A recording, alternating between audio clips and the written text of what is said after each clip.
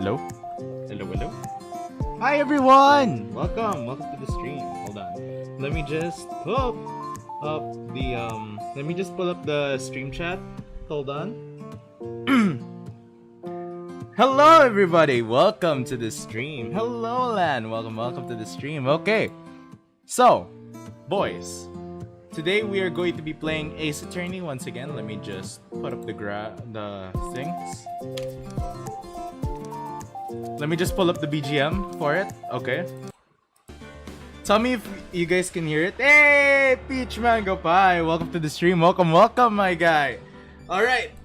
So, your cat attorney is back. Or Cattorney. I am attorney Lazer Tokunaga. Your cat boy sorcerer.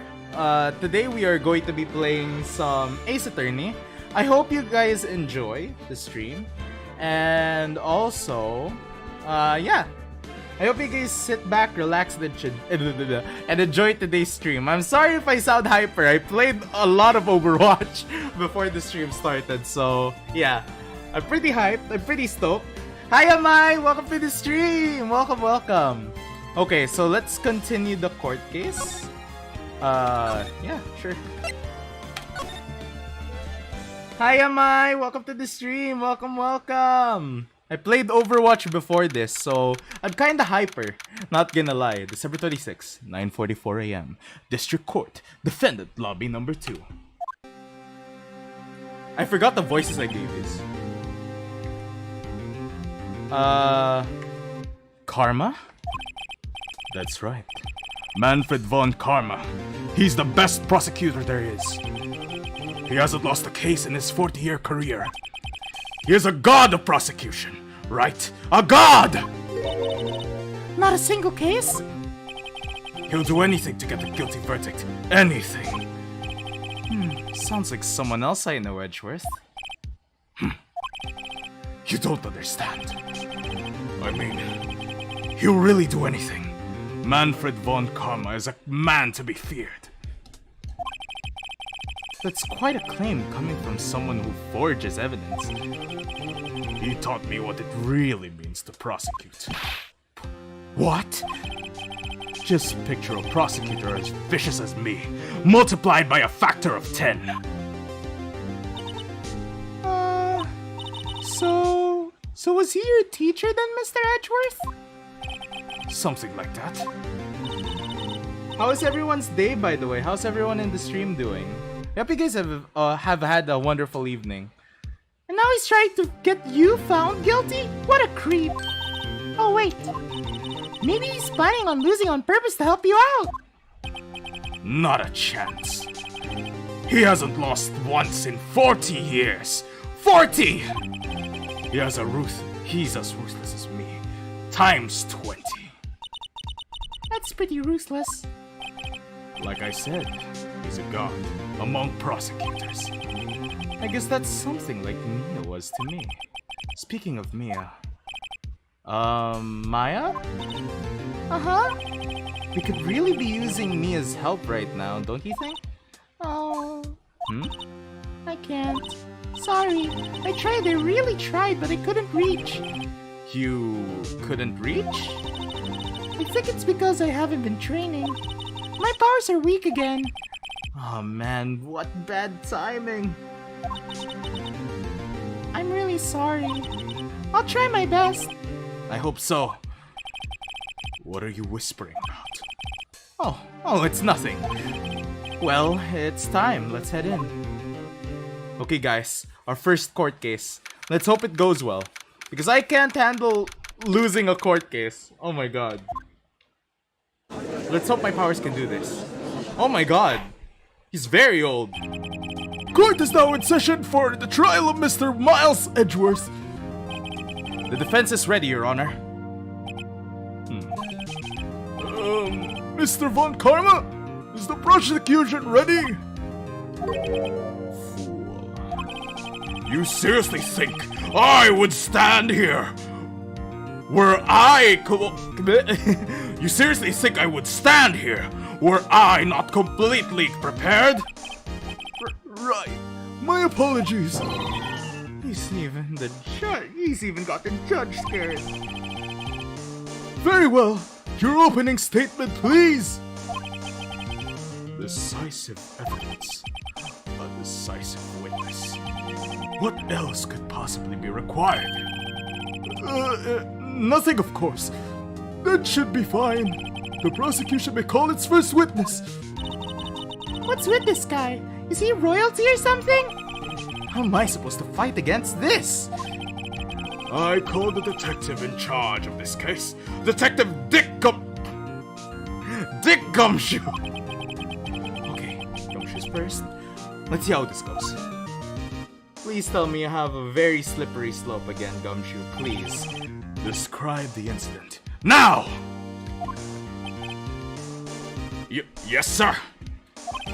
Detective Gumshoe looks nervous. Please, take a look at the map. The murder happened late Christmas Eve around midnight. There was one boat in the very middle of the lake. There were 2 men on the boat. Now, there happened to be a woman camping here on the edge of the lake. At 12:10 a.m., she heard 2 pistol shots. Then the boat started to move. Oh, I like it how they also showed that the boat moved. It went towards the boat's rental shop.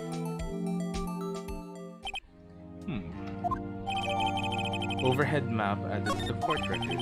Testify to the court about the arrest. Now! Wait, Mr. Von Karma! Yes? Actually, I'm the one that's supposed to be handling these proceedings. Wrong. There is only one thing you need to do here. You will slam down your gavel and say the word guilty. That is your role. Yes, of course. You're quite right. No, he's not.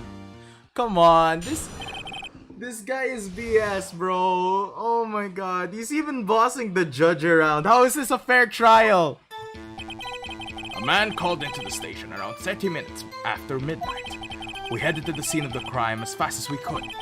That's where we found Mr. Edgeworth. Now I didn't suspect him of anything at all. But the next morning, a body was found in the lake. So we had to arrest Mr. Edgeworth. Huh. Okay. I see, very well. Begin your cross-examination, attorney. Now! Jeez, he's demanding. Okay, cross-examination time, guys. We got this, we got this. There's nothing to be worried about. A man called into the station around 30 minutes after midnight. We headed to the scene of the crime as fast as we could. That's where we found Mr. Edgeworth. Now, I didn't suspect him of anything at all. But the next morning, a body was found in the lake. So we had to arrest Mr. Edgeworth. Ah, okay, wait. Why do we press him about this thing? Why didn't you think he was suspicious? You should know. We have a deep, trusting relationship with the prosecutors. Oh, damn, his voice is like a demon. Detective! The court isn't interested in your musings. Deep, trusting, poppycock! I've never heard so many flippant comments from an active detective on the force. Detective Gumshoe doesn't look so good. Continue now! I'm sorry guys, if it's speaking a little bit, please let me know if my voice is a little bit too loud.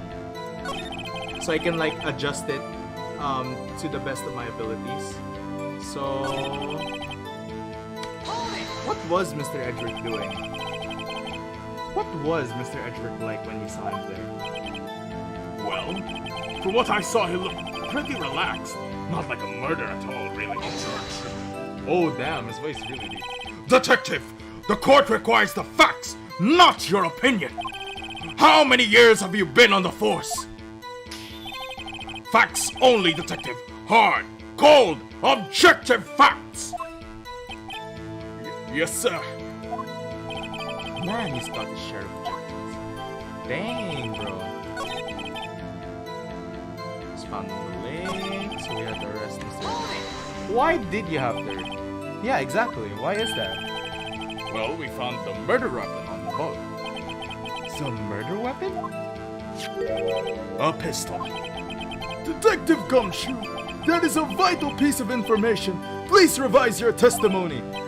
Yes, I got it right. Right. Sorry, Your Honor. The murder weapon we found in the boat was decisive evidence. Nick, does it seem like Detective Gumshoe is a little vague? I bet. Okay, I see. Alright. So, what we need to do. A man called into the station 30 minutes after midnight. Okay, let's see. He received a call from a man? Yup. But you said there was a woman camping there. She was the one who heard the 2 gunshots, right? That woman and the man who called in to report are 2 different people, obviously. Different people?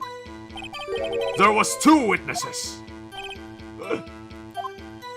Their testimonies were quite similar, however. Today I've summoned the woman who was camping. The woman who was camping? Lot of heart. What happened next, Detective? Okay. So we're getting somewhere. We're headed to the scene as fast as we could. That's where we found Mr. Edgeworth. Now we didn't suspect him of anything at all. But the next morning we found the body. The murder weapon we found in the most decisive evidence. Okay. So... Okay. We need... How long was it between receiving the report and your arrival at the lake? Well, I'd say it was about like 3 minutes. The fury has returned. Yes, it has returned, Lan. Welcome. I know I haven't been playing Ace Attorney a lot, but it's great to be back. Honestly, I want to finish the entire trilogy. You know, that's pretty fast. Our motto for the month is get there quick. Detective, you will refrain from casually revealing department secrets. Yes, sir. Sorry, sir. I look forward to your next year's salary review. Man. So much looking forward to these things. This is no time for dejected daydreaming. Continue! Are you winning, Lazer? Welcome, Toaster! Yes, I am winning, in fact. I'm having so much fun. Not gonna lie. Even though we just started the entire stream, it just feels like, you know, we're getting somewhere. Okay. So, if we can't press, we might as well... Okay. I think we pressed all the evidence, right? That means we get to, I think we pressed all of it, right? Okay, let's see. That's where we found Mr. Edgeworth. Now I didn't suspect him of anything at all. Present?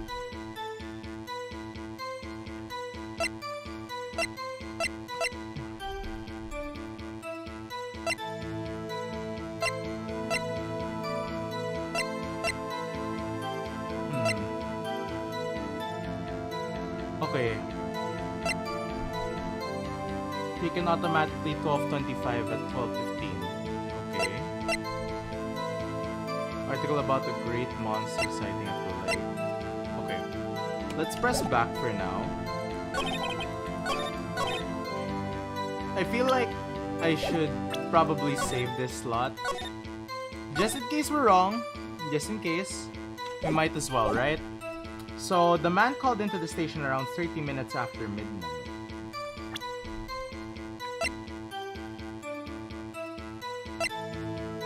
Time of death sometime taken automatically at 12:25.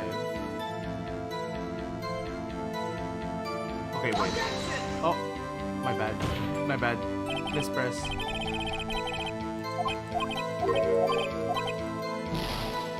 Oh god. Okay. Okay. My bad. We headed to the scene as fast as we could. Where we found Mr. Edgeworth.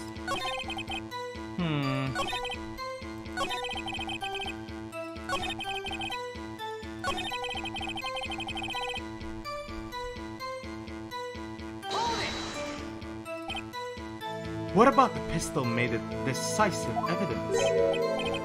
Ah, okay. He had the same evil expression. There were fingerprints on the pistol found in the boat. They were clear prints from Mr. Edgeworth's right hand. What? Oh no, this isn't looking good. Order! Order! So Mr. Edgeworth's fingerprints were found on the murder weapon? Yes, Your Honor. Judge! This is the weapon in question! Accepted into evidence. Pistol handed to the reporter. Okay. Nick, this doesn't seem like Detective Gumshoe is being a little vague.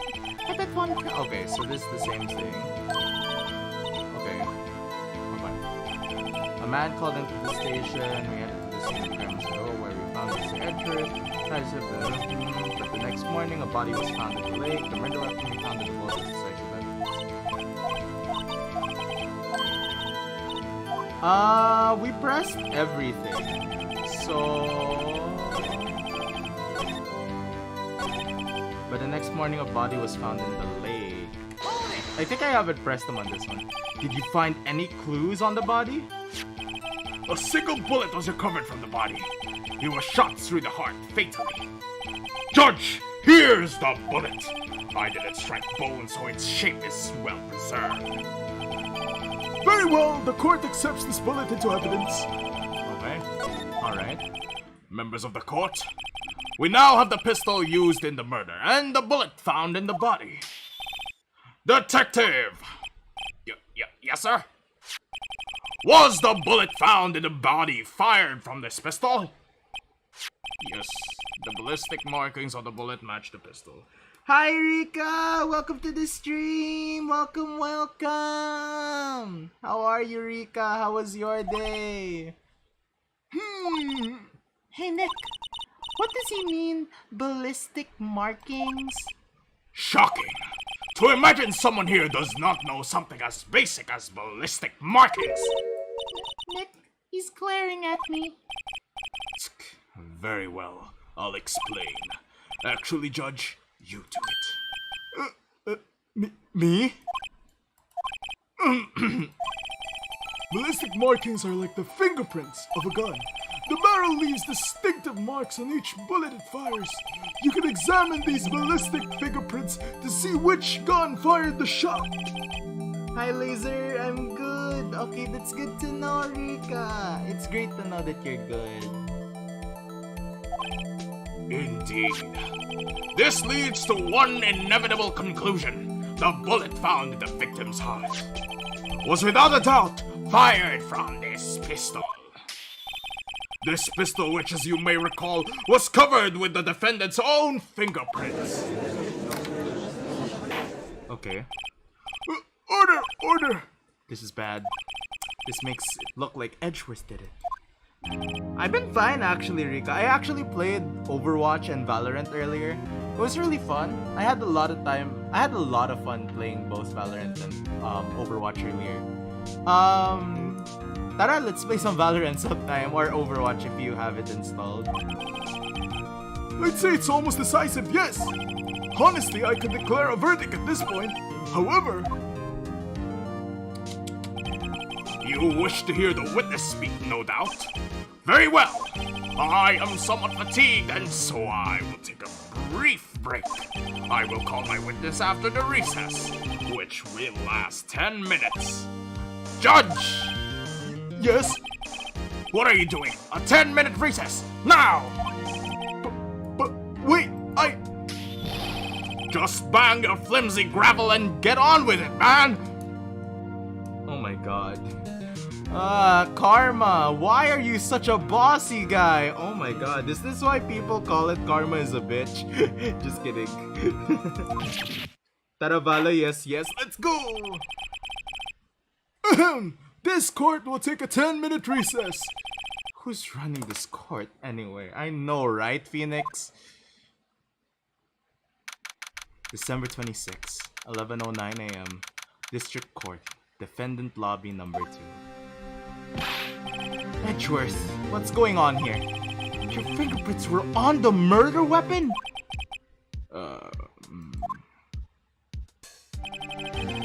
That foggy photo makes one thing clear.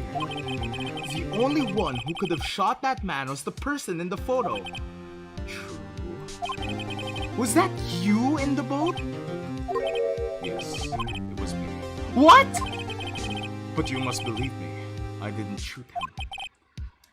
Then who did? I don't know. You don't know? Weren't you right there? I heard a gunshot from very close by. Then the other man fell from the boat. I can't say why, but I thought at the time that he had shot himself. You mean it was suicide? That's the only explanation I can come up with. Huh. How am I going to convince anyone of that? Say, Maya. Huh? What? Any progress with Mia? Oh. Sorry, it's no good. I know. I'm no good for anything, am I, Nick? If I can't call my sister, I might as well not be here, right? No, I need you here. No, of course not. I need you. I can see you're always trying to help out. Even if you don't actually help, it's the thought that counts, right? It's okay, Nick. You don't have to make me feel better. You don't know anything about trials or defense. What's more, I'm a spirit medium who can't even contact spirits. Oh, everyone has their off days. I mean, I've just been getting lucky lately. But you never know when my luck is going to run out. Really? Whoa, right. Don't jinx this case any more than it already is. It's bad from my heart. Oh? Oh, sorry. Oops. Oh my god. Aw, Edgeworth. No, my poor boy. Don't worry, we'll get you out of this, boy. Mr. Von Karma, call your witness. Yes! Will Miss Lotterheart take the stand? Uh-huh. Lotterheart, you are a research student at the university. That I am. Good. Begin by telling us what you saw the night of the incident. And don't add anything trivial or subjective. Understand? You'll need to learn some manners. Understand? Yeah, I understand. Very well, your testimony, please. Okay. All we have to do is listen to the testimony, and we should be fine. It was Christmas Eve, just after midnight, I reckon. I was in my car. I heard this bang come up from the lake. When I looked out the window, I saw two gents on the boat. Then there was another bang. There wasn't the nariest thing on the lake but that boat. Okay. Enough. Huh? Judge! She happened to take a photo of the incident. This is that photo, accepted as evidence. Well, this is a surprise. This looks like the very moment of the murder. What the hell? Whoa, what? Order! I will remove people from this courtroom if I do not have order immediately. As the witness testified, she looked at the lake when she heard the shot. There was no other boat on that lake. Dang. It's very intense for a guy. So the man in the boat with the victim must have been the one who shot him. Yes, it was the defendant, Miles Edgeworth. Holy cow. Okay. You have to jump to conclusions right away. Well, Judge, The evidence is decisive. I have very little doubt about this case. Okay. This is really bad for us though, not gonna lie. If we can't cross-examine properly, we might have a bad time here. Wait, Your Honor! I haven't cross-examined the witness yet! a cross-examination? We have photographic proof. What question can there possibly be? This photo is worth 1,000 words, and they all read guilty. You lose. Or do you claim to have found a contradiction in her testimony? Galing ng pagvo-voice acting. Sheesh, thank you, Rika. I try my best. Very well. If you have to, you may cross-examine the witness. You will only flounder and ask meaningless questions. Gawin mo ulit yung boses ni Kuya. I will. And then, I will have you held in contempt of court. Nick? Contempt? Contempt of court, you know. I guess I understand. Well, what are you going to do? Do you really think there was a contradiction in the facts in your testimony? I think there was. Hi, Shark! Welcome to the stream. Welcome. I think I noticed one little thing. Wow, I'm impressed, Nick. I didn't notice anything. Right, let's take him on. Yeah, I feel a bad feeling about it. No, don't say that line. I understand. I will cross-examine the witness. Very well. I pray for your sake this isn't a waste of time. Okay. All we need to do is press. It was Christmas Eve, just after midnight, I reckon. Do I have any evidence that supports this?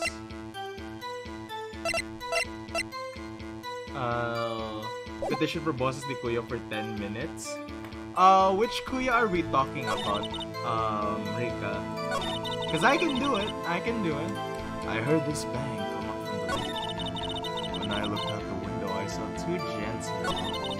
There was another bang. There wasn't a nary thing on the boat, but oh, okay.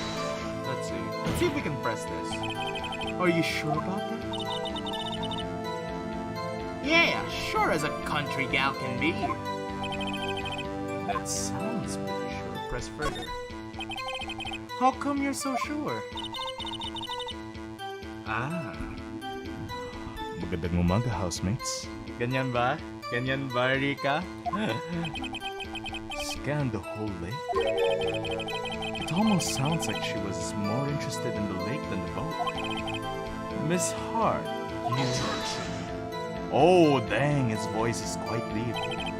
Mr. Wright, the witness has answered the question in full. No need for further questions. Objection sustained. That's not what I... Sustained. Yes, of course. Oh, great.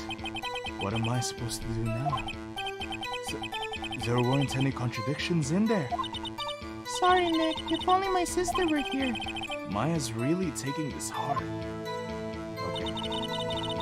Guys, kaya natin to. Christmas Eve, you were in your car. I heard this bang coming from the lake. Wait, that sounds like a contradiction. Wait a minute. What did you say?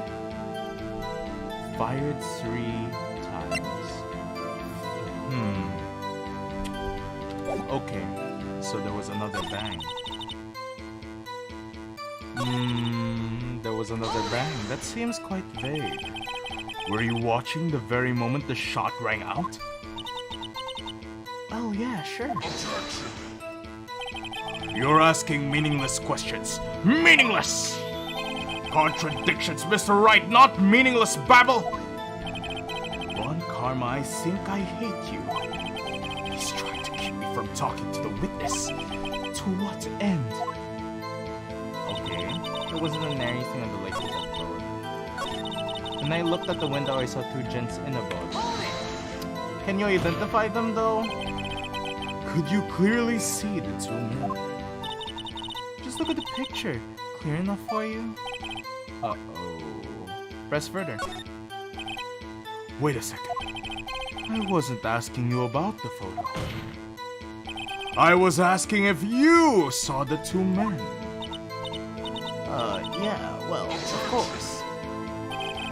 The witness has testified that she saw them. There's also a photo. You'd best look elsewhere for your precise contradictions. He jumped in quick. He's hiding something. Interesting. We're getting somewhere, chat. We are getting somewhere.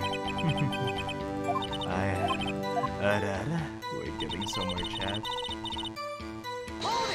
Why do you reckon? Just after midnight, you say? Ay, sorry. Wait, paano ulit yung boses ni Kuya? Good morning, mock housemates. Mga ganun, okay.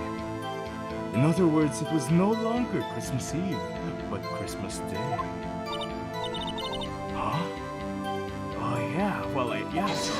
Okay, we got it. I want you to find contradictions, but really! I hope your next contradiction is a little more relevant to the trial. Witness, continue your testimony. Okay.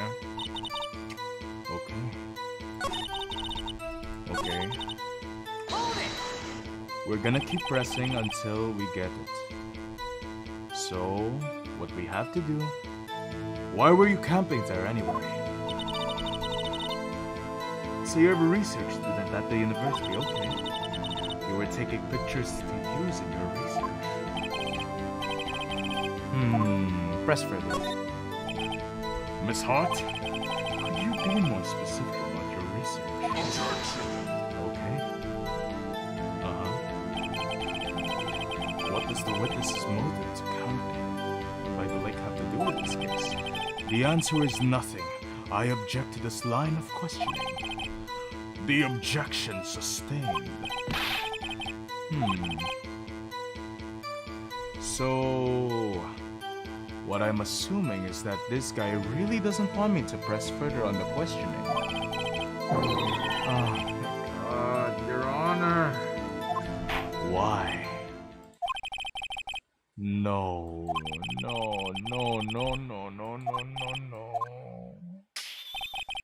Please, no. Bye, Rika. Ingat ka. Please take care. Oh no. Mr. Riot, I'm afraid that I will have to penalize any further output. Oh no. No. Shoot. But if I can't say anything, what can I do? I believe you've covered the evidence sufficiently to make a decision. Then pass your gesture. Very well. Mr. Walger, please take the stand. Hold it. Ayo? Who was that? It was me. Maya? Is something wrong? Do you need to use the facilities? No, I don't. Lotta Hart, your testimony stinks. It's unclear whether you were actually looking at the lake. It's highly doubtful that you actually saw Mr. Edgeworth.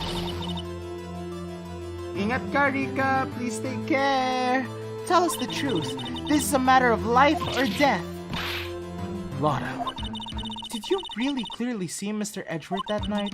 Did you see him fire that pistol? You will stand down! The court does not acknowledge the defense's outburst. Answer me, Lotta. What's the big idea treating me like some kind of criminal? I saw him, I swear it. I saw Edgeworth. Enough! Judge! Declare the defense is contempt of court. Yes, of course. I'm sorry, but you were warned. Guard! Escort Mr. Wright out of the courtroom. He is in contempt of court and must leave now. No. Wait.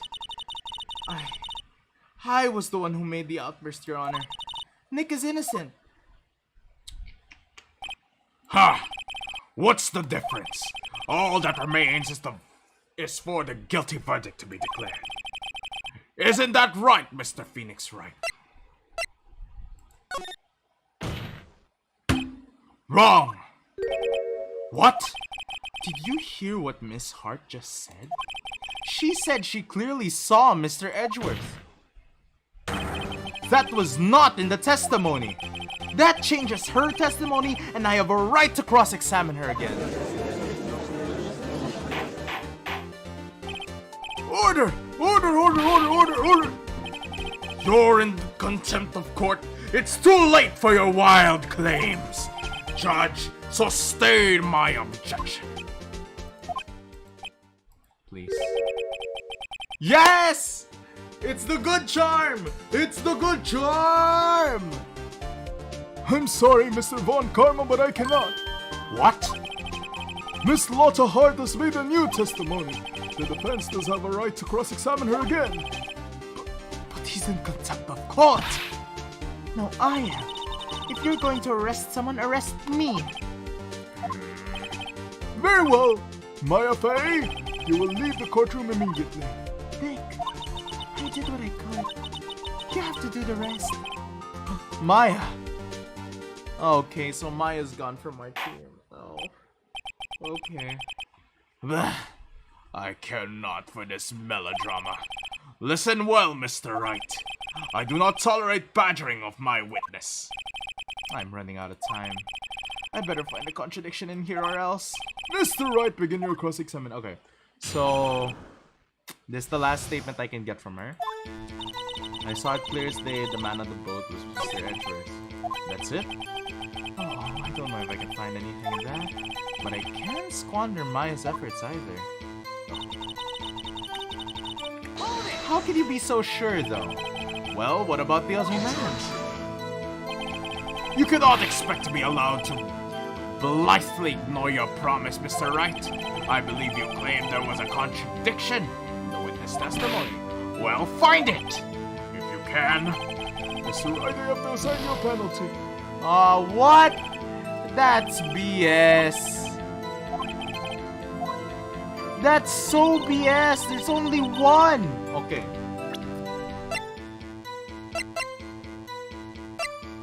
If that's the case, Mr. Edgeworth. Okay.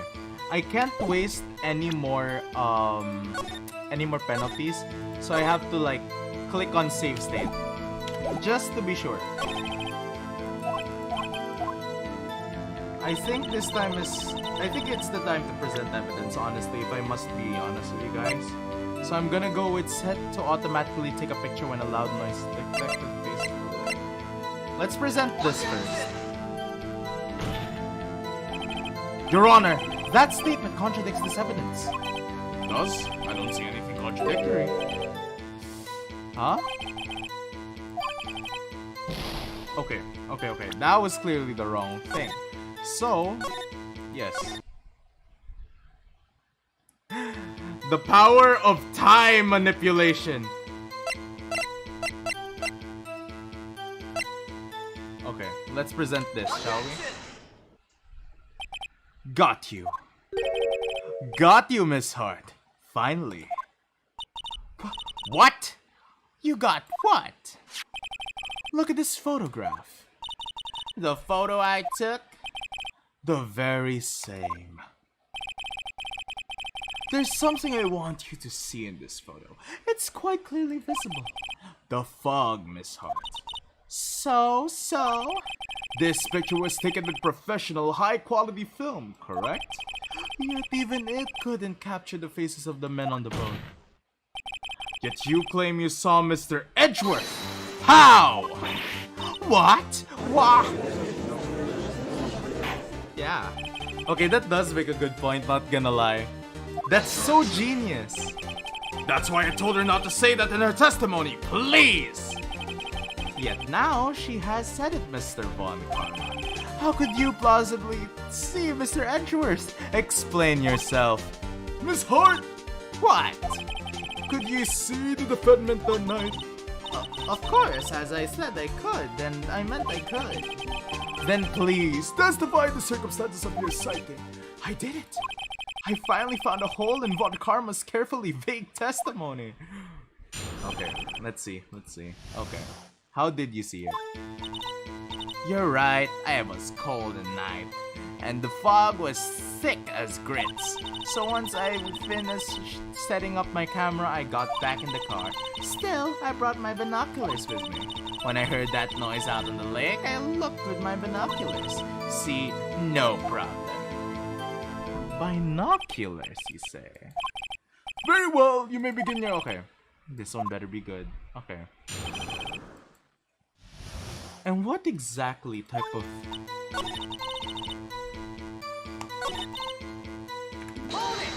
Why did you bring binoculars? Yeah, binoculars. Yesterday you mentioned that you were out looking for shooting stars, correct? Well, yeah. Wouldn't you need a telescope, not binoculars for that? I've got doubts about your camera too. Was that really to take pictures of meteor showers? The camera is irrelevant to this case. You can't say that for certain.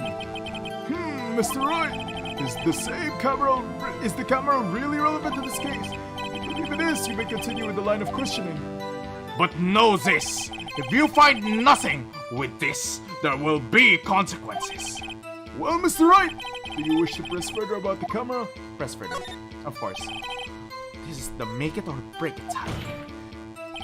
The camera is of utmost importance, Your Honor. It is perhaps the key to this entire case. Therefore, I will continue my line of questioning. Wow, maybe I went a little overboard there. Very well. Miss Hart, you will testify to the court about the camera. Yeah, I heard ya. Okay. The camera was set up to take pictures of a meteor shower. When I heard the noise out the lake, I looked with my binoculars. Okay, let's press about this. If there was a heavy fog, how would binoculars change that at all? What do you mean? Even binoculars can see through fog. But you say you clearly saw him. I did, yeah. Enough! There is no room for doubt in her testimony. She sounded pretty doubtful to me. But I have to find a clear contradiction first. I don't care how many Von Karmic checks I get. Okay. So... You're right, it was called a night. let's press on everything and make sure that we got this right. Miss Hart, what made you choose that lake to photograph meteors? You know the fog gets thick on that lake. It's not very suited to stargazing. Yeah, well, you see, I guess I wasn't thinking too straight, yeah. Dang, his voice is really hard to replicate. Mr. Wright, I will not have you badgering my witness because of her challenged intellect. Now, wait a minute. Continue your testimony. You were saying how it was you who saw Edgeworth? No unnecessary comments, please. When I heard the noise outside the lake, I took...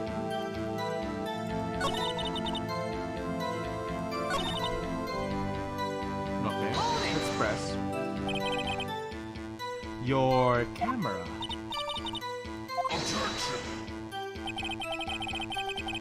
Huh. The issue here was Kataya. The camera has nothing to do with this at all. Objection sustained.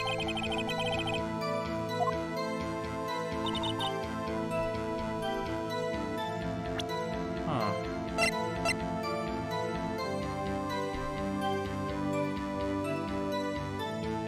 Why would you? Okay, here's what I don't get. Okay, if I get this wrong, I'm having a save state for this. But the thing is, how can you take pictures of that meteor shower if you have a camera that snaps on loud noise, right? It doesn't make sense. I have to present the camera. If this doesn't work, I don't know what will. You were photographing shooting stars? That's a lie! The chime! It was right! Let's go! Says who? I saw the camera you set up yesterday. It was pointed directly at the lake. You have to point the camera upwards to take the photos of this. Okay, the logic wasn't there, but I take it. It still counts. Mr. Wright, what are you driving at? The witness was not at the lake to photograph shooting stars, Your Honor. Well then, what exactly was she photographing? Show evidence. Your Honor, take a look at this. Okay.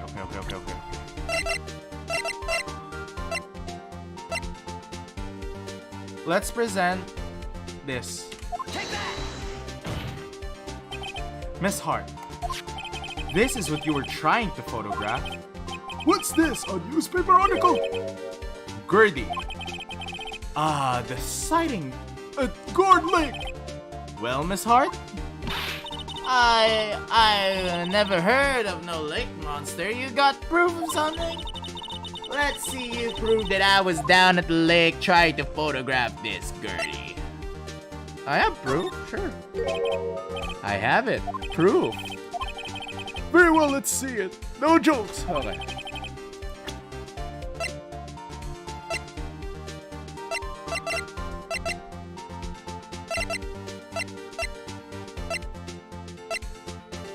Should I present the camera again? The proof, Miss Hart, is your own camera. Your camera was set to take photos in response to loud noises, correct? Thus, this photograph here taken a gun when a gun fired on the lake. Right? And here, this article about Gertie.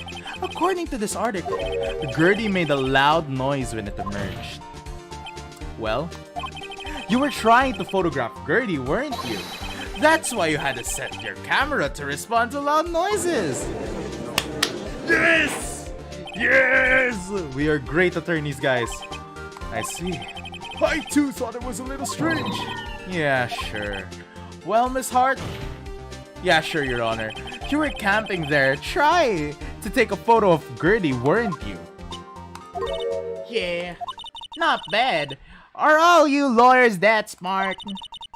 So smart, boy. I was down there trying to photograph Gertie. You got me. So what? Huh? That doesn't change what I saw, does it? Exactly. What you just used several minutes of our time to prove is nothing more than the witness is an idiot who thinks monsters exist. Hey! But as she so succinctly said, so what? It changes nothing. Ahaha, not true, Karma. You were hiding the whole thing about Gertie for some reason, I know it. But what could it have been? Whatever it is, I'm getting to the bottom of a bottom. Miss Hart, why do you hide the fact that you are searching for Gertie from the court? Please revise your testimony. Okay. Right, fine. I'll testify. It won't change nothing, though. Something will change. It has to. And I'm going to spot it. Okay. Let's see. Let's see here. Actually, I was not a... I'm an investigative... Imagine what stupid. That's why I was camping out by the lake, but that's... When I heard a bang, I looked straight at the lake. There wasn't much else to look at, so I just went... Ah! Then I saw a flash in one of the man's hands and I heard a gunshot. I was looking right at the bullet the whole time. Crossed my arms and hoped to fry. Ah, okay. Alright. Objection. The witness's testimony is unchanged from before.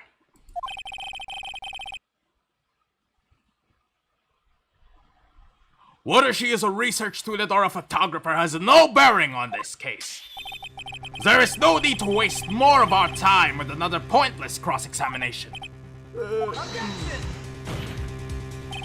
I claim the defense's right to cross-examine the witness, Your Honor.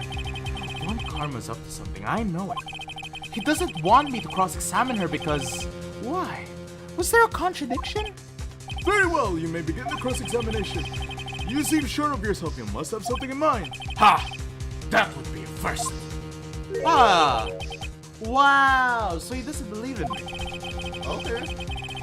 You understand that this is your last chance to think of it. Yeah.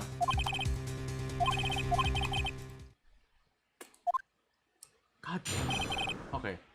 Okay. Before anything else, I'm just going to save. I'm going to save. I'm going to save. I'm going to save this. Actually, I'm not a student at the university. Alright. Then what manner of person are you? I'm not sure I'm high-flaunting enough to be called a manner of anything.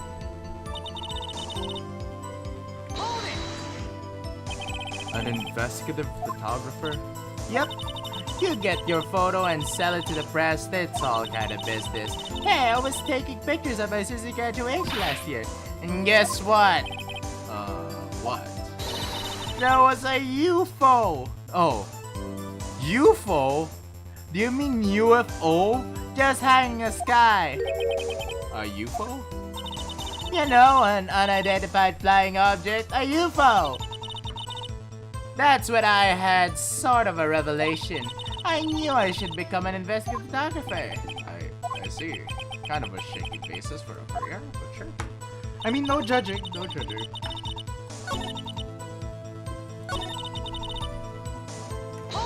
Are you sure that was all you were hiding? I think it's time you told us why you felt you had to hide your true purpose at the lake. Heck, if word got out what I was up to, the lake would be swarming with competitors. Competitors? Yeah! Second-rate shutterbugs trying to steal my scoop. Is that the only reason you were hiding the truth? Well, actually... Mr. Wright, I will not have you asking questions with no relevance to this case. Whatever you say, Von Karma, I know you told her to keep quiet. Okay.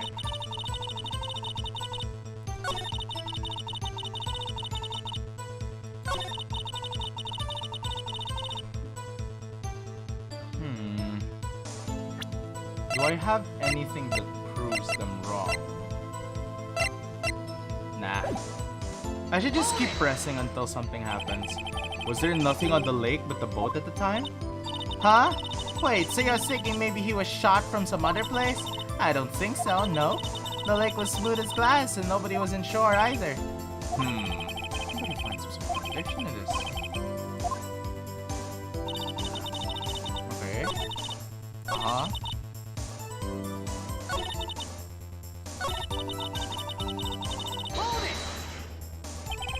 Is Gertie really all that newsworthy? Heck yeah! They even had him up on the TV. I'm not sure that appearing on local news' Rumor of the Month segment really qualifies. Last month's segment was Bigfoot sighted on Acorn Hill, I believe. Hey! They also had a picture of him in the newspaper for real! Let's keep moving, shall we? Yes, Your Honor. Okay. This is not looking too good. The tactic here is keep on pressing until you succeed. That's why you put the automatic system on the camera. Yep, borrowed it from a university professor. It analyzes every sound picks up, and then when it gets a bang, it snaps a shot. Yep. So how many pictures was taken so far? The only time the camera triggered was the night. Okay.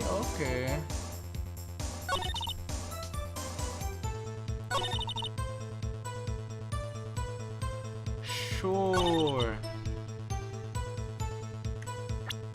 Are you sure it wasn't a gunshot though? Was there nothing on the lake but the boat at the time? Huh? Wait, so you're thinking maybe you were shot from the okay. We found this earlier, so I must have pressed him on that?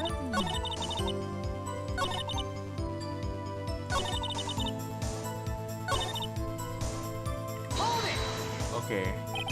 Exactly what sort of sound was it? Well, I never heard one before, so I can't say for sure, but it sounded like a gunshot. It was a lot sharper a sound than I thought I would have expected.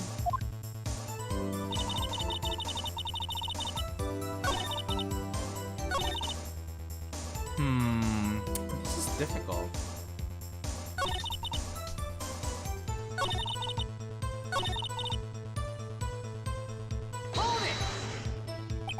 Was there nothing on the lake? Oh, okay.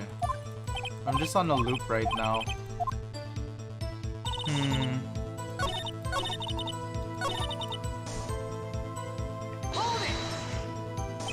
That sound. That's why you put the automatic, huh? Okay, I did this already. Interesting.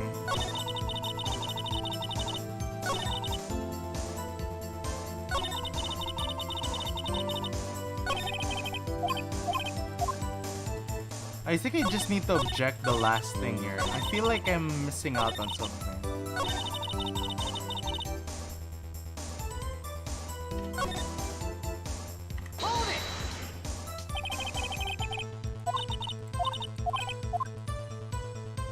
So I've talked about the gunshot.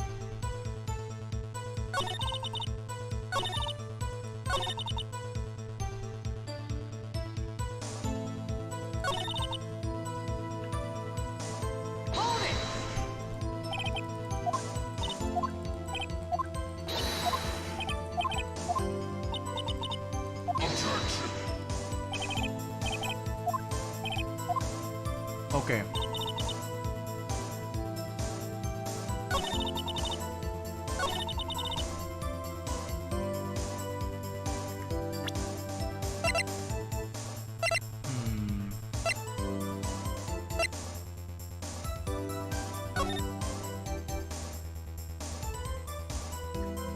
Okay.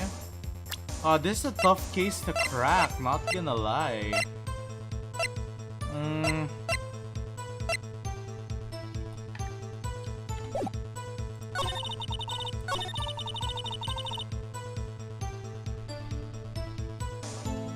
Can I present this?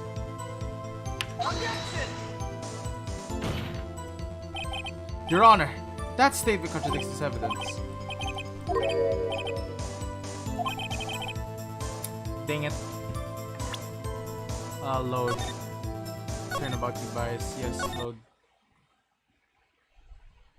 Dang it.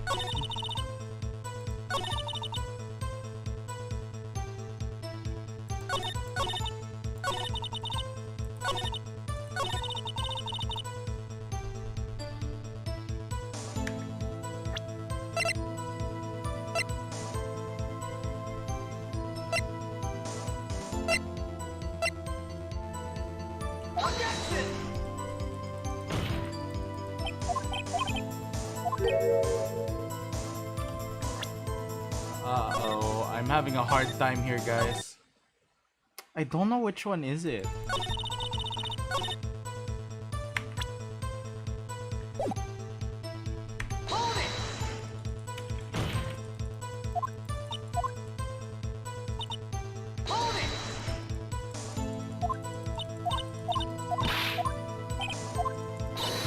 Okay.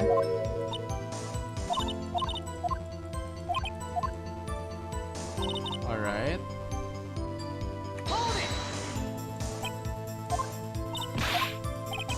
Okay. Okay.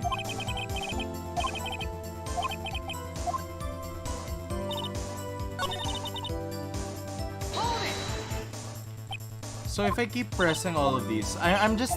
My tactic here is I'm pressing so that we can at least get something from her. If it's not that, then I think I need to present some form of evidence that will back me up. If I don't hear a chime, that's when I know I did something wrong.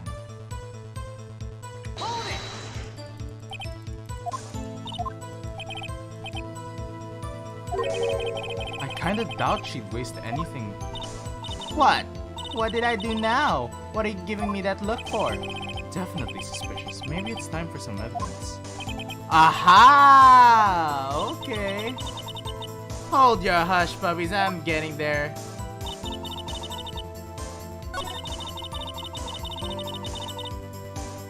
Okay, so it hinted us that we need to use evidence.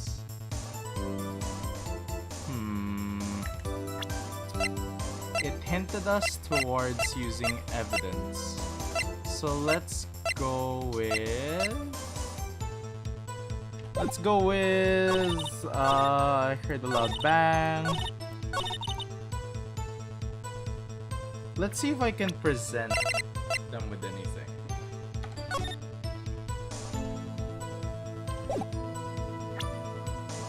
Okay, let's try to present this, shall we?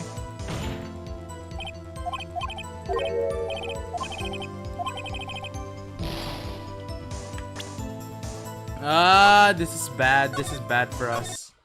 This is really bad for us. Not gonna lie, chat. Why was I camping by the lake? But that's all I was hiding.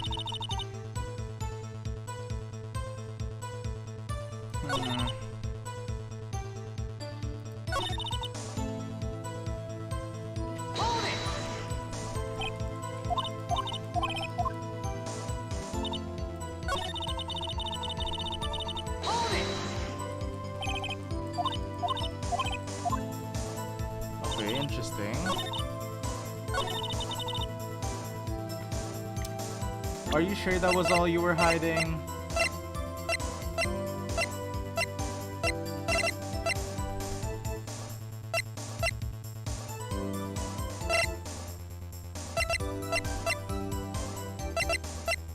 Article about a monster sighted at Beard Lake. I don't know which one I should choose, guys. I'm like...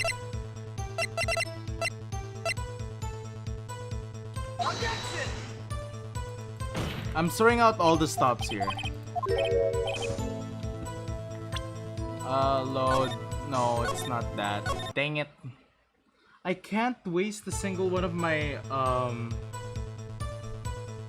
can't waste any of my bullets, not gonna lie. I'm an investigative photographer.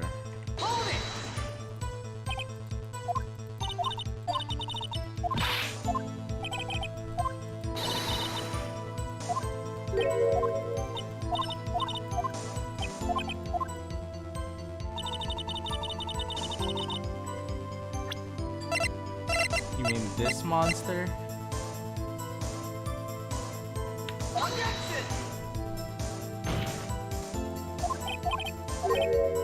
Dang it. I can't think of anything. So, okay, Perky's basically just states she was trying to take a picture of Gertie. She was not a research student. She's an investigative photographer.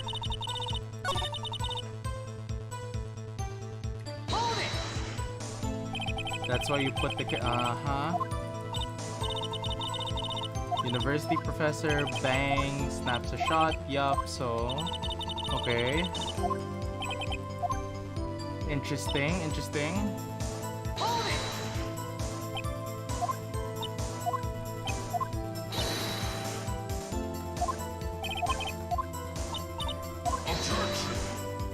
It's trying to hide something from me.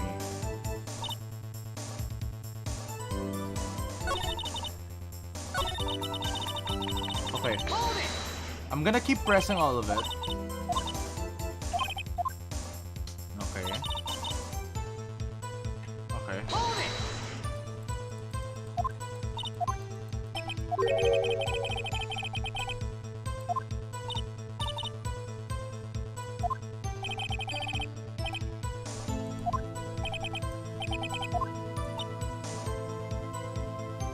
Turnabout goodbyes, I see. Hi Leo, welcome to the stream. Welcome, welcome.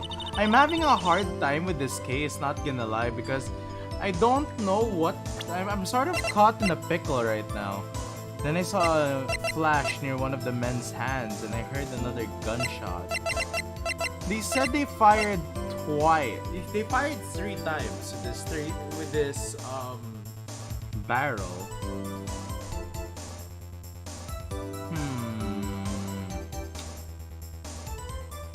What do you guys think, Leah? Since you have played, or at least have a knowledge on this case, what do you think it should be?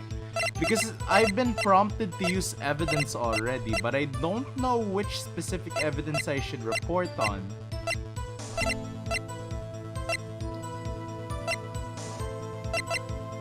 Then I saw a flash near one of the man's hands. That could definitely be the murder weapon. And I heard another gunshot.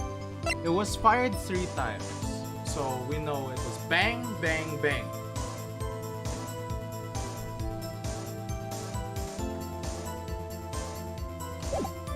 Ah, this is difficult.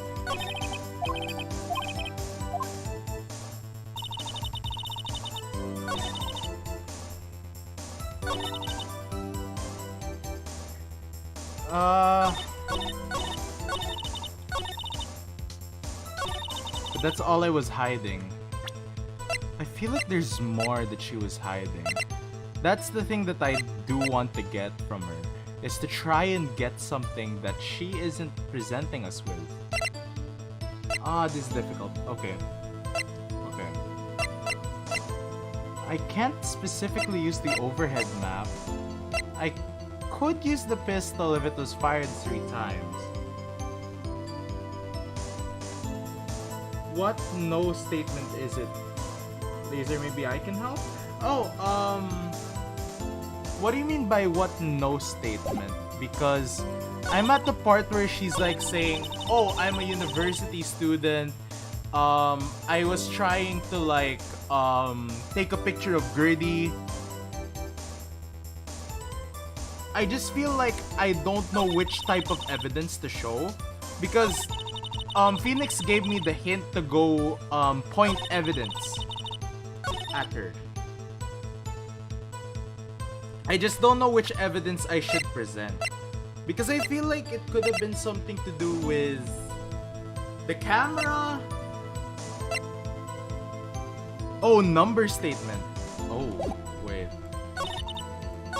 So, I'm at the part where she's stating like, okay.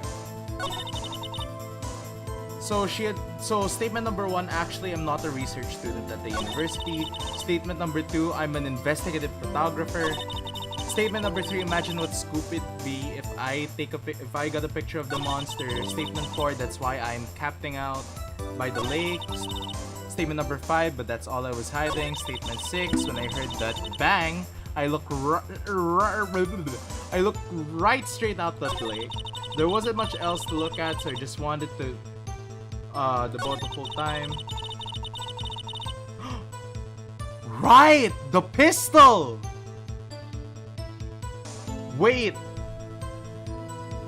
You're right! Wait, hold on! When I heard the bang, I looked straight out the lake.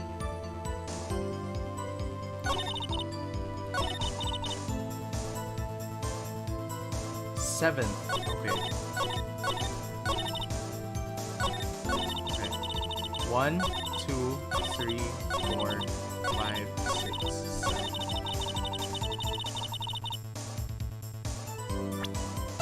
7. Interesting.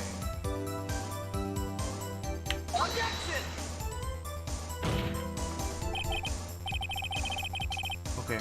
Your Honor, that statement contradicts this evidence. It does? Oh wait, hold on. I think that wasn't the 7th statement. Hold on. We'll try to load the save file again. Maybe I was wrong with the counting.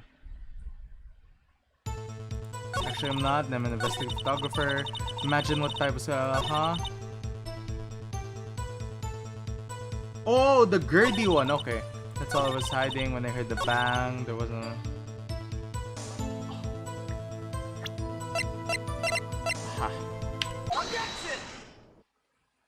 Silence.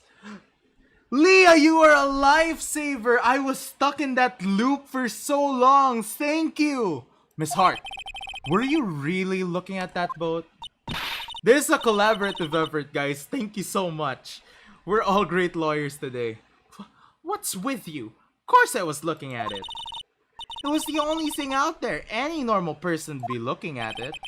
I agree, any normal person would. But you aren't normal, are you? Yeah, okay, I see. What? Why y'all wanna step over here and say that? You were camping at the lake to take a picture of Gertie. Think about it. What would you do if you heard a loud noise? You'd be scanning the lake for any sign of Gertie, that's what. You wouldn't give the boat a second thought. Oh my god, he's right, yeah. Leah, you genius! You testified you were watching the boats through the binoculars. However, you wouldn't need binoculars to watch the boat. You needed to search for Gertie. That's what you were doing. Ah. Okay, now it all makes sense. Well? Well, now that y'all mention it, I did sort of take my binoculars and kind of scanned the lake a bit. I mean, Gertie might be out there now. Miss Hart, Are you saying that you are not watching the vote then? Sorry, y'all. I wasn't fibbing, really. I thought, I could be a witness to a murder and all. I kinda got excited. I was sure I was watching that boat till now. This is totally uncalled for. But hey, you got the photograph, you got proof. Hey Lazer, still remember me? It's me, Yami. I don't really remember. I used to watch when you're playing Genshin. Oh yeah, I do remember. Don't worry about it, Yami. Welcome! It's been a while since I've seen you in the stream, but I'm really glad you're here. It's been a while. I am very, very honored to have you back. I know, right? Oh my god. Okay, Lotta's reasoning was that she just wanted to be a part of a murder case as a witness, even though she didn't witness anything. And that picture was foggy as well, so it wasn't really clear and very vague. Still, we can't see who is shooting who in this. Right. That's why I took this photo and... witness, that's enough. You've had a long day. Shut your pie hole. Shut my what? What was she going to say? She took the photo and what? Wait a second. She even had a photograph to prove it. But you really can't tell from the photo who is shooting. That's why she said she's going to enlarge the photo. It'll drop the quality by a mite, but should let us see who's who. She kinda do actually, yeah, true. She's helped like at least some parts, right? I mean, to be fair. But yeah, it's really great to see you, Yami, not gonna lie. It's really, really good to see you. I'm glad you're still here, and I hope you're enjoying the stream so far. Even though it's not Genshin related, I hope you're still enjoying. Yeah, actually, she actually helped kinda a bit about that. Why won't Von Karma let her show? I've got a hunch. I bet that the large photo shows something bad for Von Karma. This is my chance. If I'm wrong though, it'll mean prison for Edgeworth, or worse. What should I do? Make her show the enlargement. Miss Hart, look at this photograph. You enlarged this photograph, did you not? Yeah, I did. Why has the enlargement not presented to the court? Because it does not exist. What are y'all talking about? You were the one who told me not to show it in court in the first place. Oh my god. Lotta, you saved us! You old fool! I hope you guys enjoy my Lotta impression. I'm trying to sound like, one of those stereotypical, like, coots, What's the meaning of this, Mr. Von Karma? I was actually busy in my school since it's face-to-face now. I'll try watching your streams if I can. I am supporting you again. And it's also nice to see you again. Thank you, Yami, for your support. And I hope you do well in your face-to-face classes. I know it may be hard, but you got this. I believe in you. Yeah, you were, Leah. Oh my god. You're a great attorney, Leah. Miss Hart? Show the photo to the court. Show us the enlargement. The prosecution objects to the submission of this evidence. Objection denied. The witness will show the enlargement to the court. Here it is. Oh my god. We still cannot see who is firing in this. It could be the defendant. Or maybe it's not. Regardless, I'll accept this as evidence. Uh-huh. Okay. Alright. Happy now, Mr. Right. And there is to be something. You asked for the enlargement, you got the enlargement. Von Karma, you're not getting away. I know, right? With the combined power of chat and us, we got this. Phoenix, you're on the right hands. I suppose this means that the cross-examination It's over, obviously. Then I would like to close the cross-examination of Lana Hart. And none too soon. That was a flagrant waste of my time. Mr. Von Karma, do you have anything to add? I stated everything I needed to when this trial began. Decisive evidence. A decisive witness. What else could you possibly be required? nothing of Of course, then I believe it is time for me to declare my verdict. Wait a second. It's not supposed to go like this. There has to be a clue in this photo somewhere. This is bad, real bad. What should I do? Show... Oh, okay. Chat. I need your help. I feel like we should object to the enlarge. What do you guys think? Should we object, show other evidence, or should we wait and see? I feel like wait and see wouldn't be the greatest option. So it's either object to the enlargement or show other evidence. That's only the two things that I feel like would be necessary. Option 1. Definitely. Your Honor, there is something decidedly strange in this enlargement. What might that be?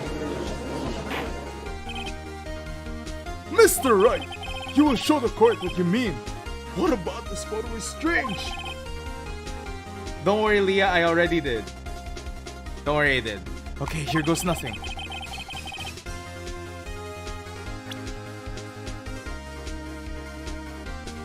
Wait.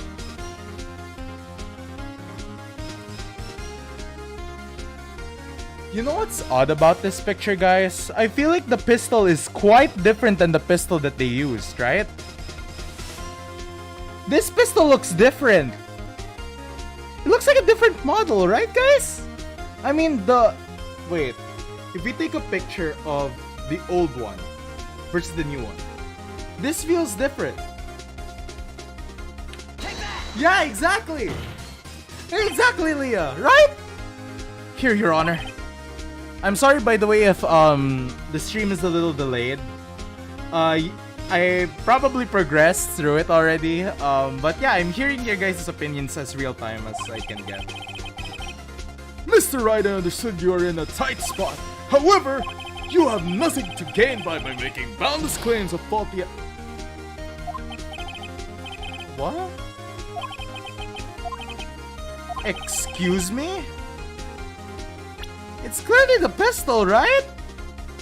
I'm pointing directly at the pistol. Take that!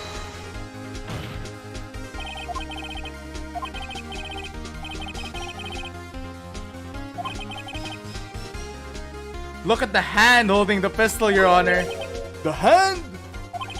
The hand directly contradicts another piece of evidence. This man's left hand does what? Let me show you.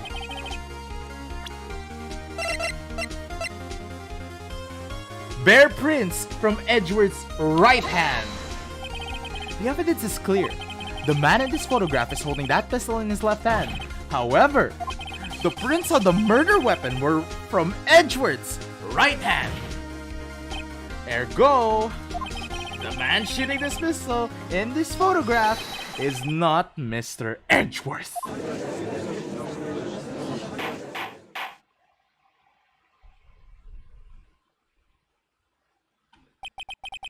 Now that everyone in the... Yeah, exactly, because that's not the pistol used. Yes! I would like to reconvene this court of law. Mr. Wright! Yes, Your Honor. You have given us definitive proof today. We now know that it is not Mr. Edgeworth who fired the pistol that night.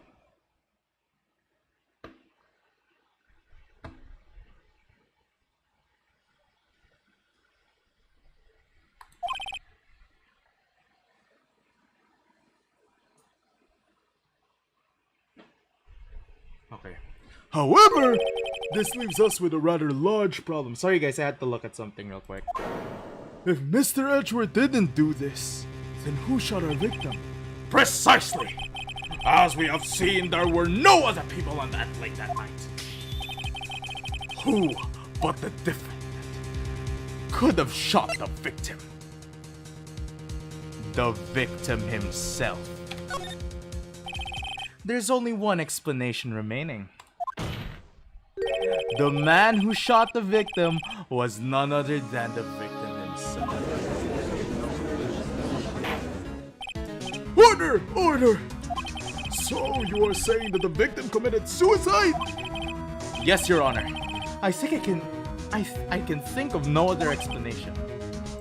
Indeed, that does seem to be the only remaining option. I'm so very, very sorry, Mr. Wright, but suicide is out of the question. What? An examination of the victim's wound reveals the distance at which he was shot. Distance. The victim was clearly shot from further than a meter away. A meter? That's 3 feet. There is no way it could have been suicide.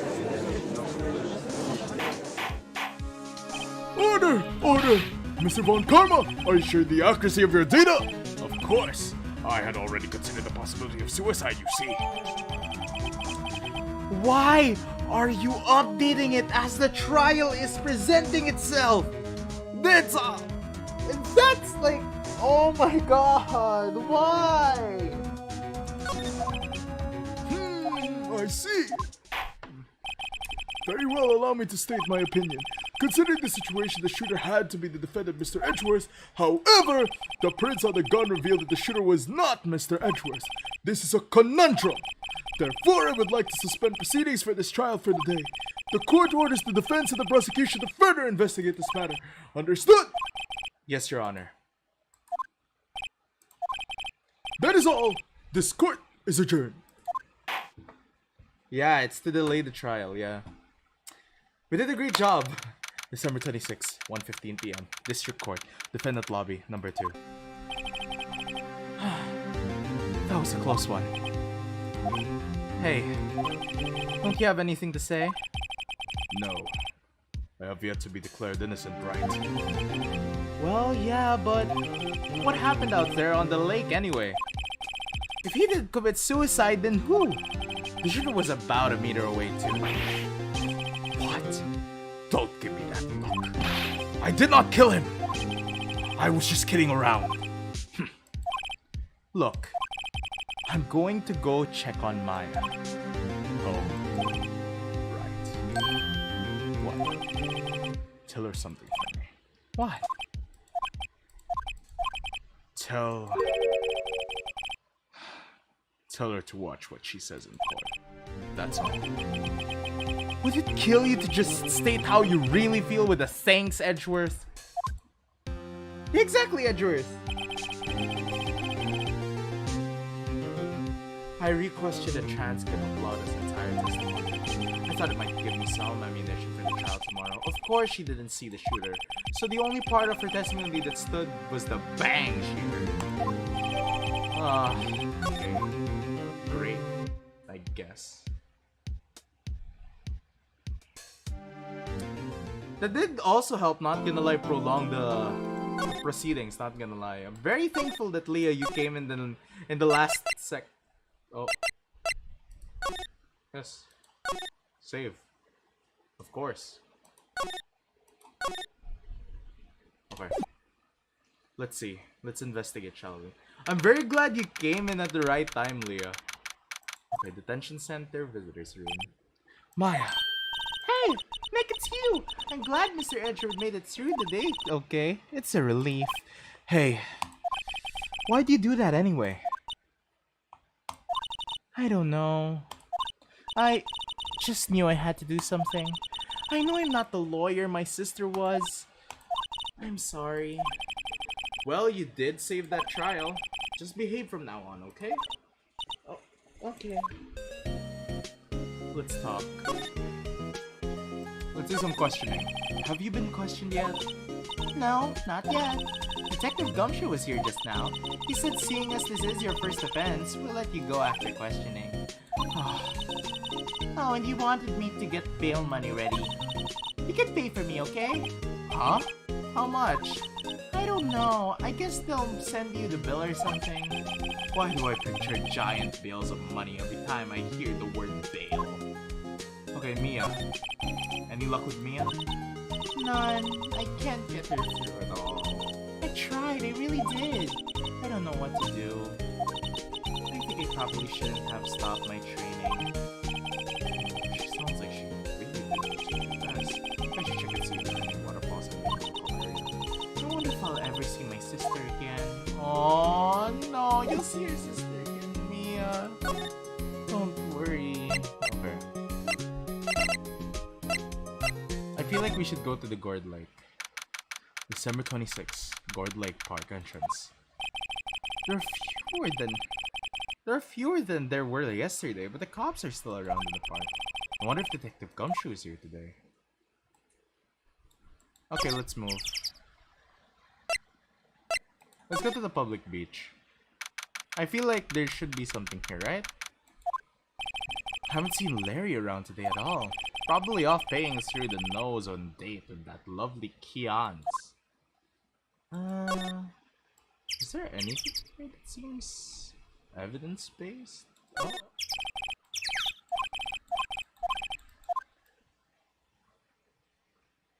Okay. Oh.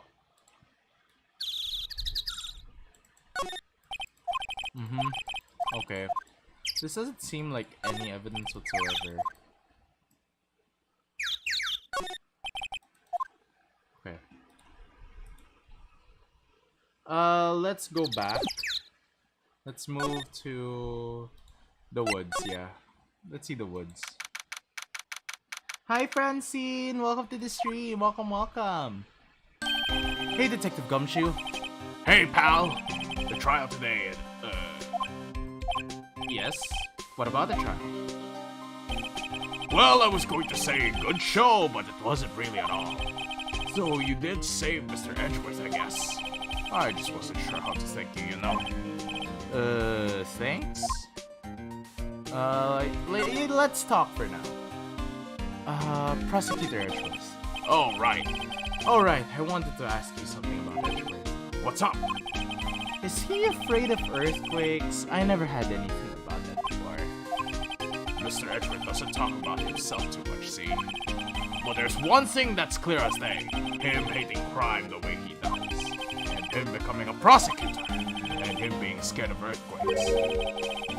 It all started with that incident. The DL6 incident? Yep, that's the one. 15 years ago, when he saw his father shot before his very eyes. He still feels the pain now. You can see it in his eyes. Oh, interesting. Detective Gumshoe? Any idea what strategy One Karma is planning for tomorrow? It sounds like he's bringing in another witness. Another witness? Oh, right. He said something about the trial today. There were 2 witnesses.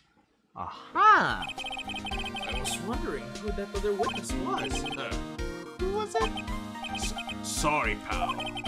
As much as I'd like to, I'm not at liberty to divulge that information. Right, okay. Let's talk about Maya. I wanted to talk to you about Maya Faye, you know, my partner. Huh? She's not out of bail yet. That's strange. I told them to let her go as soon as they had their report written up. Man, I don't know what would have happened in that courtroom today if it weren't for her. Seeing her getting dragged out by the bailiff, I'll be honest with you, pal, I shed a tear or two. Mr. Edgeworth, he was so moved, I saw his lip trembling. Really? Cold as ice Edgeworth? Oh my god. He has feelings. He actually has emotions deep within him. That's cute. He was really grateful what she did, you know? I'm going to head back to the station. I'll get the report on Maya and get her out of there as soon as I can. Thank you. Oh wait! I was wondering, how much is bail going to be? Don't worry about that. Mr. Edgeworth is posting the whole amount. What? Edgeworth? Didn't I tell you? He's grateful to her for what she did. Alright, pal. Well, don't forget to pick her up, okay? Maybe we can get Edgeworth to pay this month's rent. Oh my god, Phoenix, why? Okay. Seems like Everything is still intact.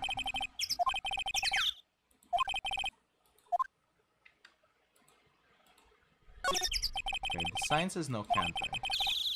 Okay.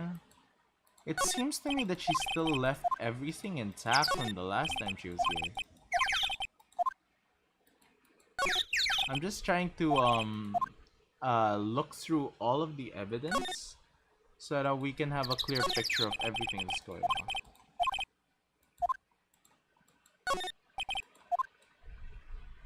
Seems like the camera is out of the question. Let's move towards the Gourd Lake Beach, maybe? Let's go to the boat rental shop, yeah. Because that's where the boat is, right? December 26th, boat rental shop. Looks like the boat rental shop is closed today, too.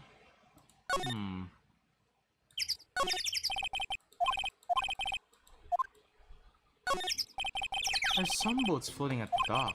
The murder took place in a boat from this dock. Apparently the police took away the actual boat that is using the night. Indeed, there's space one more. Oh, okay.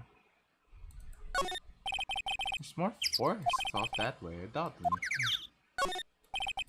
Okay. Doesn't seem to have any, like, clues anywhere around here, so I guess we should be clear. I guess we should move towards Gourd Lake and then move towards probably the Gourd Lake entrance. There isn't anything much here. Maybe there's like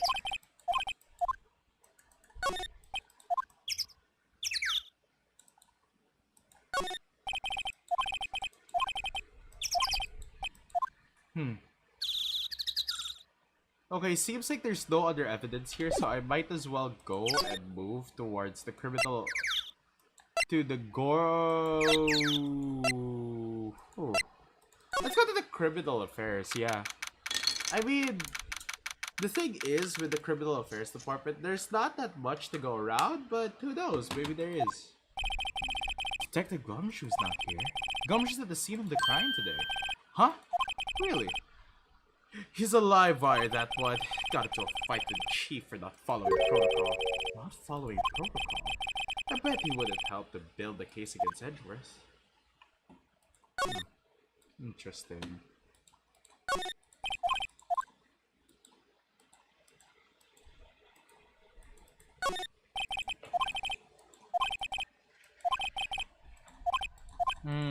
Okay, alright.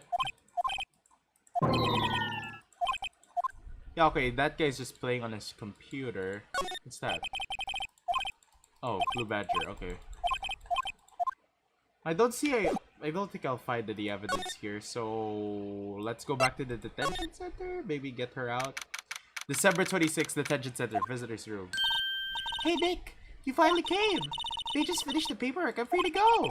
Free at last, eh? Those interrogators were really mean. They were like, okay, what did you do this time? Like I was some kind of criminal. Can you believe it? Well, they let you out in the end, didn't they? Oh, that reminds me. Thanks for the bail. Thank Edgeworth. Huh? He posted bail for you. Said he was grateful for what you did. Mr. Edgeworth did that? I have to make it up to him. We've got to in this case, Nick. What do you think we should do next? You're kind of lacking the clues department. We can go to the park and look for Gertie. I was kidding. Still, if there are any clues out there, the park's as good as bad as any. What do you say? Shall we head down there? Sure.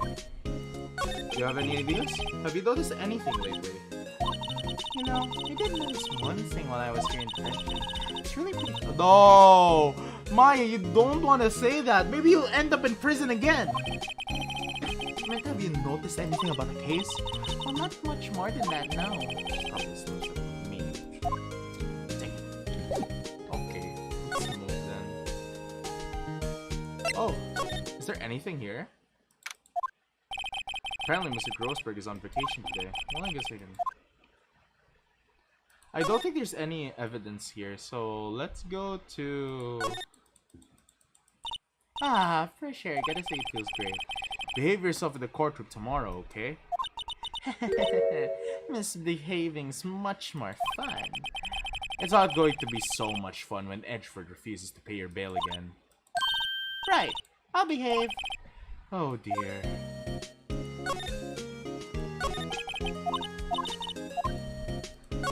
Need use? Well, I was in detention all day. Of course. Okay. So that's not too helpful. Should we head back to Gourd Lake? December 26th, Gourd Lake Park entrance. There aren't many cops around here, they? Oh, okay. Yeah. Hey, y'all! Oh, okay. New change. Okay. It's a new change. Hey, it's Lada! Y'all really did it today. What did we do now? No, I'm just complaining. Oh, I'm not complaining. See, I did a little thinking, a little self-reflection, you might say. I realized that being a witness is a mighty big responsibility. I just went up there and started blabbing any old thing that came to my mind. Lada. So you see, I wanted to make it up to y'all. Make it up? What do you mean by make it up? Lada, what do you mean by making it up to us? Well, you see... It's about solving and also trying to find loopholes in court, basically. So, it's basically if you mix a detective game with a law game where you play as an attorney who's like trying to piece together strings of murders and crimes so that you can help your client and defend them against other attorneys or the prosecutor so they don't go to jail. Basically, that's just your role.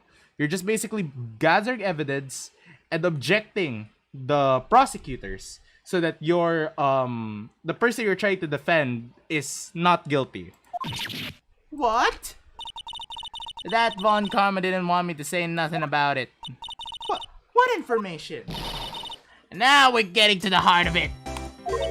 See, I reckon we might be able to do ourselves a little exchange. Exchange? I thought this was to make it up to us. Right. I propose a little exchange to make it up to you. What? Information doesn't come cheap, my friend.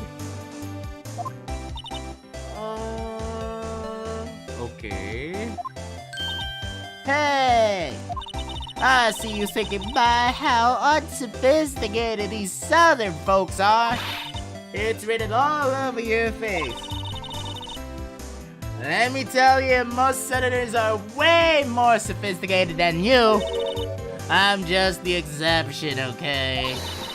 Well, what'll it be? We got a deal or not? What did we do? Deal. Sure, why not? I don't have any leads, so I don't think we have a choice here. Okay, how much? Huh? You completely off your rocker? I may not be sophisticated, but I'm not trying to rob the poor. Huh? The only fair exchange for information is information. Listen good. What I need from you is information about Gertie. Your Lada impression is so good, makes me all thank you, Abby. Whoa! Gertie? But Gertie doesn't... I mean, Gertie might not exist. Then bring me proof that shows he don't. I'll be keeping watch from the car, okay? You see something, y'all come to see me first, got it? Okay. Right. See y'all later. I'm glad you guys are enjoying the voices I make for these characters. Okay, Nick, let's get hunting. Hunting? You don't seriously mean... Gertie, I sure do. What about Edgeworth? We're searching for Gertie for him, Nick. Don't you get it? Okay, and How exactly do we search for a make-believe monster? Maybe we can find a monster myth specialist? Even I'm confused. How do we find a Gertie? Oh. Okay, this is new. What's that? The Steel Samurai, Nick. Yo, Maya! Larry! What the heck is that? Oh, it's my girl Beyonce's idea. She was all, if you like, put this here, it would be like really cool. Dude, she gave it to me along with the banner. Wow! That's really impressive. She should find those for you. Well, she knows a lot of people, and that show's finished now, so she got him for free. Don't worry, I feel the same as you when I played this card. Yeah. Right. Okay, let's talk to Butts here. Edgeworth. Butt Edgeworth, of course. Yo, Nick! What happened with Edgy? Well, we made it through the first day in court, alright. I don't know how good our prospects are from here on, though. Huh. Hey Larry, did you know Mr. Edgeworth's secret weakness? He's terrified of earthquakes. He acts like a little boy. Huh? That's weird. I don't think he was ever like that in school. No? Really? Well, we all were only in the same class for a little bit. He transferred schools pretty quickly. Transferred? Right. With the Team 6s. Doesn't look like Larry knows about it though. The big samurai. Hey Larry, when did you get that big thing? Huh? Oh, that big guy? I've had that for about a month, yeah. It's a big hit with the kids. Why wasn't it here? Why wasn't it there yesterday? Ha ha ha ha! Oh, right.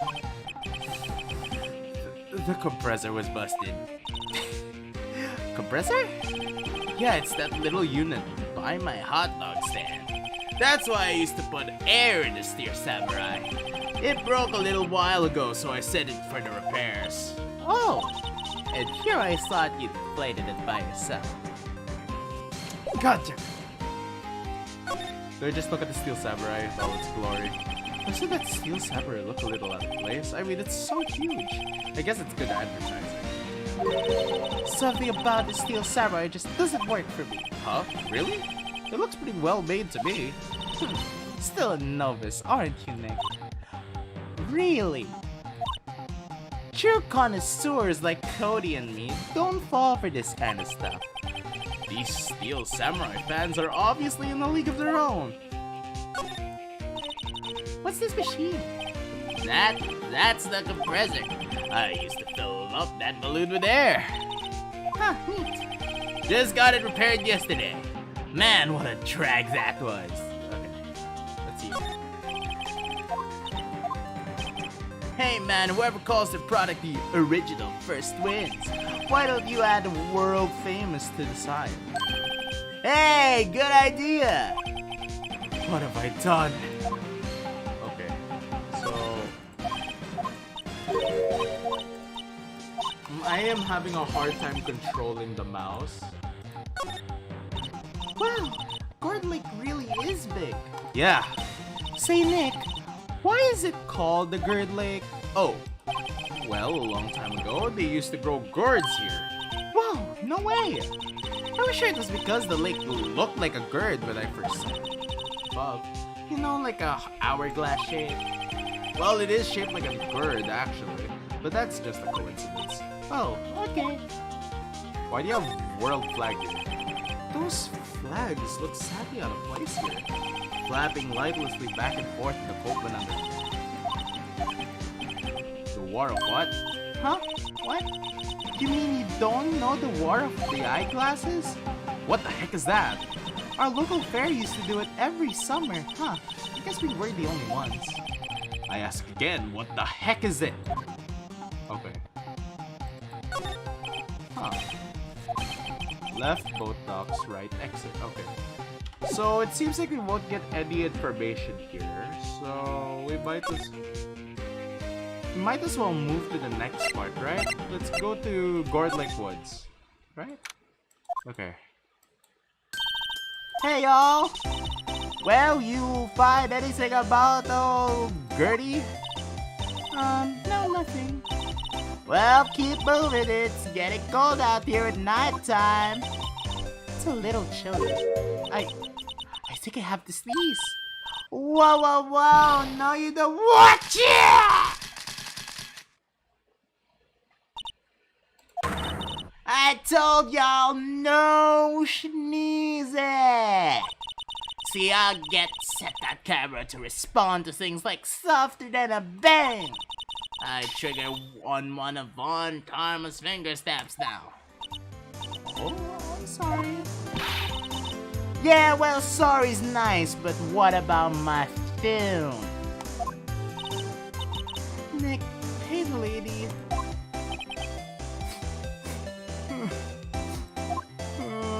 Why?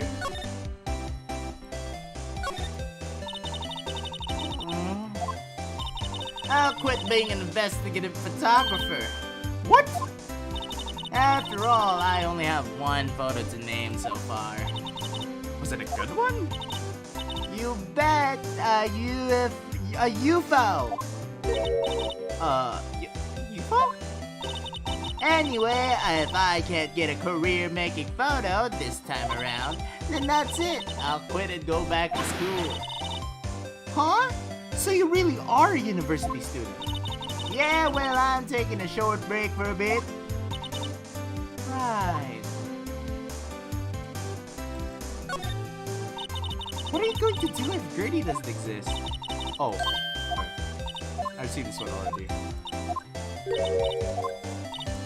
I didn't know that was the mark that the choice was done. What happened? I learned something in today's trial, that's for sure. Testified is serious business. That's why I decided not to talk of that case anymore. Huh? Whoa, didn't you say you had information about the case? Tell us that at least. Like I said, I'll trade it for the dirt on Gertie.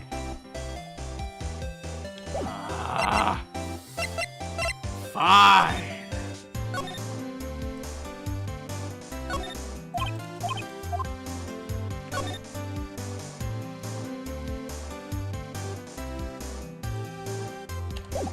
Oh my god, let's move.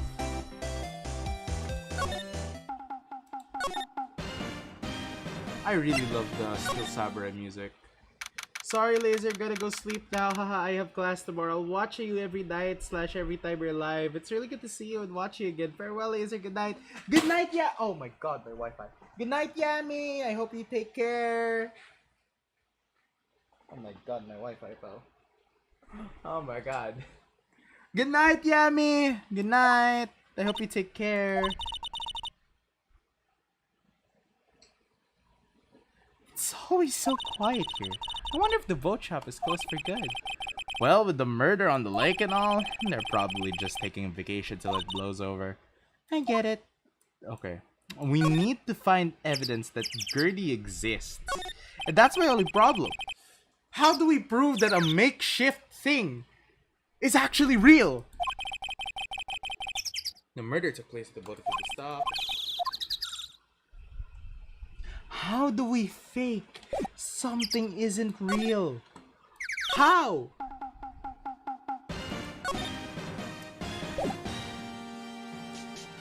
We checked this area too. How do we prove that something isn't real? Huh.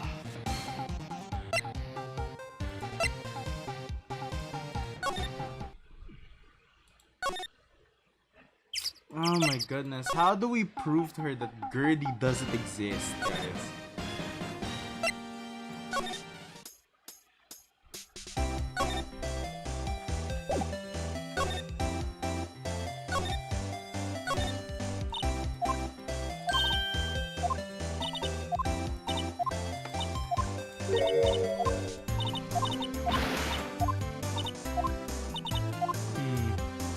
How do we prove to her that Gertie doesn't exist? Examine? The trees grow quite thick here. Further back, the trees fade into the shadow.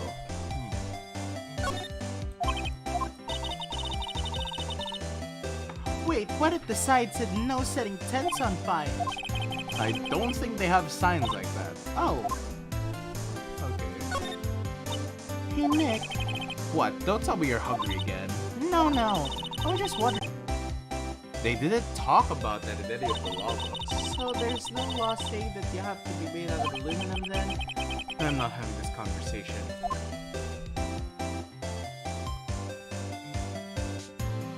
I need to do something. I see. Let's see what I need to do. Have I talked? Yeah, I've talked to you. Let's move to the entrance. Maybe there's something I'm missing, right? Maybe there's something here that I'm missing. Maybe I need to move to someplace else. Maybe I need to go to criminal affairs, maybe? December 26th, Police Department Affairs. Hey there, pal! What's up? You look out of sorts. Wait, you didn't go do something that's gonna hurt Mr. Edgeworth's case again. What do you mean, again? Whatever, have a seat, pal. I'm here for you if you need anything besides money, that is. Talk to me about Gertie. Say, Detective Gumshoe, do you know Gertie? The monster down in the Gerd Lake? Not personally, no. Well, we're looking for him. Huh? Are you out of your minds? You got time to go wild monster hunting? How about doing questioning for me then? Oh, Detective Gumshoe is scaring me, Nick. Don't worry, I got this. I told Detective Gumshoe about the deal with Lana. Nick, try telling him sooner next time. Sorry. I see, pal. Sorry for shouting at you. Okay. I, Detective Gumshoe, will aid your search for Gertie. Huh? I'll loan you one of our new... Oh wait, secret weapons? You have more than one? Really? You can take whichever one you like. Hehehe, secret weapons, of course. Okay, give us the goods. Hold on now, everything in due time. First, let me show them to you. These are our best and brightest. Introducing Missile? You have a missile? Missile? He's a canine police dog still in train. Oh. Missile! Missile! Here, boy!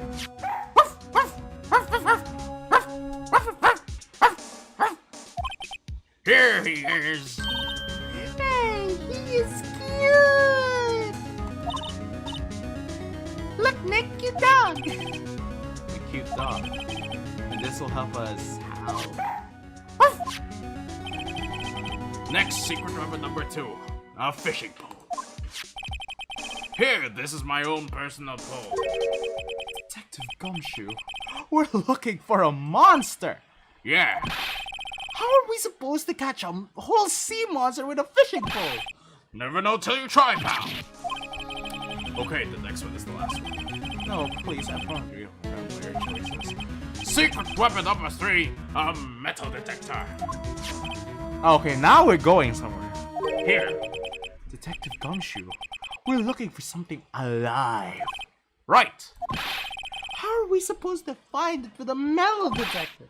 Hey, you never know, it might have been eating soda cans. Well, which will it be? I'm gonna trust Leah because all of her choices have helped so far, so I'm gonna trust by your gut, Leah. Because you are a great friend and also a very wonderful attorney. Borrow the metal detector it is! Can we borrow that metal detector though? Sure thing, pal. I'm not sure what we're going to find with this. Remember, you're hunting for a monster. Anything is possible. Anything! How's the investigation going?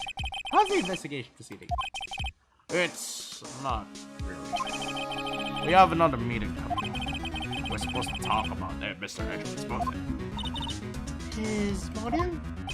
See, Mr. Edward's father died in the DL6 incident, and the guy who got low suspect declared innocent was the victim in this case, Robert Hammond. They're saying that's why Mr. Edward shot him. Edward never talks about his past. I bet they'll drag that out and hit him in the court tomorrow too. Poor Mr. Edgeworth. I gotta admit, it doesn't look good, pal. Okay.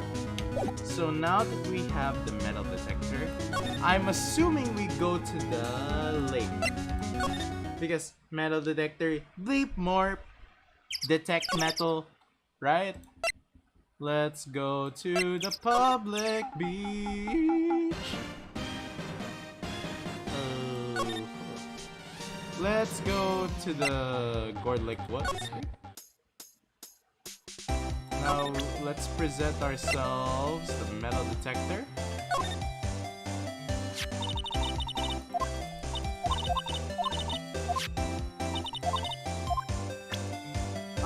Wait, let's go to the boating place because I feel like if we were in that boating area, there isn't anyone to interact with, so I think it would be our best bet.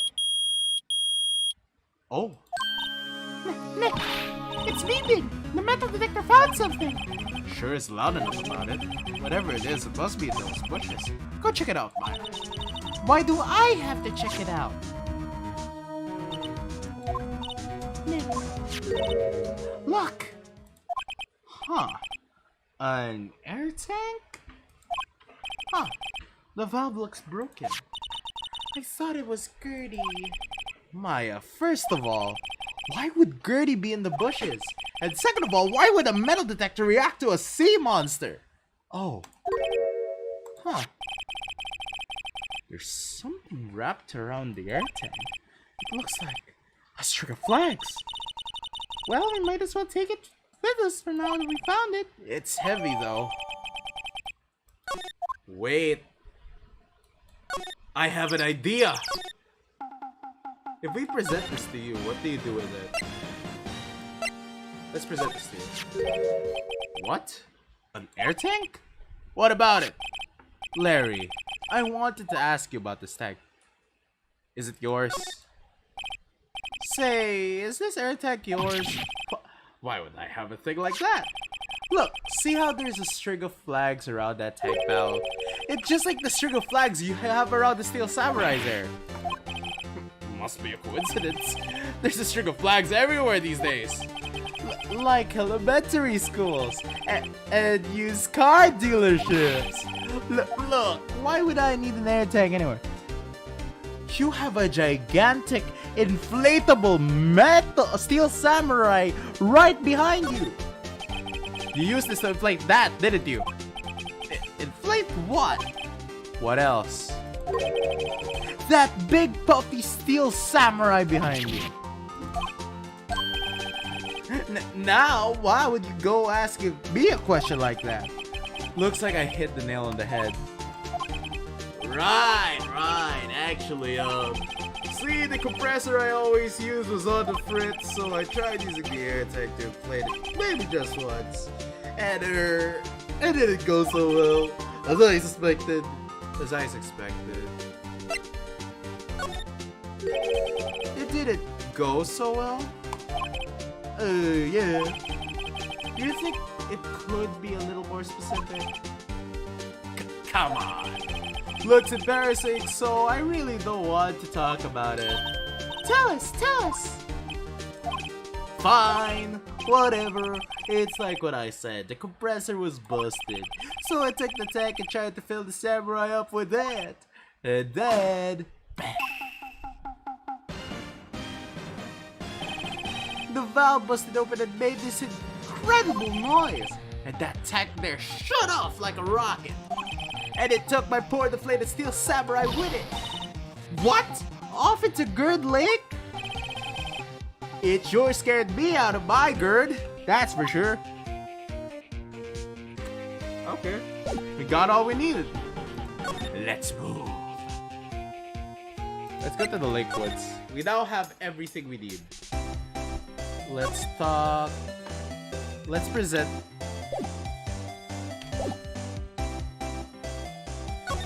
Let's present this. View evidence. Yup, I have to say, I know exactly what's squat about that. It's painfully easy to know when something doesn't catch Lada's interest. Okay, maybe I need to talk to you about Gertie?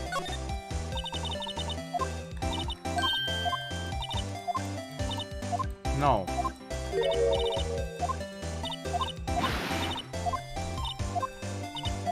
Huh. Maybe I... Okay. Maybe I misexamined this a little. There must be something around that I can use to help in this case. The flying air tank. Aha! So that tank and the steel samurai you were trying to fill up flew away. What happened next? Well, all that happened on the 20th or so. The 20th? A week ago. Now, as far as I could see, the tank went flying into the lake. So I went out every night in a boat looking for it. I mean, key odds gave me that steel samurai after all. And when did you find it? Just the night before last. It flew way out there. It took me 4 whole days to find it out. The night before last was the night of the murder! Sorry for not telling you, Nick. Actually, I was here on the night of the murder. But you see, I went home before midnight. So you didn't know about what happened? Nope. That's too bad. It's not all bad. We've solved one mystery at least. A mystery? Maybe we should go tell her. Oh, finally it gives me the thing.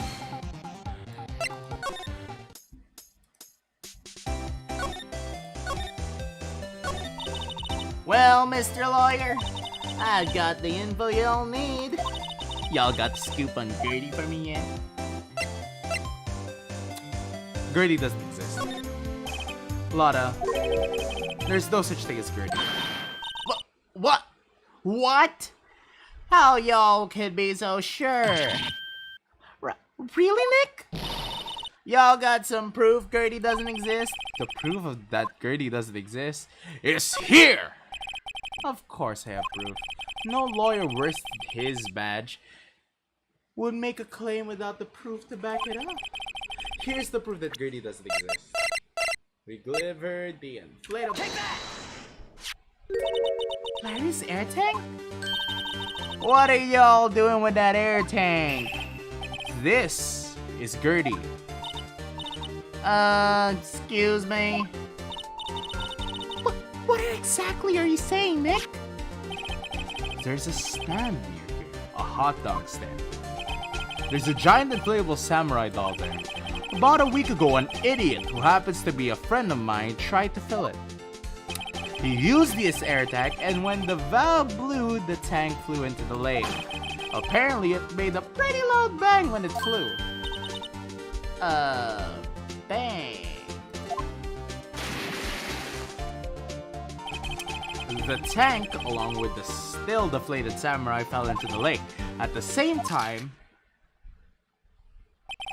a couple was taking a photograph of the lake. This photo. Wait, so you're saying that Gertie is really the steel samurai? Well, that's a fine way to ruin a gal's heart. I'm sorry, Lada. Nah, it's okay. You win. I'll give you your info like I promised. Poor Lada. So, tell us this information you have. A promise is a promise, I guess. I overheard the cops around here saying something about the witness tomorrow. They said he's the caretaker of the boat rental place up the path there. Boat's rental? There's someone there? I mean, it looks so deserted. Just an old guy living all by himself. Y'all should go check it out. Thanks, Lada. We will. Let's get cracking, Nick. Hold on. Something else? Yeah, the night of the murder. My camera clicked twice, you know. Wait, so you have another photo? Well, yeah, but there's nothing in it at all. Just the lake. I figured it wouldn't be much use of evidence, so I kept it to myself. Well, it might not be helpful at all, but here, take it. Huh. Bye now. Y'all take care. Time for me to pack up and leave. Poor Lotta. It's all Larry's fault, to be honest. The legend still lives on, I guess. The legend?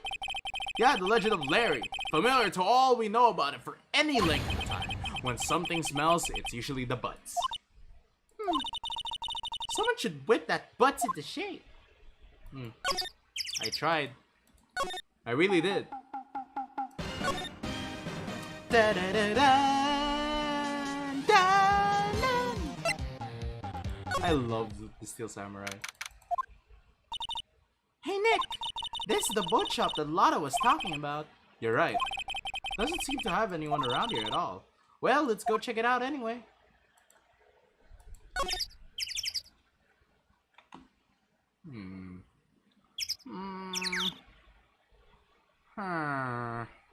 There must be something, right? I mean... A caretaker shack. Oh, there's a bird! Meg, that you? Hey, is that Keith with you? Where have you two been? I'm worried sick. Nick, you handle this. I think I'll leave this one up to you, Maya. Meg! Yes? Finally made up your mind, have you? My mind? You'll run the pasta shop when I'm gone? Pasta? Glad to hear it, glad to hear it. You make your old man proud. When you kids left the house, I didn't know what to think. How am I supposed to keep this place here running? An old man like me. Holly, the kids are home. Hello, Squawk! Nick, what was that? A parrot. The one on the porch. Keith. Yes?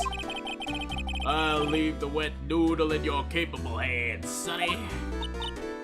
Nick, what's the wet noodle? Based on the available evidence, I'd say it's the name of his pasta shop. That's a relief, isn't it, Polly? Hello, Squawk! Yup.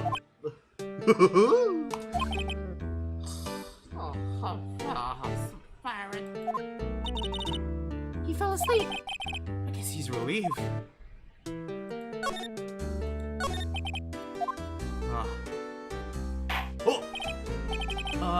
A pasta shop. Yup. The sick, the wet noodle will live on when I'm gone. My father started it, you know. So that makes the two third the great generation. Meg, Yes? tomorrow we'll start the secret. We'll start with the secrets of dough tossing. Dough tossing? You too, Keith. Yes? You'll be the best pasta wrangler the West has ever seen.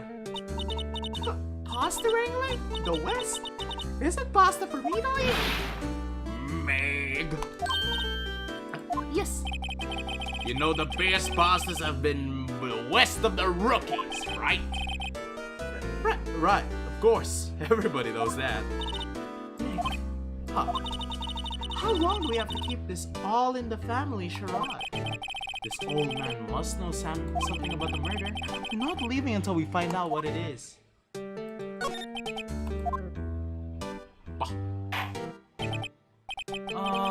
This is a boat rental shop, right? What are you talking about? This here's the palace of the wet pasta. The palace of pasta, the wet noodle. No, now that you mention it, we haven't gotten many orders for spaghetti lately. All the kids come up saying, "Yo, dude, we want to ride in one of your boats." That's why I keep the boats out there. Youngsters these days, darned if I understand them. I'm pretty confused. I'm pretty confused myself. I have one child to deal with. Nick, this isn't going anywhere. But his old man is the witness tomorrow, right? We've gotta find some way of information out of him. I guess we can examine around. This fishing pole looks expensive. Look, Nick, he has an electric blanket on the table. Looks warm. That's a great idea. We should do that in the office. We could sit down, cry, and snug and warm and drink hot cocoa. And what about the talk about murders? Aw, you're a party pooper, Nick. Wow, there's lots of various fish in the Great Lake, aren't there? Something's funny, Nick. All these fish are saltwater fish. And this is supposed to be a lake, so it has to be... Wow, what an amazing parrot that is. Good morning. Hello? It ignored me. Oh, what have you forgot, Meg? You gotta call her name first. Her name? Polly, how you been? Hello, hello, squawk! See? Neat. So the parrot's name is Polly. Okay. Too bad all she can say is hello. Ha ha ha! Old Polly can say lots of things. You just need to know the secret words. Try presenting it to the... Okay, I trust you. Okay. Let's first talk with the parrot. Polly, Polly, what's your name? Polly, squawk! Nice finding your friend. Okay. Let's go back. Let's present you with my badge. You know, I'm the sheriff in these here parts, partner. That the lawyer badge? Yes. Yes, it is. I don't believe it. This old guy is the first person to recognize my badge. I get it. Huh? Yup. I got you figured out now. You're not Keith. Nick, now's your chance to clear things up. Sir. No, I am not Keith. And I'm not Meg either. We're here investigating a murder that took place on this lake the other night. Please help us. Lawyer, huh? Please, mister. Alright, I'll help. But on one condition. What's that? When this case is over and done, you'll run the red noodle. Fine, I promise to run the noodle. Okay, we promise. Nick, are you sure about this? Hey, anything to get the case solved. Also, who wouldn't want to eat Phoenix's noodles? I guess so. That's my boy! Good for you, Keith. Wait, didn't I just say? You too, Meg. Yes. You bring a tear to your old man's eye, you know. Now, what was that you want to know? Speak up, Polly. Hello, hello, squawk! Now he's talking to the bird again. How do you get it to talk to us? Ah, Polly! Polly here's my friend, isn't that right, Polly? Hello, hello, squawk!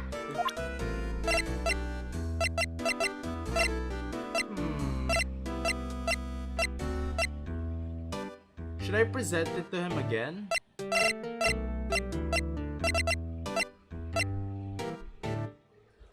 I feel like I should. You won't be needing that budge to run past the shop. Toss it. I think I'll hold on if you don't mind. I guess we can ask him now, right? I mean, he's in total sense, right? Polly. Heck, my memory's gotten worse of late. That's why I just tell every important thing to old Polly here. Everything important? I wonder. Polly, what's the number to the safe? 1, 2, 2, 8, squawk! All right. Hi, Polly, watch it, will ya? Oh, present the lake photo? Okay. See, Nick? All it takes is a little clever thinking. And a criminal mind. Quick, Nick, write the number down. Hey, don't get me involved in your heist schemes. Okay, let's present lake photo.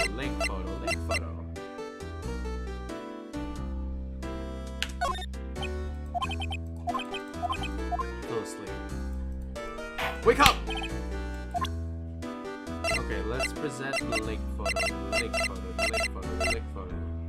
And then we have another photo, right? This one. I fell asleep again.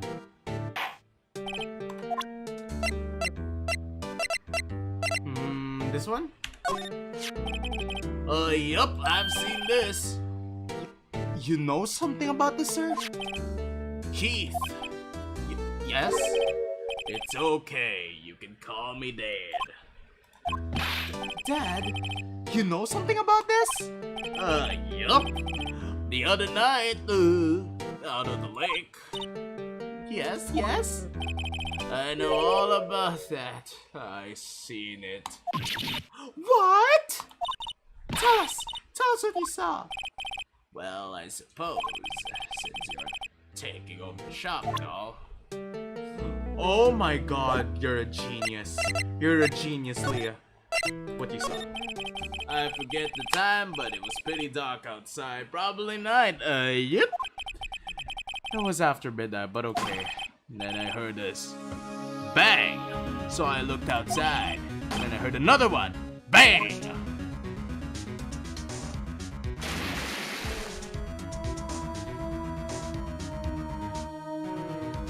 A little while later, this boat comes back. Then a young man walked by my window here. He was muttering something to himself. Yup.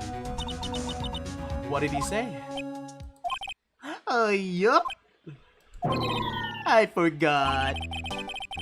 I'll remember tomorrow about call time. Promise. We need to know earlier than that. You know what?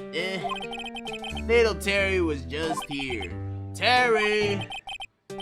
Yup, the kid next door. You always used to make him cry, remember? He was wearing this tattered old coat, got himself some whiskers going out of his face. He must be talking about Great Detective Gumshoe. He comes up and tells me to come down to court tomorrow. Really? Somehow I don't think we're going to get much useful information from this guy.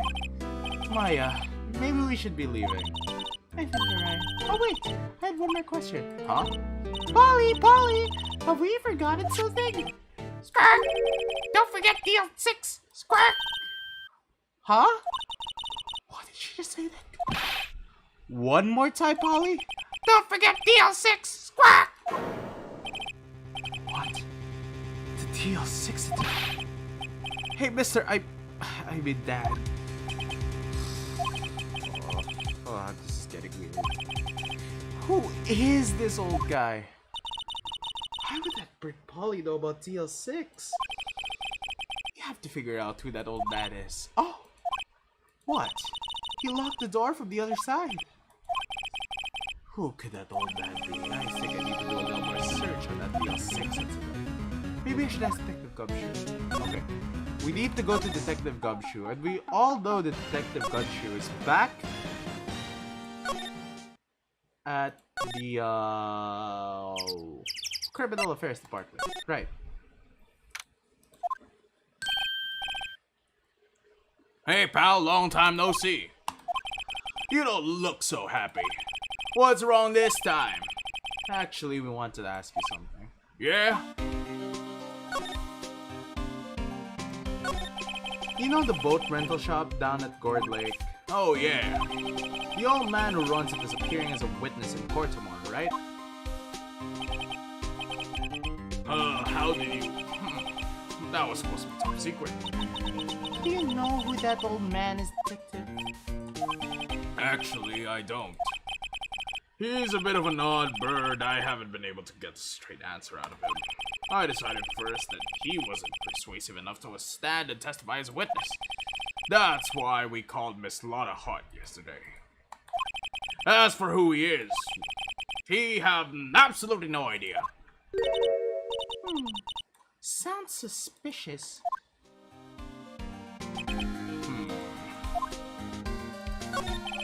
Detective Gumshoe, please help us. Huh? We need to know about the DL6 incident. That was when Edgeworth's father died. I can't help but think that it has something to do with this current case.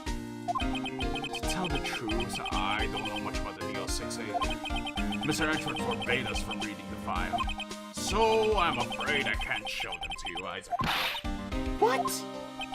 However, if you can convince me somehow that the DL6 incident is related to this case, well, I guess I'd consider opening that file up.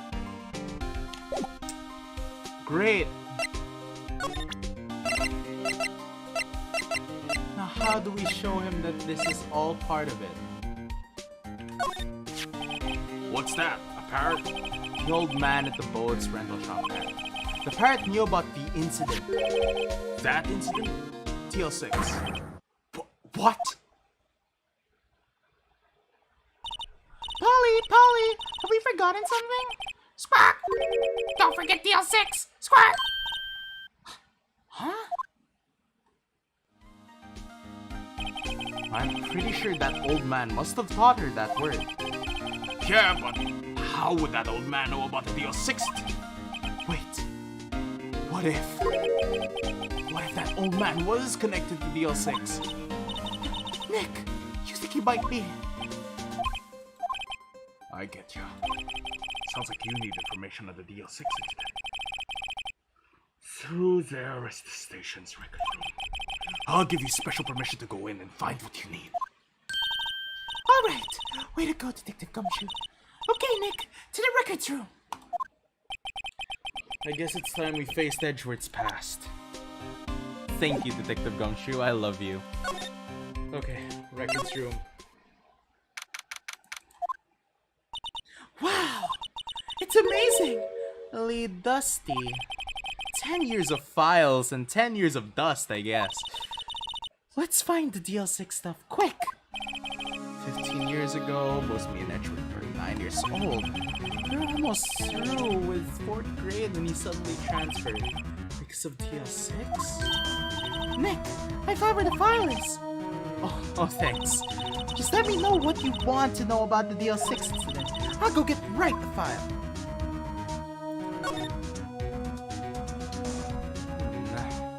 The case summary. Well, I have to get the handle the main facts like a summary. Right. Summary. Found it. Here you go. December 2001. That's exactly 15 years ago from the day after tomorrow. So in 2 days, the case is closed. The incident took place in the elevator of that district courthouse. What? Is that the same district courthouse where we're holding the trial now? Looks like it. There was a large earthquake at 2 p.m. on that day. Part of the court building collapsed. All the lights went out.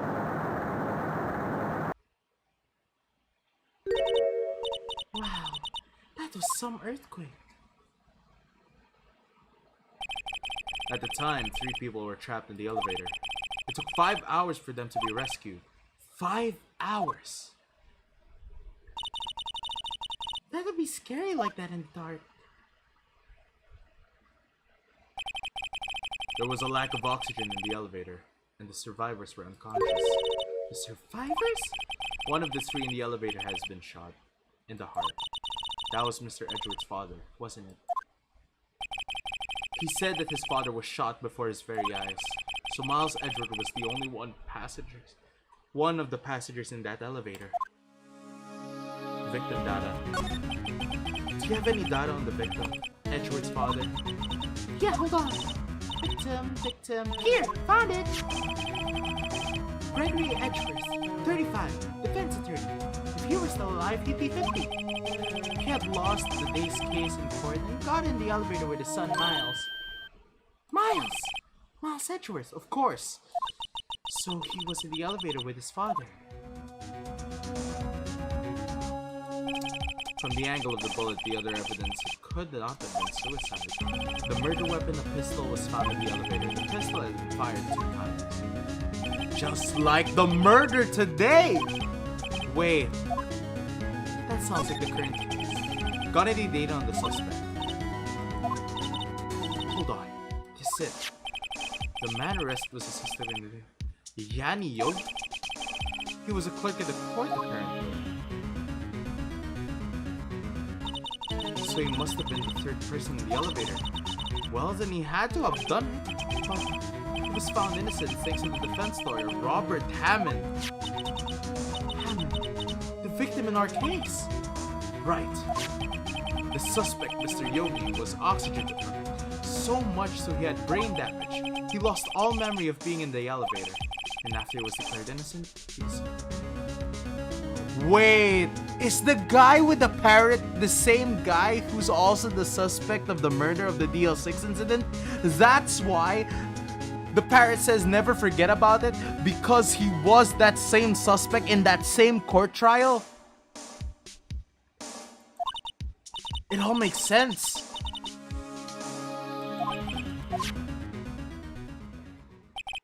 I guess I know generally what happened in DL6 now. I still don't know what sort of impact the whole thing had on Edgeworth. Nick, are we going to take the whole file? It's too much. We'll never get it out. You're right. How about we just take what we think we need? Okay. Thank God. Right. That's probably all we need to find here. Now all that's left is the trial tomorrow. Oh boy, here we go, guys. This deciding trial. I wonder how Dad will do testifying in court. I feel like Dad is also the same guy who murdered Edgeworth's father. I feel like it. And after all that guilt he's been hiding, he has told Polly to like never forget it because he feels guilty about it. He may be a freed man, but he also feels guilt about the murder. I feel like that's what went on. And we have to break him to confess that. Court is now in session for the trial of Miles Edgeworth. The defense is ready, Your Honor. Very well. Apparently the prosecution is also ready. Who is the judge here anyway? Yeah, I know, right? Mr. Von Karma, your opening statement. Very well, no opening statement, sir. Not so fast, Judge. I was taking a meaningful pause before speaking. Right, of course. A prediction. Today's trial will end 3 minutes from now on. Order! Order! Mr. Von Karma, what is the meaning of your statement just now? Must you question everything? It'll be over in 3 minutes. We have no time to waste. I call my witness just like my Pokemon, now! Right! I call my witness, my decisive witness to the stand. It's that mysterious bunch shop owner. This is your decisive evidence. Witness, state your profession.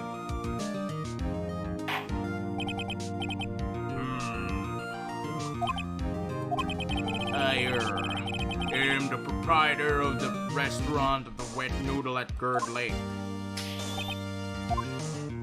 And I also wear clothes.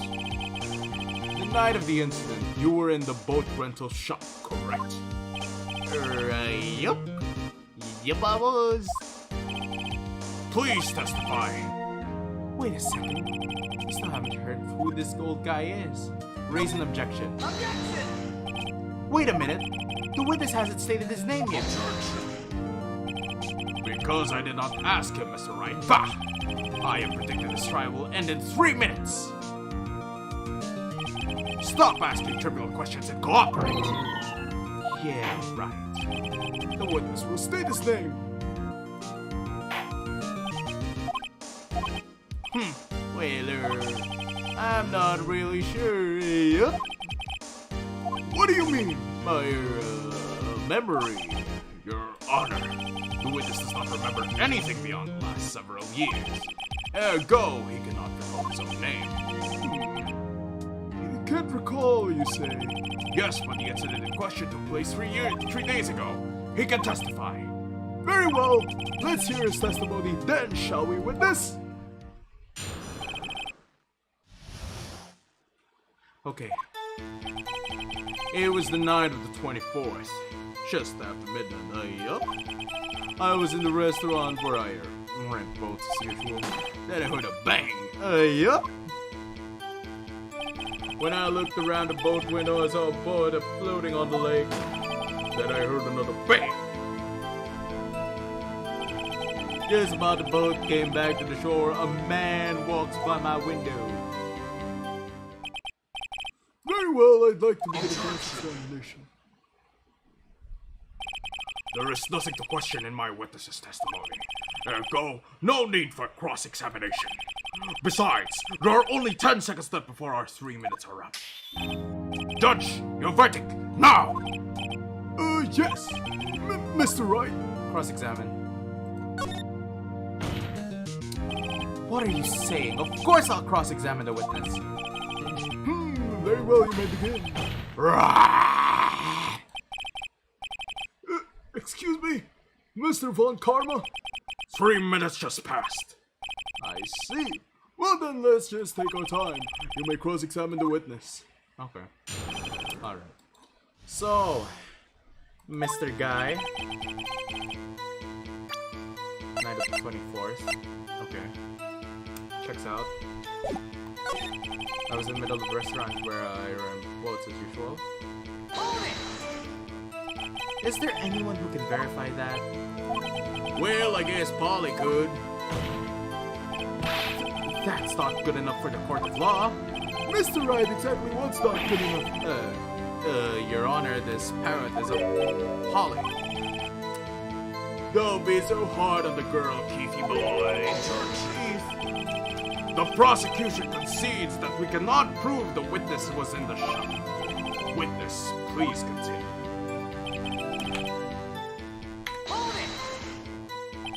And where did the bang scene come from? Sir! From the lake, I figure.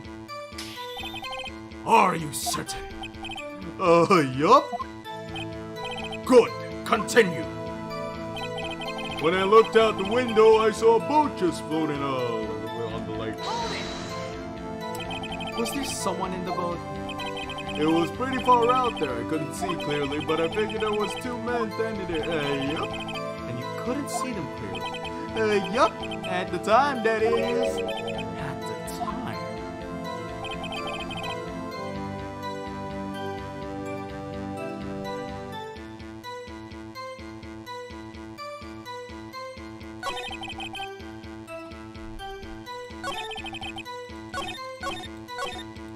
Okay. 1, 2, 3, 4, 5, 6. By your window? Yup. By my window. Right outside the window of my little shack. And could you see the man's face? Well, the fog was pretty darn thick, but he was right there in front of me. I saw him. This is Ryder Portantito. Please add to your testimony. Thanks, Leah. That actually quite helped. I have a bad feeling about this. The man was the defendant. He was saying, I can't believe he's dead. Are you sure? Uh-oh. Dad? Dead certain, Keith. He said, I can't believe he's dead, and he was walking by too. Witness! Are you sure the person you saw was about it? It was him, that Edward boy. Oh. This sounds like a decisive evidence indeed. I see no room for doubt. Also raised an object for 2 times? I see. He lured me into cross-examining so he could set me up for a fall. Tisk, tisk, tisk. Nick, don't let the wait. Everything in the courtroom is glaring at us. I'd rather act quick or this trial will be over. Raise an objection! Your Honor, we proved in yesterday's trial that it could not have been Edgeworth who fired that gun. Mr. Wright. Are you referring to the fingerprints from Edgeworth's right hand from the gun? And the photograph showing a man firing his left hand? Exactly. That is easily explainable. He could have wiped his prints after he fired. You are ignoring the truth of the matter here. Everything in the witness's testimony is true. The judge just lost the thought. What should I do? Raise an objection! Your Honor, this witness claims that Edgeworth said, "I can't believe he's dead." But his word is all we have. If he were telling a lie... Mr. Wright, in a court of law, the evidence tells all. Apparently you have yet to realize even this basic fact. If you say his testimony is a lie, show us proof. Nick, we have evidence. It's no good. There's nothing I can do. Are you sure? To be honest, I don't know what to do anymore. Please. Can you hear me, sis? Please. We need your help. Nick needs you. 3 minutes was perhaps too high an expectation. However, 15 minutes isn't bad. This must be a new record. Enough! The witness may leave the stand. The court sees no reason to further prolong the trial, nor is there any need for more time to decide the case against the defendant. This case is extremely clear. I see no room for misinterpretation of the facts. What? No! This court finds the defendant Miles Edgeworth. What? The accused was ordered in court immediately to hold on. What? No! Wait! Huh? Who's that? Me. Huh? What? Larry? What? Larry? What's he doing here?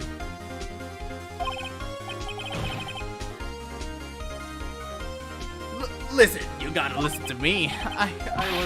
I was there in the park the night of the murder. I wasn't sure about it until yesterday. But today I remembered it. Remembered what? The gunshot. I heard it too. Wait, what? That reverse Uno card. What? Larry? What is the meaning of this? The verdict has been decided. I call for adjournment. One moment, Mr. Von Karma. So you say you heard the gunshot? Yeah, I did. A gunshot that night. I was sitting there in the audience listening to the testimony. Then I realized he said was different from what I remember. Anyhow, I just can't sit here and let you all edgy a man. A murderer. It's just not right. I'll testify. Let me testify.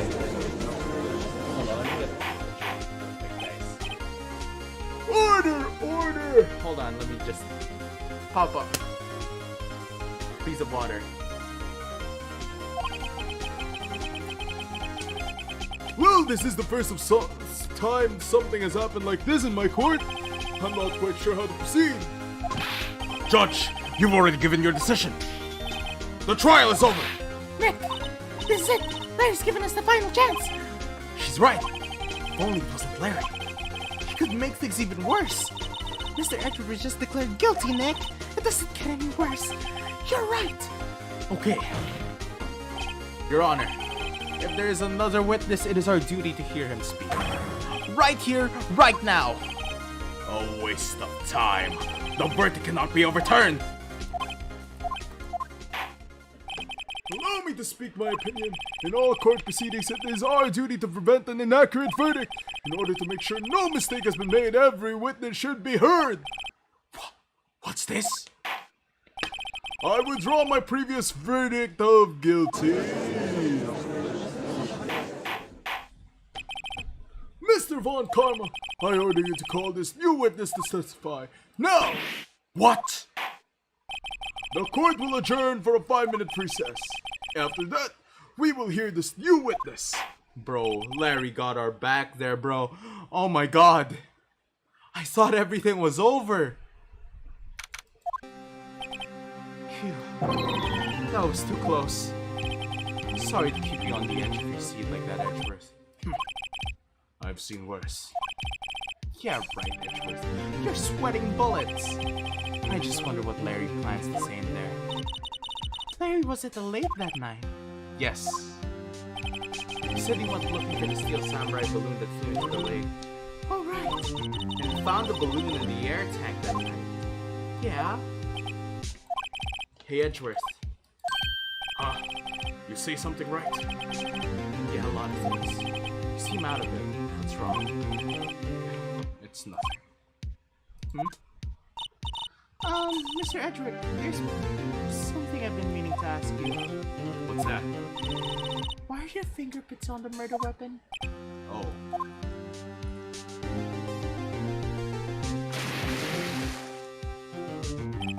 When he fell into the lake, I went into a daze. I couldn't understand what had happened, and I couldn't think straight. Then I saw the pistol lying on the floor in the boat in front of me. I picked it up without thinking. I didn't have a reason, really. Huh. I see. Right. Yeah? This might be our chance. Our chance? Von Karma's only ever run perfect trials. Perfect trials?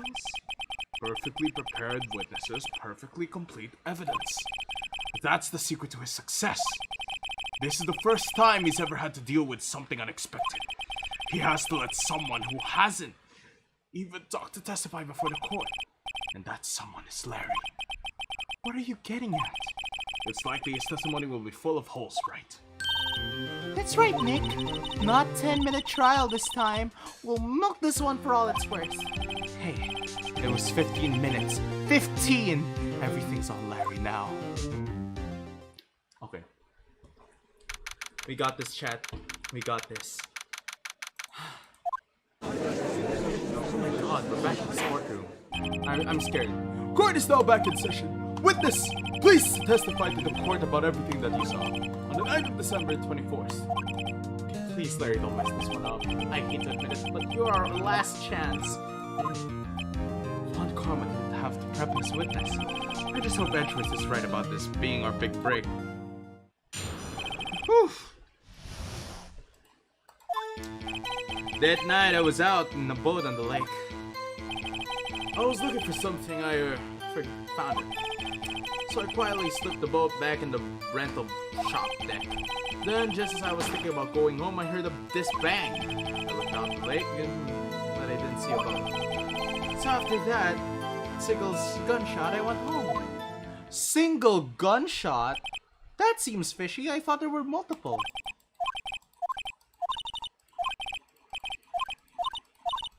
Okay. Let's go with the cross-examination. It's quite fishy that he said single gunshot, right?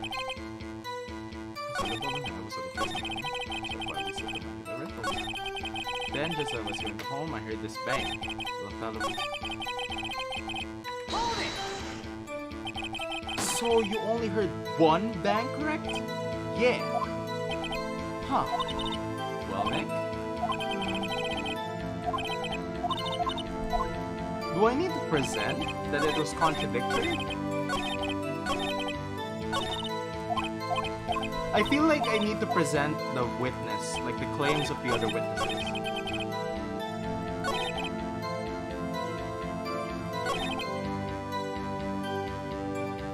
Hold on, guys. I'll save here. Just in case, guys, just in case. Right, so after I heard the single gunshot, I went home. Present. We are presenting him with...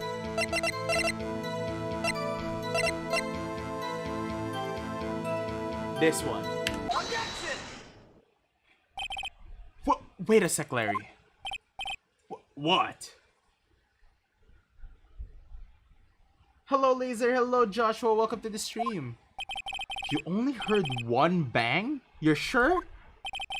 That's what I said. But Miss Lotta Hart testified yesterday that she heard 2 bangs. And the old man just now said the same thing. They both heard 2 gunshots that night. Huh? Were you even listening? Were you paying attention at all to what they said? Yo, Nick, please. Huh? You know something's been bothering me. I'm a witness, see? I'm like a customer here. So you gotta treat me nice and stuff, okay? Come on, Larry. Mr. Butts, What? you only heard 1 gunshot. Are you sure? Oh. Well, to tell you the truth, I'm not sure. Eh? Not sure?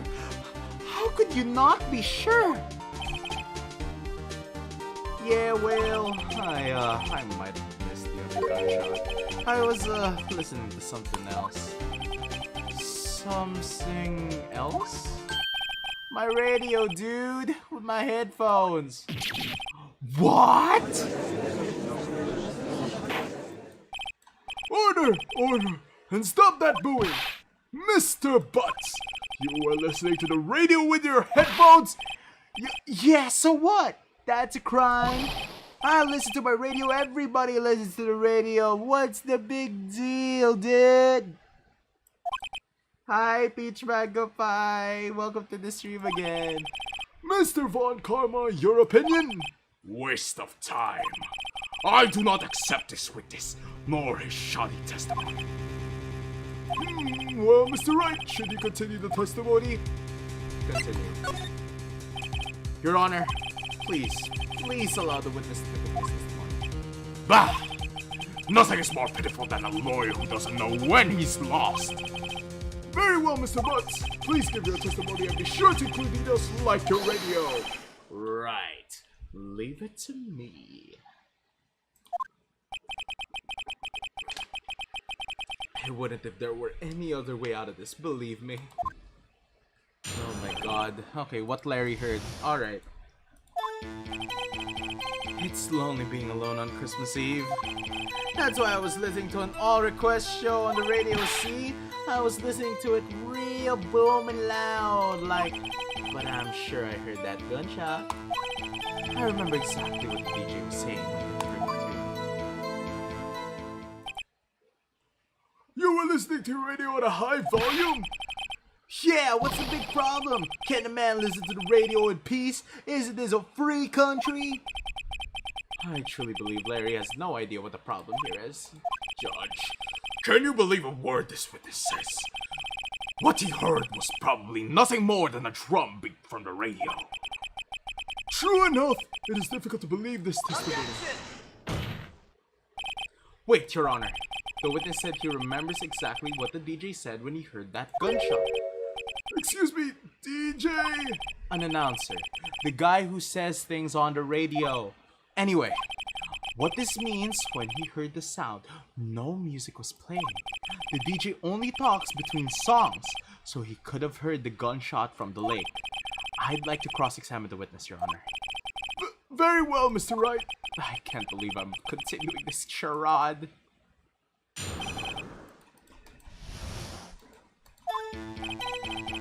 It's lonely being alone on Christmas Eve. That's why I was listening to an all-request show on the radio, see?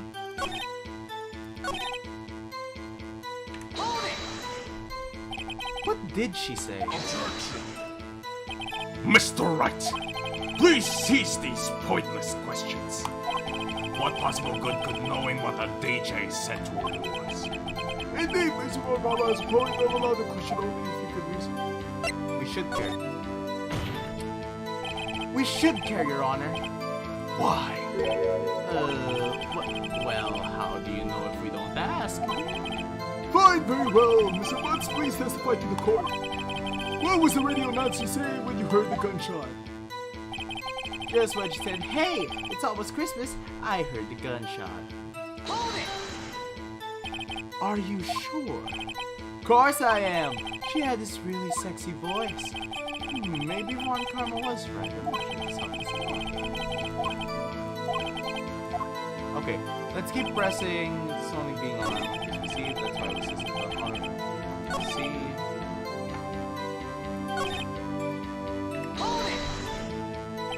Can you prove that? No, of course you can't. Nah, I can't prove it. But I remember that moment real clear. I mean, while I was talking about it, it came back real clear to me, you know? I remember exactly what the DJ was saying. Present lake photo.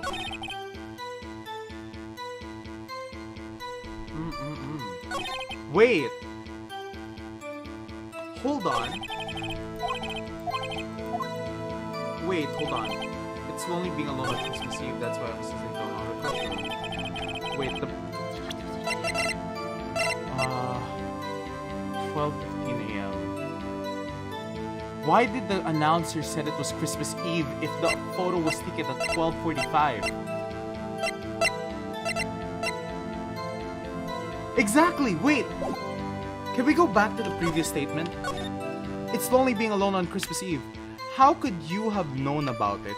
If it was not exactly Christmas Eve, it was taken at 12:15 a.m., meaning it was already Christmas Day. Right? Okay. Let's save.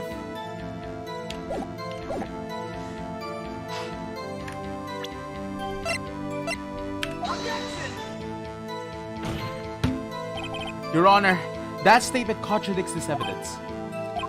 It does? I didn't see anything contradiction. Okay. Maybe not there. Maybe not there. But I can prove it.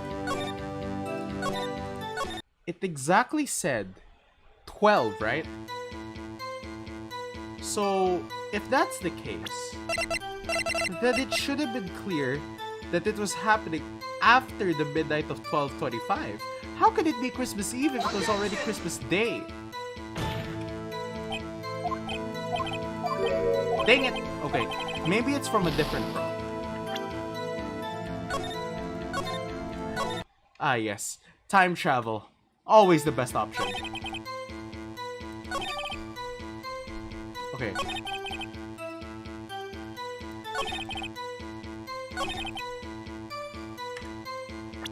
Almost Christmas.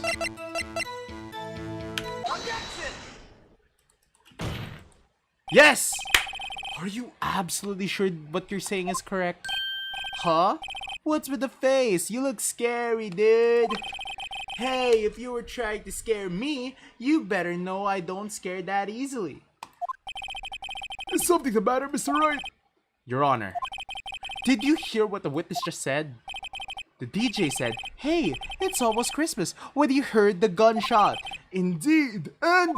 Almost Christmas means it wasn't Christmas. Do you realize what this means? When he heard the gunshot, it was still Christmas Eve. That would seem to be the case, yes. But that contradicts the two testimonies we have heard so far, Your Honor. Both Miss Hart and the old man said it was after midnight when they heard the shots. In other words, when they heard the gunshots, it was already Christmas. This is a clear contradiction, Your Honor. We did it, Chad. What does it mean? The two prior witnesses heard gunshots after midnight.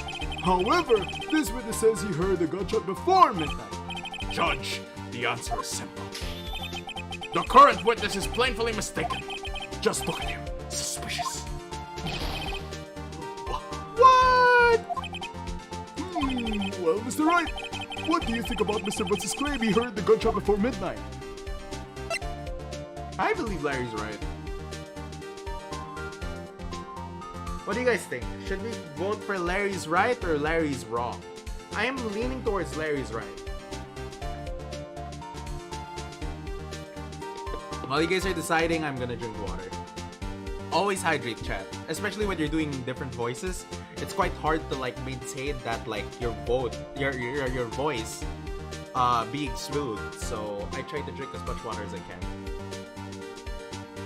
So guys, what do you think the thingy is? What do you guys think? Should we go for it or should we not go for it? Because I'm leaning towards go for it.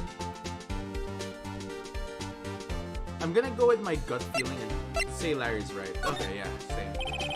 Larry's not mistaken, Your Honor. He heard the gunshot before midnight. Intriguing. I'm assuming you have evidence for this wild claim? Show me evidence there was a gunshot before midnight.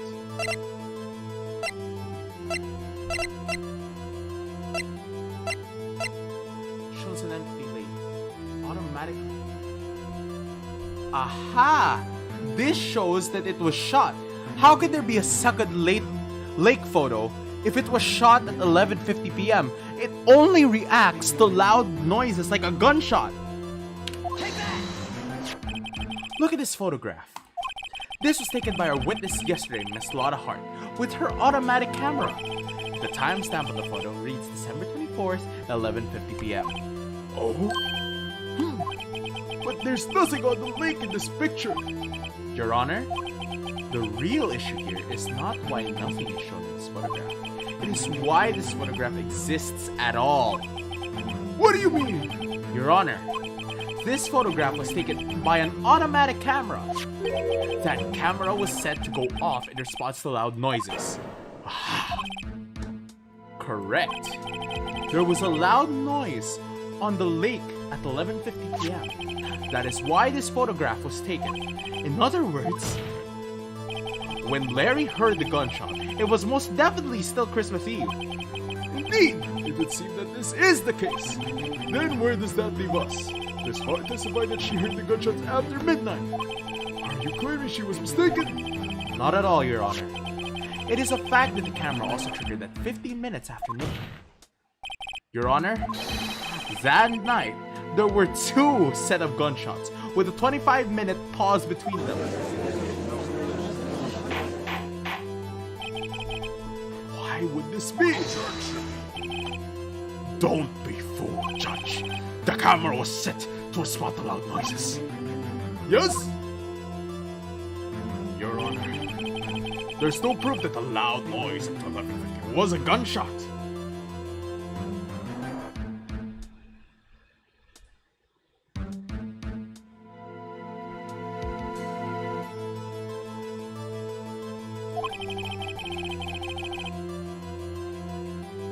Why, the citizens could have sneezed, triggering the camera.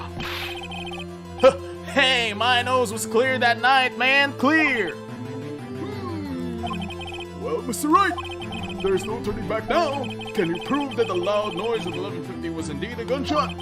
Please show the court evidence if you have any. Easy, Your Honor.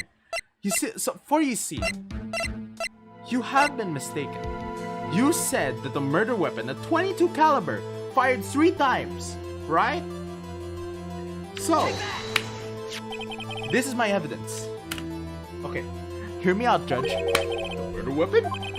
Something about this pistol was bothering me, Your Honor. Both of the witness who testified yesterday heard 2 gunshots. However, the murder weapon was fired 3 times. When then was the last shot fired? Only now have I realized the truth. That third shot was the shot Larry heard just before midnight.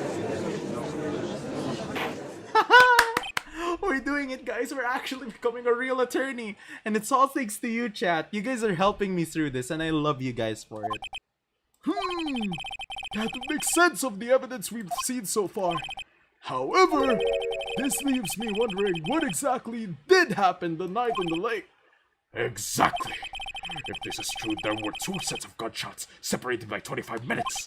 One at 11:50, another at 15 minutes after midnight.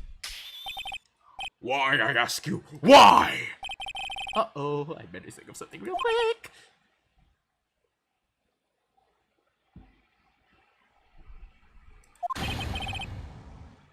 Wait a second. Gunshot separated by 25 minutes. What's wrong, Nick? I have it! I have it! Huh? Remember the case with the steel samurai? Huh? Yeah, of course I remember. The murder in this case had the same idea as the murder in that case. What do you mean? Maya! Yes? If we don't figure this out now, we'll never overturn Edward's guilty verdict. I've got a hunch, and I'm going to run it. Right. I mean, is this safe? Safe? We've already gotten a guilty verdict. We have nothing to lose. You just watch and let me know if I say anything that sounds fishy, okay? Right, Nick.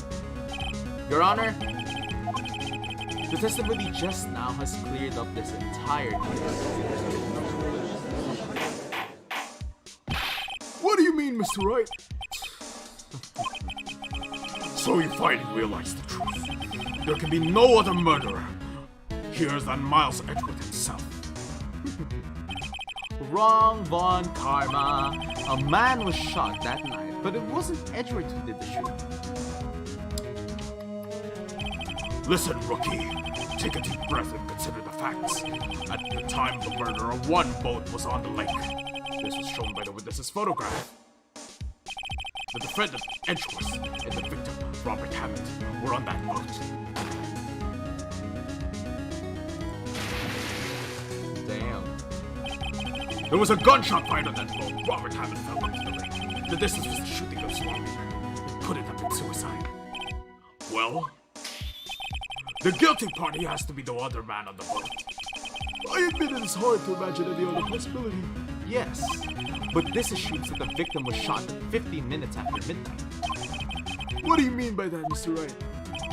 We have the photographic evidence of the time of that shooting. The timestamp was on the photo says 15. But Larry heard the gunshot 25 minutes before that. Robert Hammond was killed then, 25 minutes before the shot on the lake. That's the only way that Edgewood could have been innocent. Mr. Wright, are you quite mad? Explain who the 2 men are on the boat then.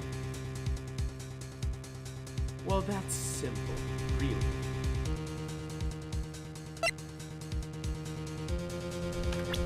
I'm gonna save here, just in case I get the wrong option. My hunch is the murderer and Hammond. It was the murderer and Robert Hammond.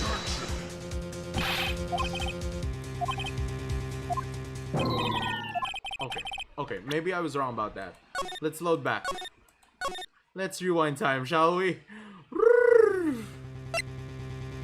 Edgeworth and the murderer. Of course, it was Edgeworth and the murderer. After the murderer killed Robert Hammond, he was assumed the guise of Mr. Hammond and met Edgeworth.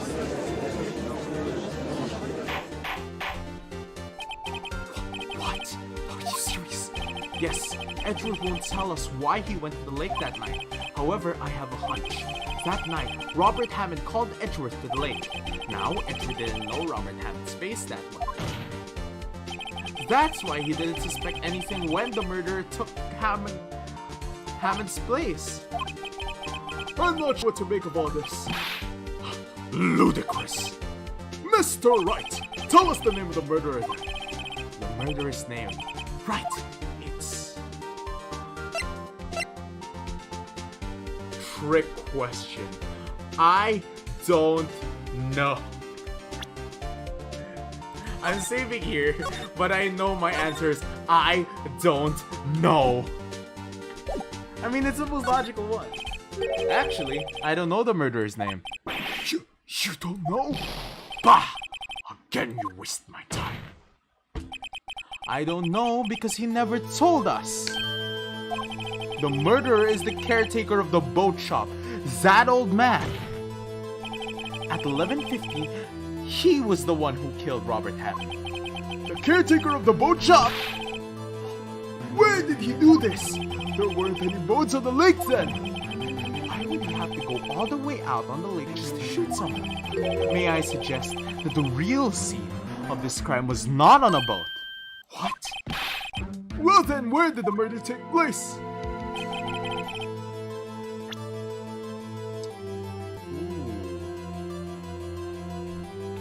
Where can I point? I feel like... Okay, here's the thing.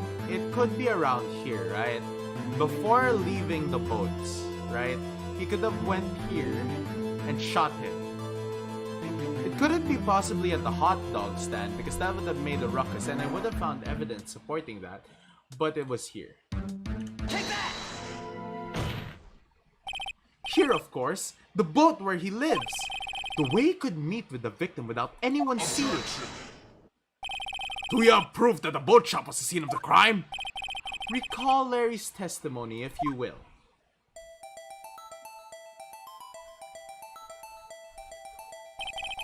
The night he was out on the lake in a boat searching for something. He finds it and returns the boat. Then, just as he's starting to head home, he hears a gunshot. He heard a gunshot, Your Honor, even though he was wearing headphones at that time. In other words, the gunshot was very, very close by. Just below and left the SUV, I know, right? So boat shop. Mr. Wright, what happened tonight on the Gourd Lake? Please tell the court from the beginning. Yes, Your Honor. Nick, are you sure about this? Not really. But I think if I start at the very beginning and I take it slow, I might just be able to figure this out. Okay, guys, here's the thing. That night, the caretaker of the boat shop called Robert Hammond to this shop.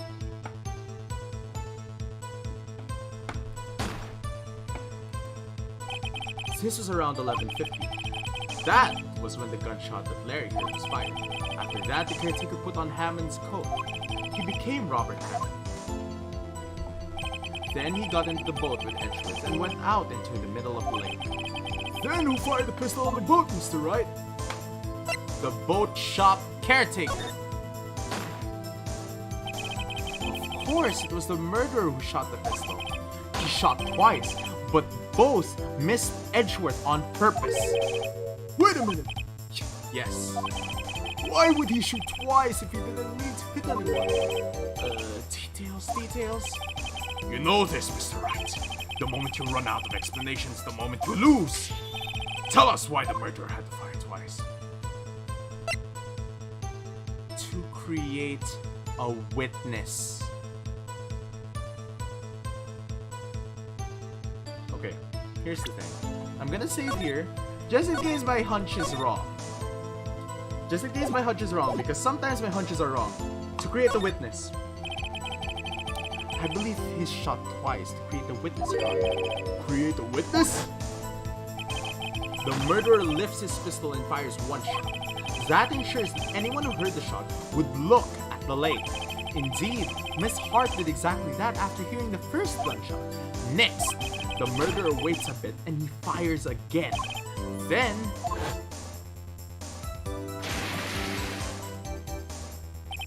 the murderer jumps from the boat himself, leaving the pistol in the boat behind him. I see! Someone looking from the edge of the lake. It would appear that one of the men on the boat had shot the other. The murderer didn't know about the automatic camera, of course. That's why he shot twice, to draw attention to the boat. Once you realize that, everything else falls into place. The boat shop caretaker swam back to his shop. Then he put Mr. Hammond's wet coat back on the body and threw the body into the lake. This is what happened, Your Honor. These are the events that transpired that night on Gourd Lake.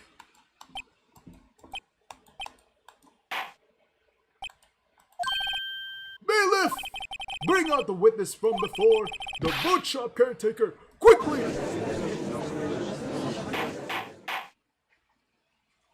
Okay. Things got interesting. Very well. While we are waiting for the caretaker, I would like to ask the defendant Miles Edgeworth a few questions. Mr. Edgeworth, please take to the stand. Mr. Edgeworth, you heard what the defense has said? Yes. Well, why did you go to the lake that night? What Wright has said was mostly correct. Astonishingly so, actually. Yes. Several days ago, I received a letter. The letter was signed Robert Hammond. He asked me to come to the boat shop by the lake at midnight on Christmas Eve. He said he had something very important to discuss with me. Something important? I'm sorry. I can't say what it was. Your Honor, sir! Bailiff, we are conducting a trial here. I ask that you remain quiet. The witness has disappeared. He isn't in the boat shop either. What? What should I do? Find him quickly! We cannot allow him to get away!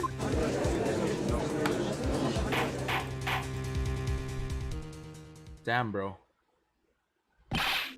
Mr. Von Karma, your witness has disappeared! A search warrant has already been issued. It goes without saying that I cannot declare a verdict unless, under these circumstances, I will extend the trial. Oh, come on. Tomorrow. Oh. Okay, fine. Just who is that bow shop taker? I think his identity has become very important to this trial. I want him, and I want to know who he is. Very well, court is adjourned.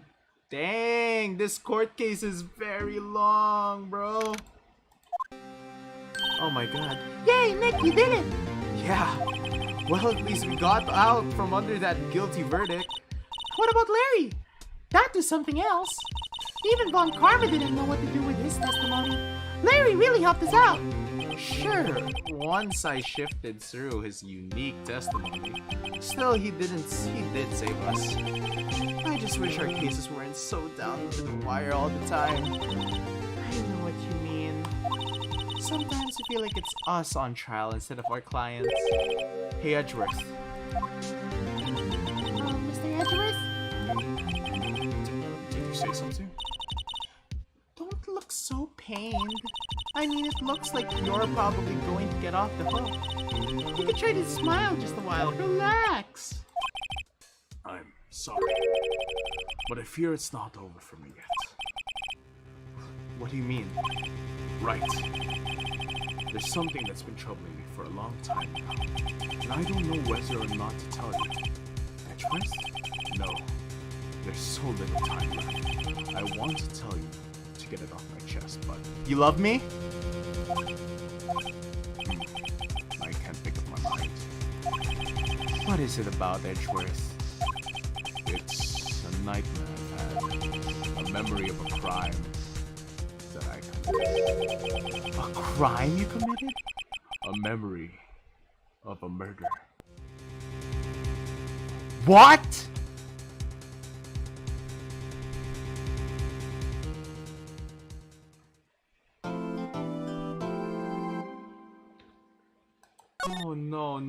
Oh no way. No way. No way. December 27th, 2:11 p.m. What does he mean by that, though?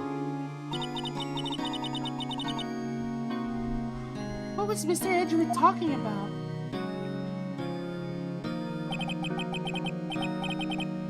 He is, oh my god. A memory of a crime that I committed. A memory of murder. Are you seriously leaving us on a cliffhanger? Do you really think Mr. Edgeworth killed? I don't believe it. Not Edgeworth. Some painful memory has been troubling him recently. But he'd never take someone's life. Never! Nick.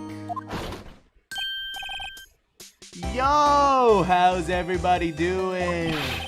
What do you think of my performance today, bro? I had him swooning in the aisles, huh, Maya? Swooning? Me? Oh, yes. I do remember wonderfully. Right on, dude. Tell me the truth. It was like love at first sight, right? right, Nick? Huh? Me? Well, maybe my heart skipped a beat or two. I think you could do better than that. Come on, I saved Edward in there, dude. Enjoy it. You guys should be bowing before me, yeah? Bow before your hero.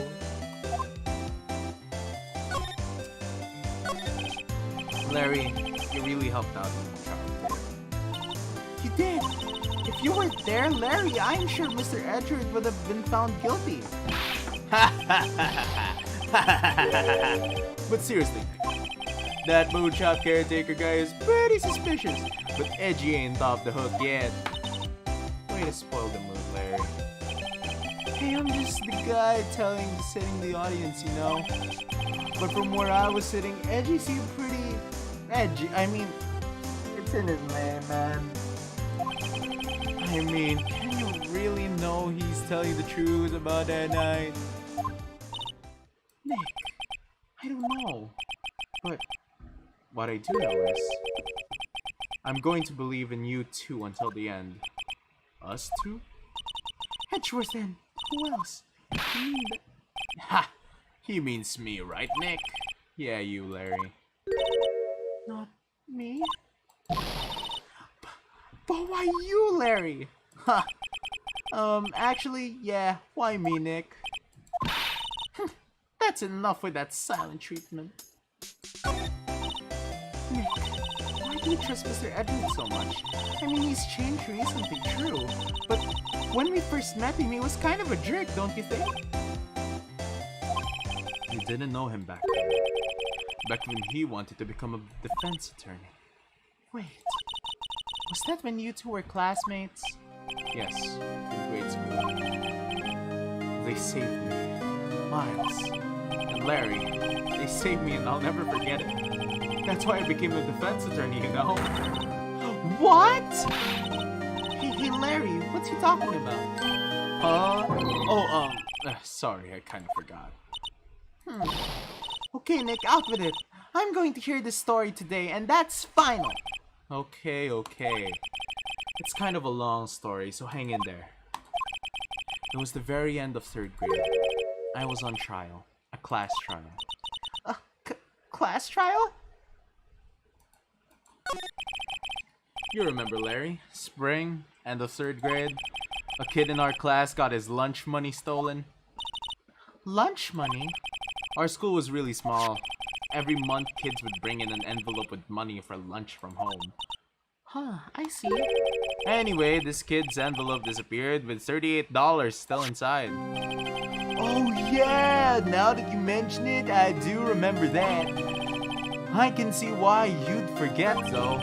You were out of school that day. Anyway, the envelope had been stolen during PE class. I was coming down with a cold, so I'd skip PE that day. I was the only one not in class. So, they thought you did it? Yeah, the kids in class said I should be put on trial. Trial? So the next day we held a classroom trial with me as the defendant.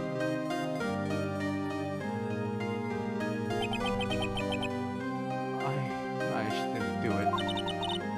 Guilty! He did it! Guilty! It was you! Safe! Give the money back! You're such a meanie!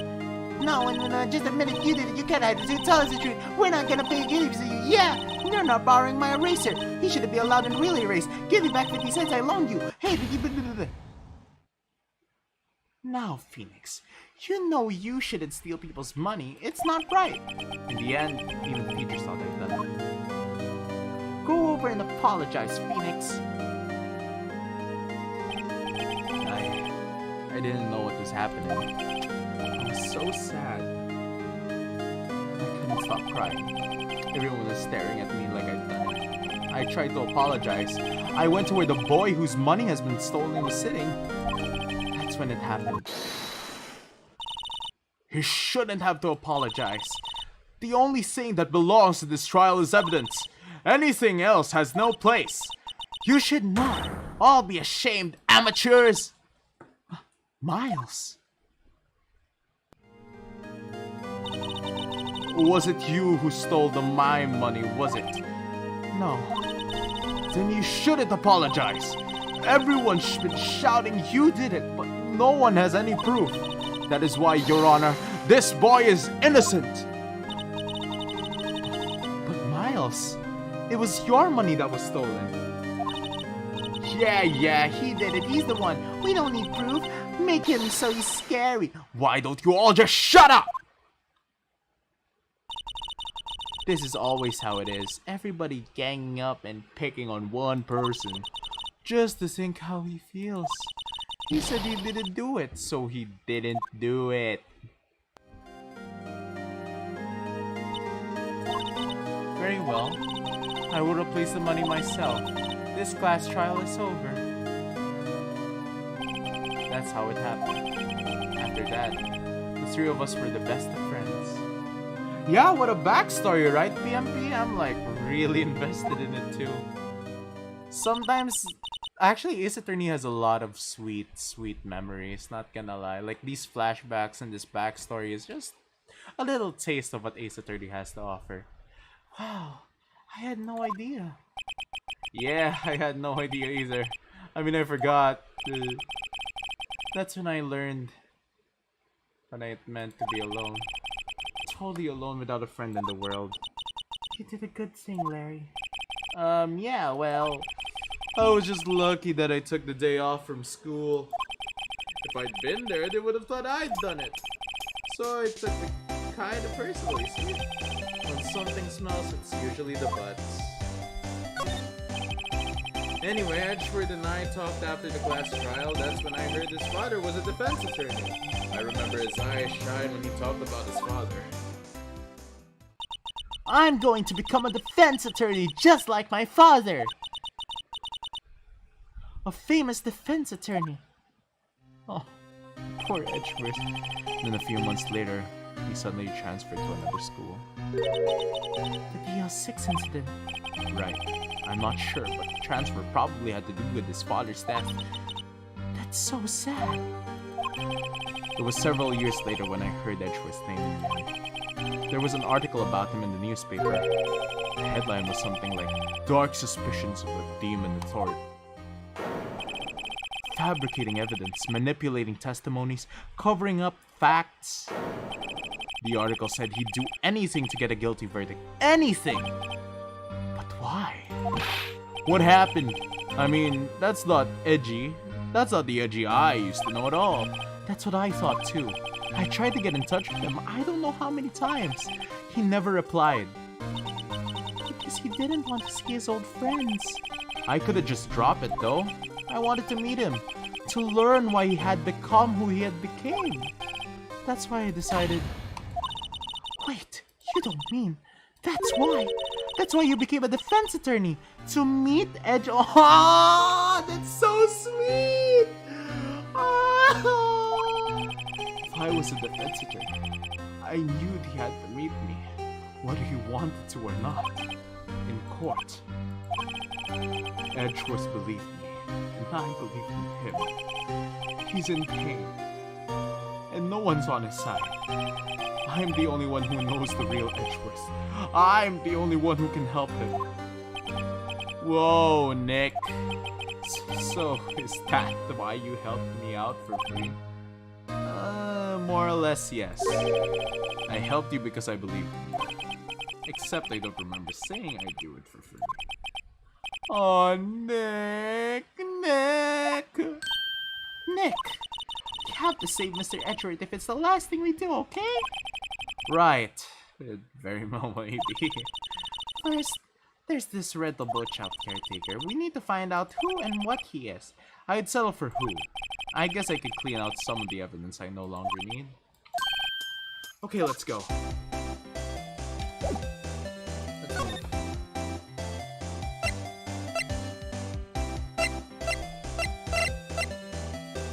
Let's go talk. Edgeworth. You look as grim as always. Mr. Edgeworth, I heard the story about the class trial. Class trial? What do you mean? You don't remember? No, I don't. Your lunch money was stolen, wasn't it? In 3rd grade? Lunch money? Oh, Oh, right. Yes, I seem to remember something like that. Nick, I think you're the only one who really remembers. Well, it probably only really mattered to me anyway. Mr. Edgeworth, didn't you know? The trial was the reason Nick became a defense attorney. Ridiculous. Geez, thanks. That said, it does sound like this kind of thing you do. You haven't changed a bit, have you, right? So simple, to a fault even. Well, maybe yeah, but I think you changed too much, Edgeworth. Perhaps. Hey, Edgeworth, why did you become a prosecutor anyway? You used to look up to your dad. You said you wanted to be a defense attorney, right? I couldn't let myself deny reality like you. What do you mean? My father was taken from me, and you want me to defend criminals? I'm sorry, right? But I'm not that good of a person. The suspect was apprehended in your father's murder, right? Yes. The man trapped in the elevator with my father. His name is Yanni Yogi. He had to be the shooter. Any way you look at it. Yet, he was found innocent. That defense attorney got him off the hook. That would be Robert Hammond. On that day, 15 years ago, The three of us were trapped in the elevator for 5 hours. When we were rescued, we all suffocated oxygen deprivation. I was lost all memory of the murder. lost your memory? Even now, I can recall what happened in that elevator. That was the crux of Yogi's attorney's argument in court. He claimed the Yanni Yogi had been not of sound mind due to the oxygen deprivation. Yogi was released due to the lack of evidence, innocent. That's when I changed my mind. I started to hate defense attorneys.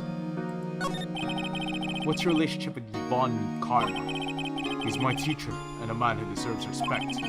I learned everything I know about courtroom techniques from him. So he likes my sister. So he's like my sister was to you, Nick? He is a perfectionist in all things. In court, in his personal life, he is obsessed with doing everything perfectly. Perfectly, huh? In all cases he had taken on, none were left unsolved. And not one suspect was declared innocent, ever. But that's... I know. It's possible some of the suspects were indeed innocent. However, it is impossible for us to accurately determine that in every case. All Von Karma does in his job, to find the suspect guilty perfectly. In any case, it's nigh, well impossible to find a weakness in him. Should a weakness appear, he would do everything in his power to make it go away. Edgeworth, if what you're saying is true, you're headed for a guilty sentence tomorrow. He's right. Now's no time to praise the enemy, Mr. Edgeworth. It's all a serious situation, in which I find myself out. No kidding. Obviously.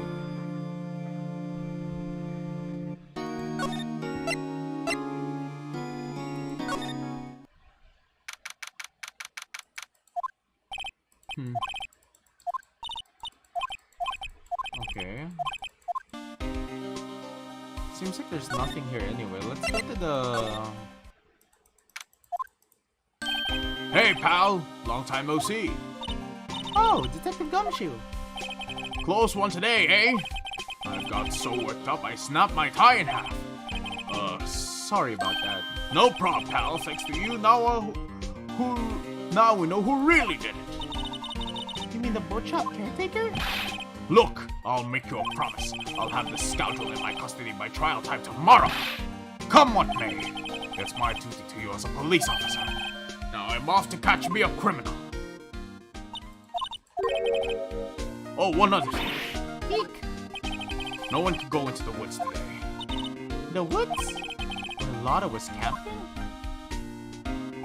The woods are off limits to camping, and apparently the park ranger found her. He got pretty mad. No one can go in for a while. I guess Lotta's in a lot of trouble. Anyway, I see what you did there, Maya. I'll be seeing you tomorrow. Okay. So we can't go into the park, right? Huh? The steel eyesore is missing. Eyesore? Looks like the hot dog stand is closed too. I guess Larry's too busy worrying about Mr. Edgeworth to show up from work. Oh, okay. Okay, let's move into the boat guard shop. Yup, I never imagined he might be. Okay. Grossberg. Ha ha ha. Hello. What might you be doing here? Out for a walk. Ah, the days of my youth. Like the scent of fresh lemon, you see. Mr. Grossberg! This is no time for idle reminiscing. Mr. Edgeworth's trial ends tomorrow. That is true, yes. But from what I saw from today's trial, Edgeworth should be fine, right? Well, I'm not so sure about that.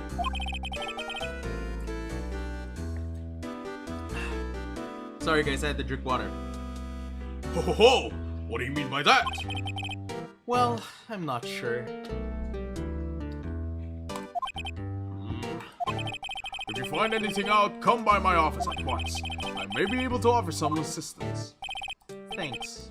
Bye. Why do you think Mr. Grossberg was doing here anyway? Who knows? Okay, let's go to the caretaker shack. I feel like the parrot is still there. Hello, hello! Squawk! Hey, it's Polly! I wonder where your owner's gone, Pom. Hello, hello, squawk! I can't believe he'd run off and leave his poor pallet to fend for himself. Hello, hello, squawk! Hey, Polly. Maybe I should take care of Polly, Nick. You probably should have just kidnapped her. The police know about her anyway. I'm sure they'll do something. Well, okay. Sorry, Polly. He says I can't take you. Wait, now the bird's going to hate me. Everything's cold, like he didn't really see her. Okay, he's been gone for quite a while. Ah! What's wrong? Huh. Oh, never mind. What? Tell me.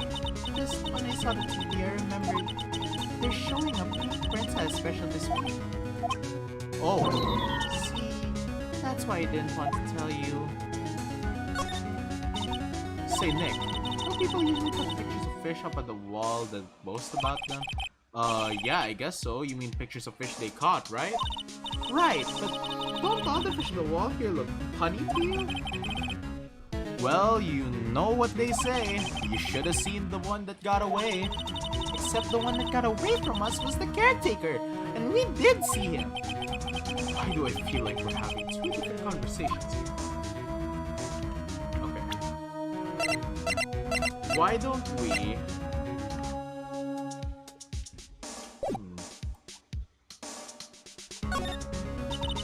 Doesn't look like he used the kitchen that much. You're right.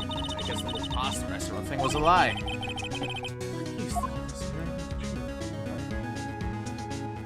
Seems like there's no evidence here. Let's go backtrack.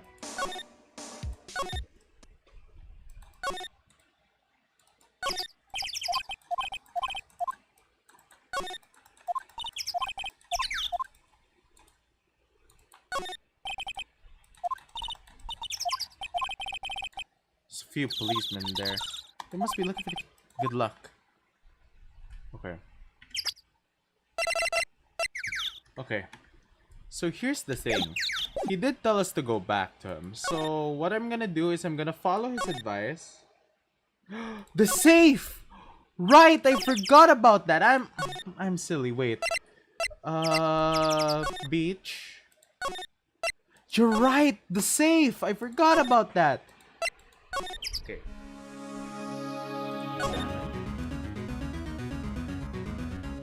Safe.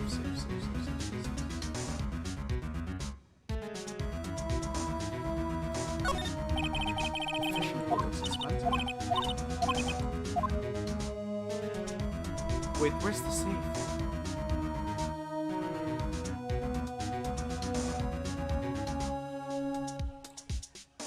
Okay. Maybe it's not here. Maybe.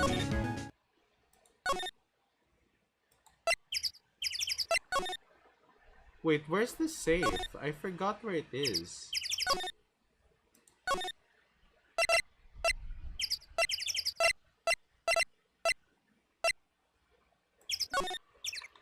Wait, where's the safe? I can't seem to find it. Let's go to the caretaker's shack, shall we?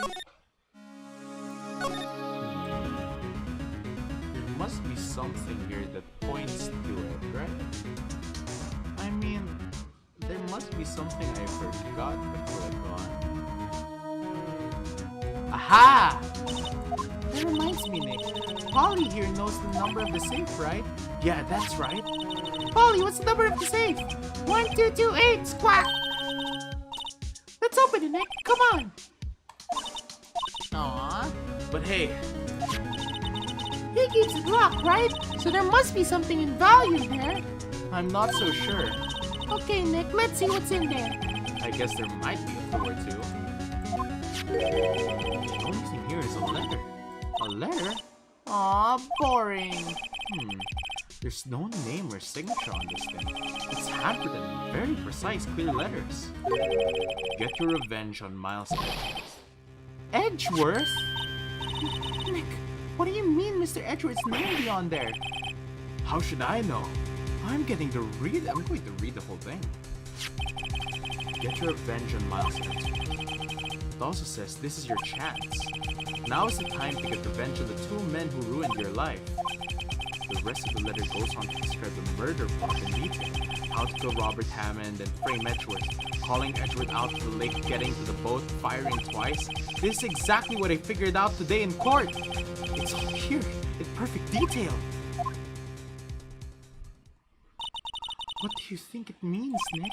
I don't know, but it looks like these are instructions for that caretaker. When he killed Robert Hammond and called out Edgeworth, he was following instructions. Who could have written that letter? And what does it mean to get revenge on Miles Edgeworth? Look, I don't know, okay? But one thing's for certain. This letter is an amazing clue.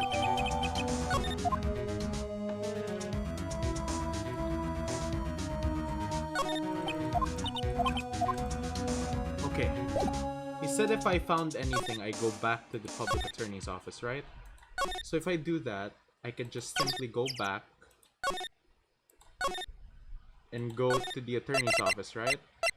No?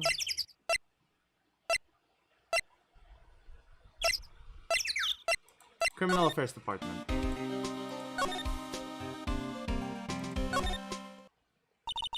One day left, Nick. Yeah, I know. Well, no time to waste. Let's get going.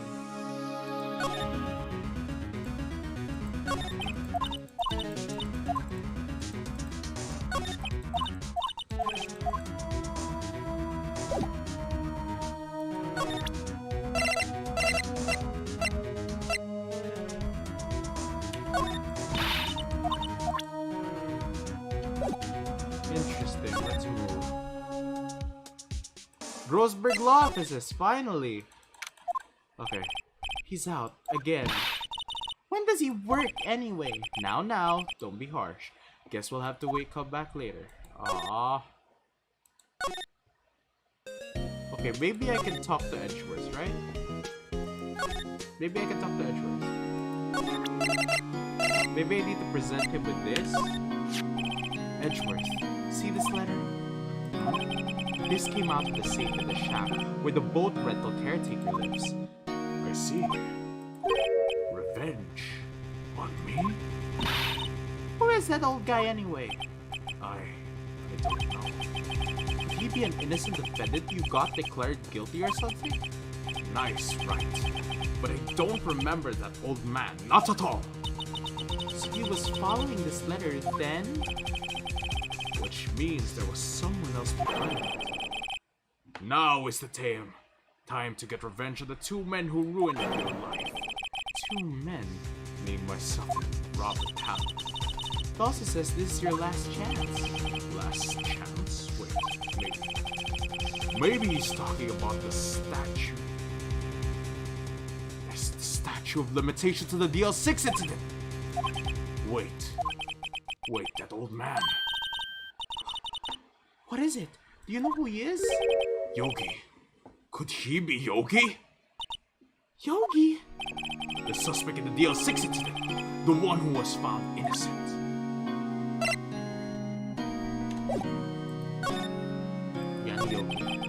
Yanni Yogi was a court bailiff at the time. We just happened to be in the elevator together 15 years ago.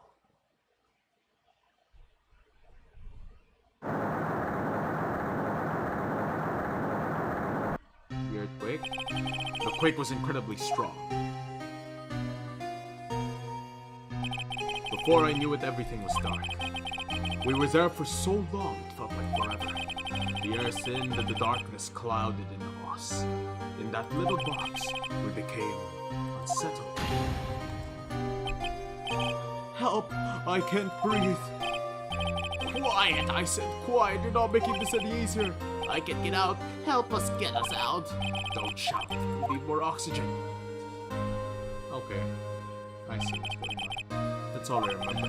When I came to, I was in the hospital bed staring up at the ceiling. In court, Yanni Yogi's mental condition was called into question. They claimed the oxygen deprivation and stress had caused temporary anxiety. In the end, the claim passed the court and Yogi was found innocent. Huh. But isn't that strange? This letter tells him to get revenge on Edgeworth. Why would he want to take revenge on you? Right. Yeah? There's something else that's been troubling me these past few days. I didn't know whether or not I should tell you. You mean the nightmare? Flashback sequence. Crime? A memory of a murder. Yeah, I remember that. I think the time has come to tell. What's a nightmare? For the last 15 years, I've had the same dream almost every night. I wake up in a fearful sweat every time. What kind of dream? It's a dream about my father's killing in the dark.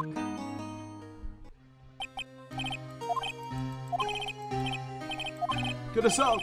Don't shoot! You'll just use up more of our oxygen.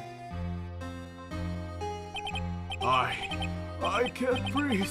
You're using up my air. What? Stop breathing my air. I'll stop you. What? What are you?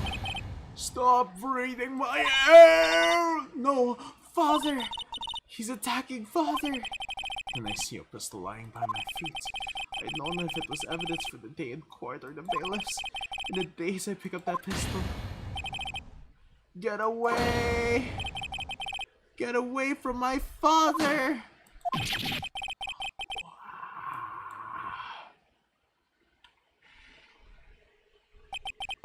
And with that scream, I wake. It's a bone-chilling scream. A scream that has rung in my ears for the past 15 years.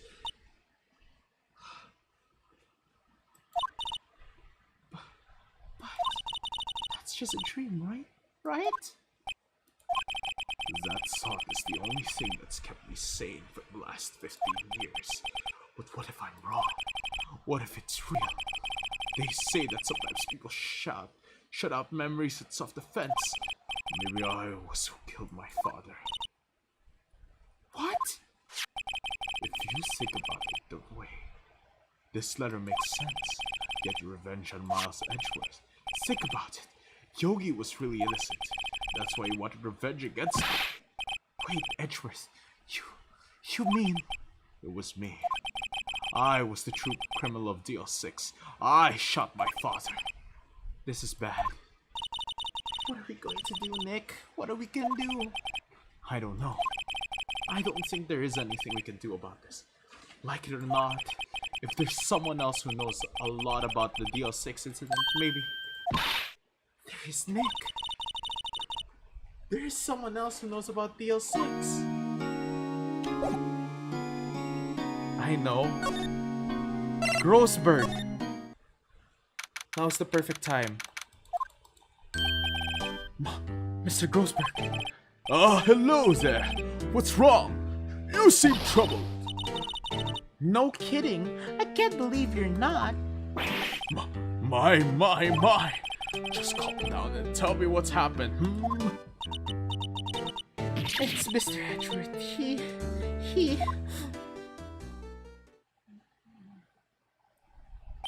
I see. So Edgeworth dreamt he shot his own father. It's only a dream. Only a dream. I wonder. What? If that's the case, then why do you two look so troubled? Well... Also, consider this. Yogi quite simply holds a deep grudge against Miles Edgeworth. So deep he wants to frame him for murder. This leads me to summarize that Mr. Edgeworth's dream was not a dream. It was real, as you imagined. Mr. Edgeworth threw the pistol to save his father. The pistol fired and died was drawn. No! I don't believe it! Yogi was suspected of murder, and his career as a bailiff was irrevocably wrecked. Thus he sought revenge on Miles Edgeworth. This was his last chance, of course. With the statute of limitations so close. Ah. Gregory Edgeworth. What do you know about Edgeworth's father? He was a defense attorney without peer. It sounds trite, but it's true.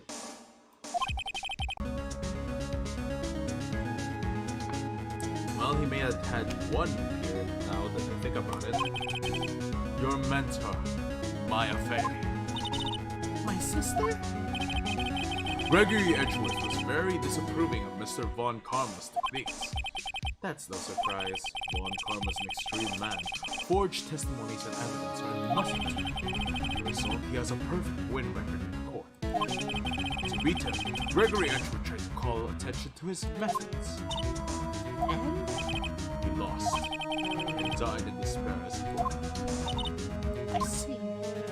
The spirit medium. When Gregory Edgeworth was killed, the police called on a spirit medium. That was your mother, Misty Fey. I am Gregory Edgeworth. I've been killed. The one who shot me was the bailiff, Yanni Yogi. Yet Yogi was found innocent. That's when my mother left us. Everyone called her a fraud. That's right. Everyone thought she was, you see. Yet now that I think about it seems the one who lied was Gregory Edgeworth's ghost. Edgeworth must have known who shot him. I don't believe it. So you're saying he falsified his testimony? That Edward's dad lied to protect his son? It's only a possibility, but a possibility nonetheless. Okay.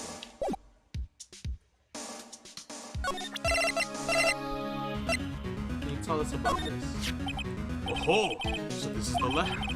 It seems that Yogi was following this letter when he killed Hammond. But why kill Robert Hammond? Hammond was a skilled defense attorney, but he defended clients not for their sake, but for his own sake. Huh? His own sake? He never trusted his clients that long.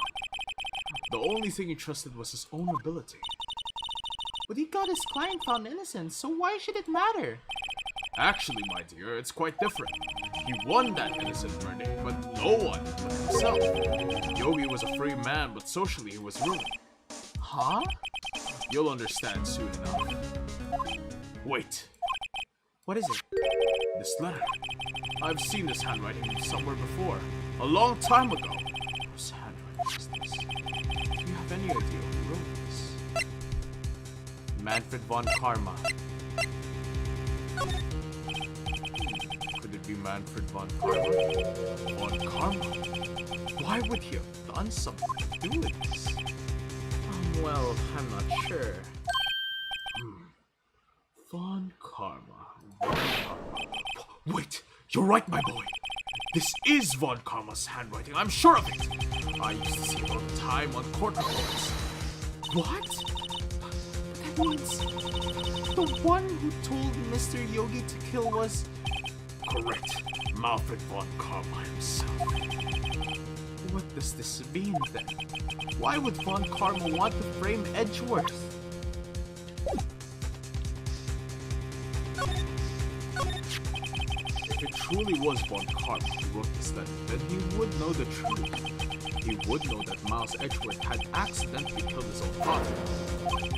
He'll say as much tomorrow in court. He'll press the point until the court finds Miles Edgeworth guilty. Oh no. But how could Von Karma know Mr. Edgeworth's past like that? Even Mr. Edgeworth thought it was a nightmare.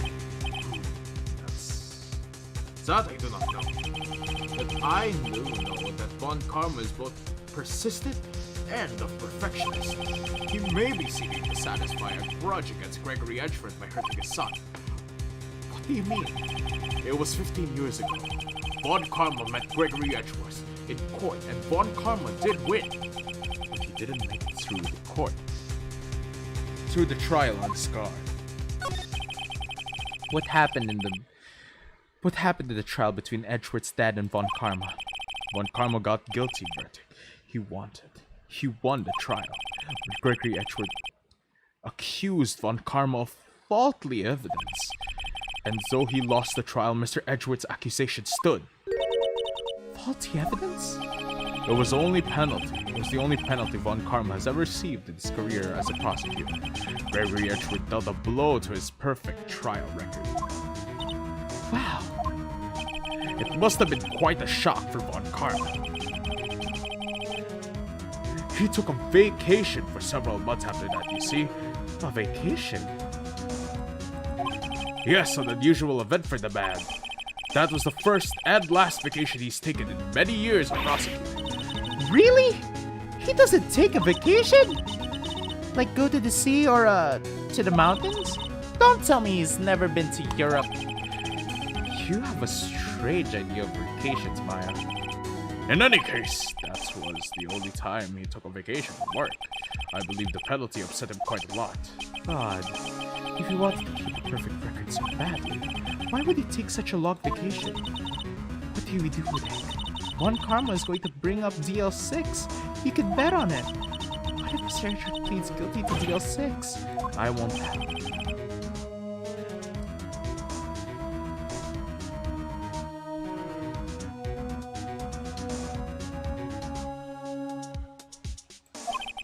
I hate to say this, but even accidental murder is murder, you know. I know that. I just believe in that Edgeworth's innocence. I can't believe he killed someone. But Nick, Mr. Edgeworth admits it himself. His father must have lied to protect him from beyond the grave. I don't care. I know he's not guilty. The police files might hold some interesting. You're getting on the right track, Lazer. Thank you, Leah. Mr. Grossberg, thank you. I can't promise anything. In fact, I think the chances of finding something are slim. I understand. The police materials. We could go back to the precinct, right?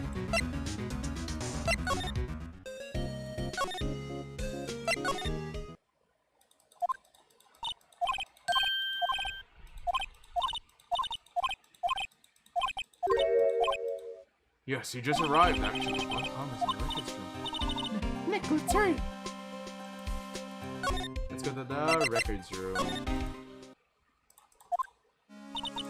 Misty as always. What's wrong, Nick? Nothing. I was just noticing he isn't here. Oh, Karma. Aha! Huh? One of the drawers here is open. Someone must have been looking in it recently. Unsolved cases evidence. Unsolved cases. Nick, the file for DL6, it's completely empty. What? What are you doing in here? Eek!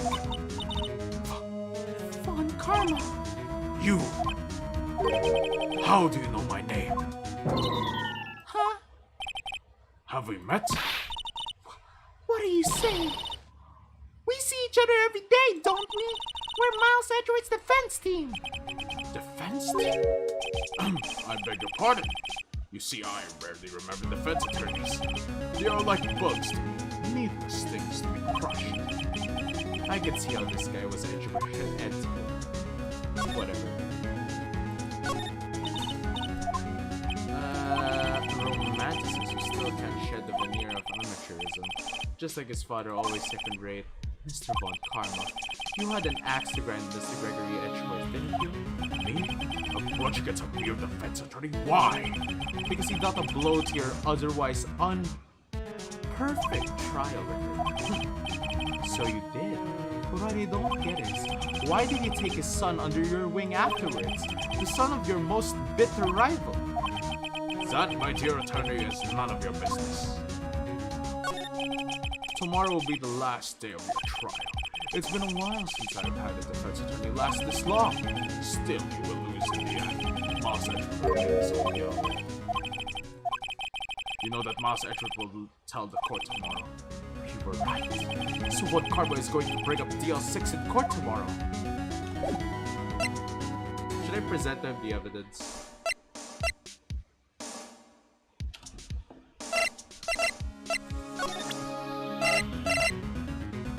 No, screw it. Mr. Von Karma, have a look at this. This was you, wasn't it? You instructed Yanni Yogi to commit the murder. Yanni Yogi? How many years has it been since I've heard him called by that name? He's a fool. I told him to burn it after he read it. So you do admit it? You wrote Mr. Yogi this letter? Yes, my dear defense attorney. Thank you for taking the trouble to bring it to me. You've saved me a lot of needless hassle. What? Nick, what is that thing? A stun gun for self-defense, usually. Indeed. 600,000 volts will force through your body like a dog to an electric fence. 600,000. Oh, don't worry. People don't die from it usually. Now give me the letter. No! No! Nick, run! Ah! Maya! Out of the way.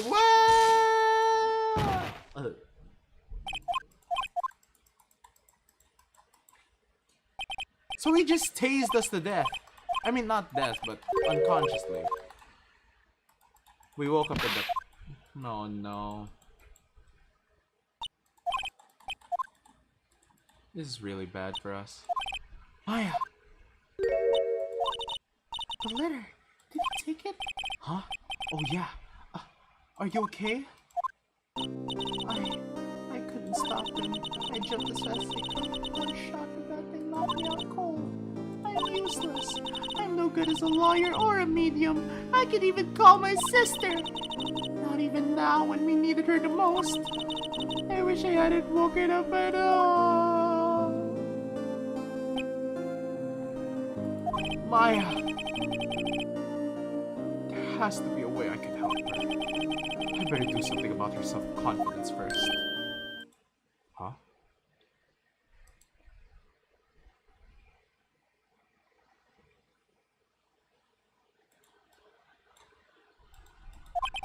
Maya! She's holding something. What is that? A bullet? DL6 evidence. Evidence number 7. Taken from the heart of Gregory Edgeworth. I remember. Von Karma was holding this when Maya jumped him.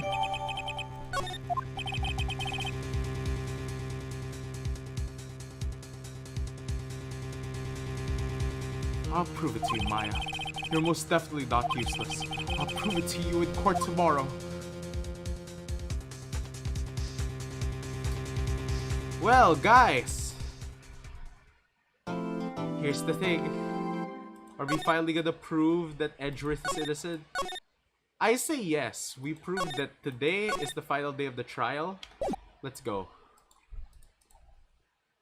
Let's do it.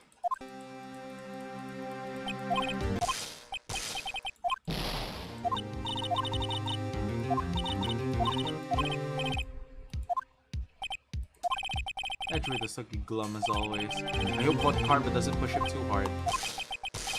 Whoa! What are you doing? Sorry, I'm sorry. I just thought I'd cheer you up with a pat on the back. Maya, maybe you should go outside and discharge. Right, good idea. Try not to electrocute anyone on your way out. Why, yeah, pal.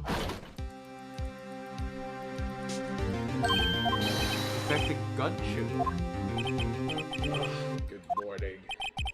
How did it go, detective? Have no fear, as promised, I captured a runaway caretaker. I just brought him in, took all night, pal. Thanks, Detective Gunchu. You must be tired.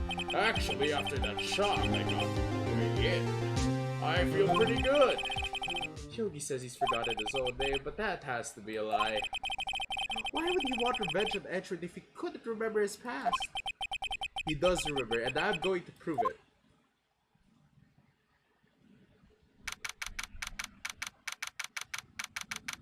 I'm sorry guys if I'm sort of slurring my words, like it's getting mixed up. I'm getting tired. I'm getting sleepy since it's 12 a.m. Court is now in session for the trial of Miles Edgeworth. The defense is ready, Your Honor. The prosecution is ready. Well, we have right. Okay. Come on, don't be awed into silence by every single thing he says. Thanks to the Detective Gumshoe's efforts, the both rental shop caretakers were arrested. In yesterday's trial, the defense asserted that the caretaker was the murderer. However, the caretaker has yet to confirm this. I would like to ask the defense to cross-examine him as much as necessary. Very well. Please bring the witness to the courtroom.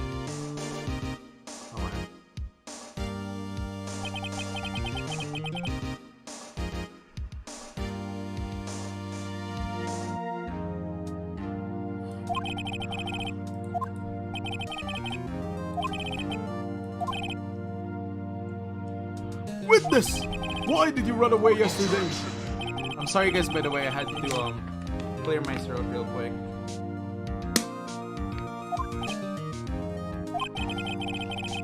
Very well, please begin your testimony.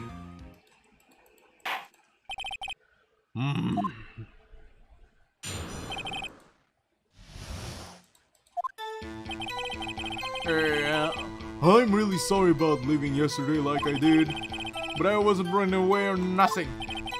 I went to buy some food for Polly, see?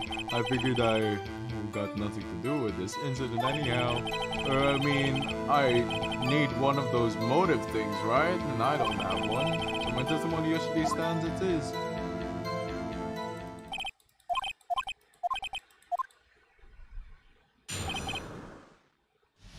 Posture check. Thank you, Peach Bagapay. Thank you so much.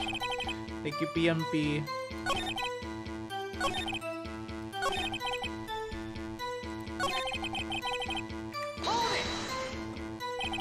Food? Well, Polly is a bit of a gourmand, you see. She only eats high-quality bird pellets from fans. They only have them in the big pet shop downtown. But you weren't arrested until this morning. Why didn't you go back to the caretaker shack? Well, I kinda got lost in search. The witness has trouble remembering things sometimes. When the police apprehended him, he was sailed his way back to the shack. Yeah, right. Nice try, Von Karma. No one's going to believe that. Press him on 4th and 5th statement. I see, so it was lost. Please, Your Honor, come to your senses. Okay, 4th and 5th statements. Okay. 1, 2, 3, 4. What do you mean you have nothing to do with the incident? You've lost much of your memory, is that correct? Yup. Seems like that. Then how could you know that you didn't have anything to do with this incident? Or maybe you're lying about not having your memory, You know exactly who you are. The witness has testified quite clearly that he has no memory of who he is. If you claim he's lying, then show the court your proof. How am I supposed to prove what's going on in that old codger's head? That's impossible. I'm glad you've come to your senses, Mr. Wright. Very well. Witness, please continue.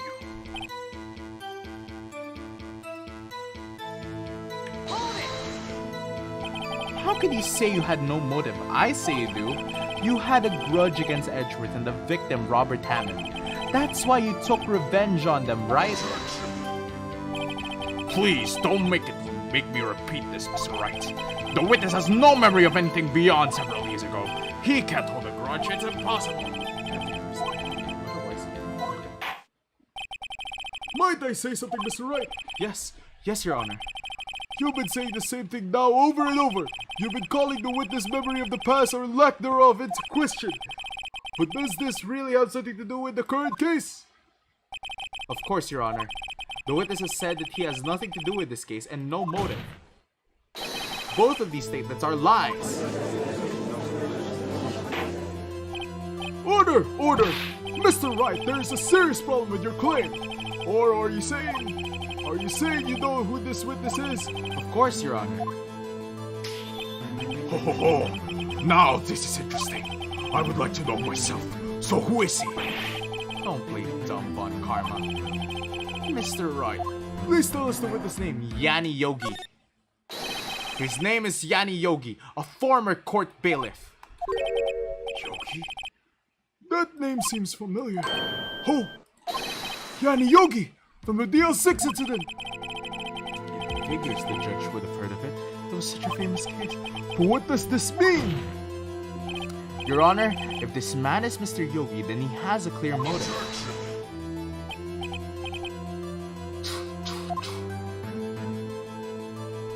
Jumping to conclusions again, Mr. Wright. This man, this witness, is Yanni Yogi? Fascinating. However, how do you propose to prove this to the court? This is a court of law, as you recall. You need proof. And allow me to repeat once more that the witness lost his memory. This is it. You have to do this now. If I can't prove he's Yogi right here, right now, then I've got nowhere else to go. Nick, how are you going to prove that you've been with me? It's okay. It's actually quite simple. Your Honor, please take this man's fingerprints. Then we'll compare them to the fingerprints on the file of Yanni Yogi 15 years ago. I see, that makes sense. Huh? I'm so very, very sorry, Mr. Wright. Why?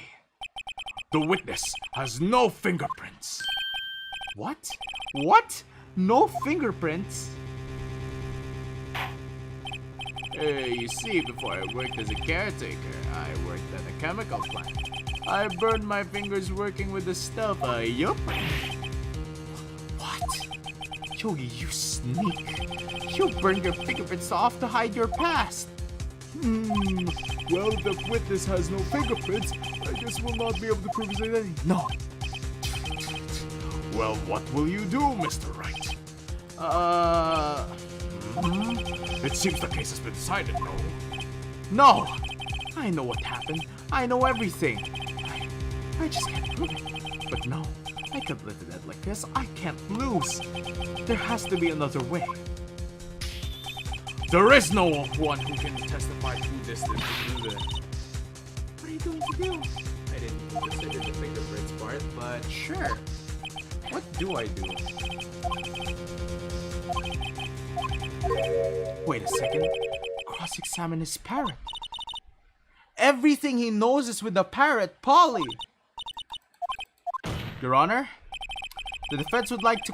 Oh my God, we're actually taking our witness testimony from a parrot.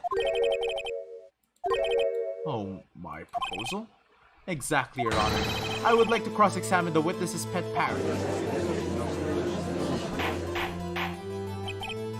Order! Order!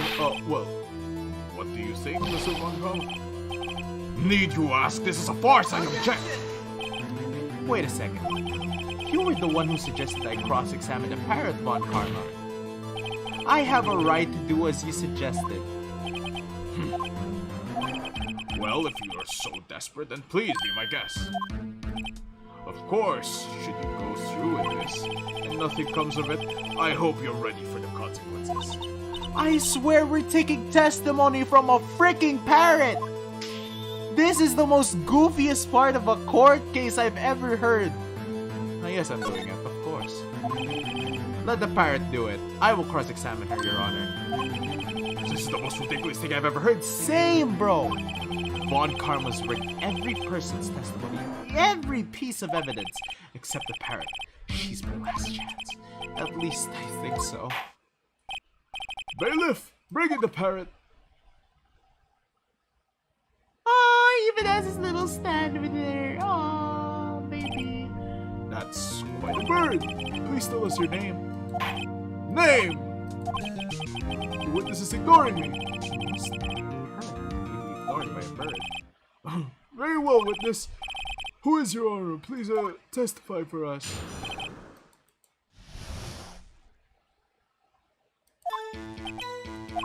Hello, squawk. Certainly the most concise testimony I've heard so far. Very well, you may begin your cross-exam. Right. What are you going to do, Nick? I don't know. What do you need? What do we do, Maya? I mean, imagine your parents that showed you. I know, right? Hello, squawk.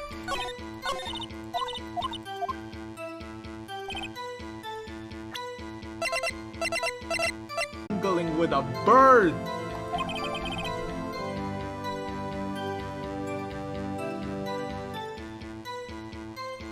I want you to testify. Maya, you talk to her. Right. What do we say? Have we forgotten something? As I recall, 2 days ago. Polly, have you forgotten something? Squawk.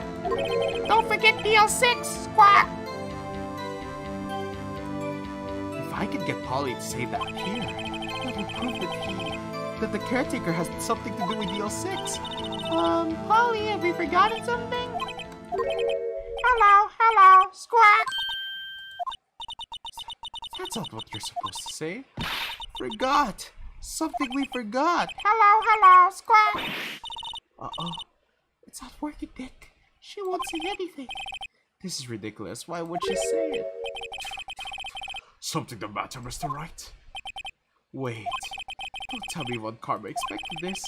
Couldn't have retained the parrot, could he? Did he train her not to respond when we asked if we'd forgotten something? Witness, you're here to speak. You must speak. Oh my god.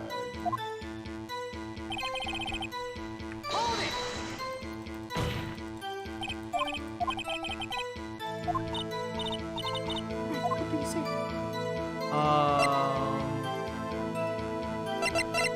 Let's go with what's the safe number? I can't get you to say the number of that safe. Huh? Safe? Why? I just tried to get through to say anything, okay? Polly, what's the number in the safe to shed? 1228, 1228. My, what a reckless parrot! Well, Mr. Wright, you are claiming that this number has something to do with the taker. Actually, it does. Actually, it does. That's why I had to hear her say it. Ha! Ridiculous. How could a number to a safe tell us the caretaker is? Show us your proof. What could possibly link the number of the caretaker to the true identity?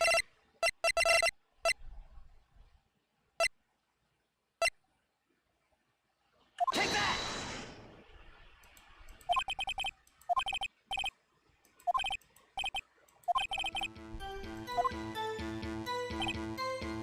Hold it!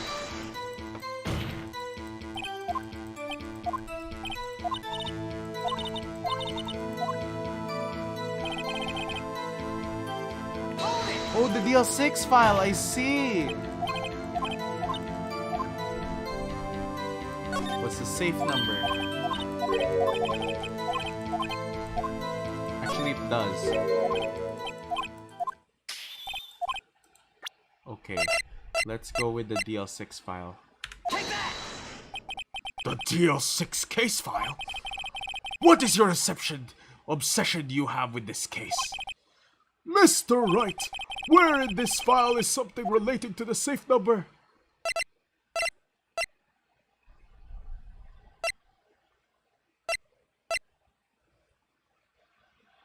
Suspect data? Wait, I'll save this. Just in case, my hunch is that it has to do with the suspect data. It's on the suspect data page. Mr. Wright, this file is from a case 15 years ago. I don't see anything about a safe in here. I believe it is another of Mr. Wright's. Oh, Kate's summary. Okay, let's load it again. Let's load it again. Thank you, Leah, by the way. You're a huge help today. It's on case summary page. The case summary? Specifically the date on which the DL6 incident occurred.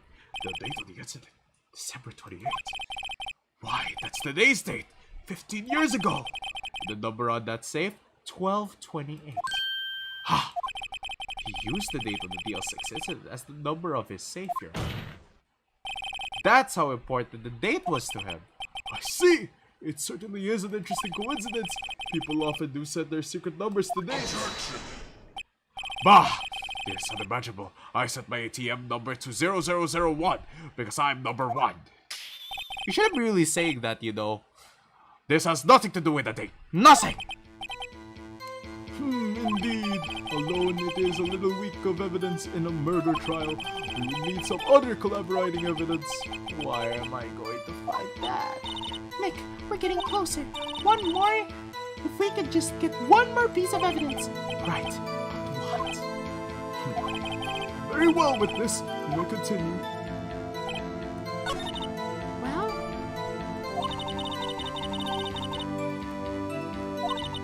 let me show the judge how it is you.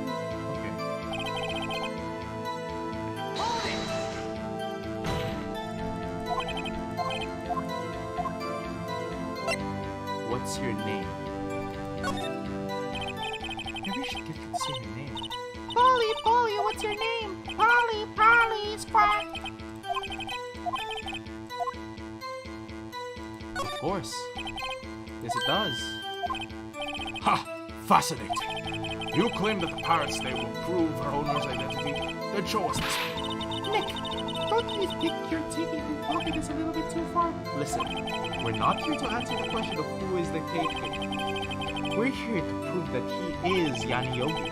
All we have to do is tie the name Polly to Yogi. Your Honor, the proof of the parrot's name reveals the caretaker's identity is...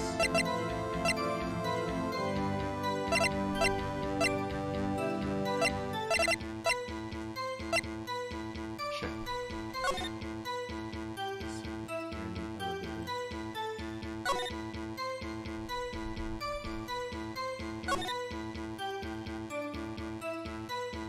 Polly Jenkins committed suicide.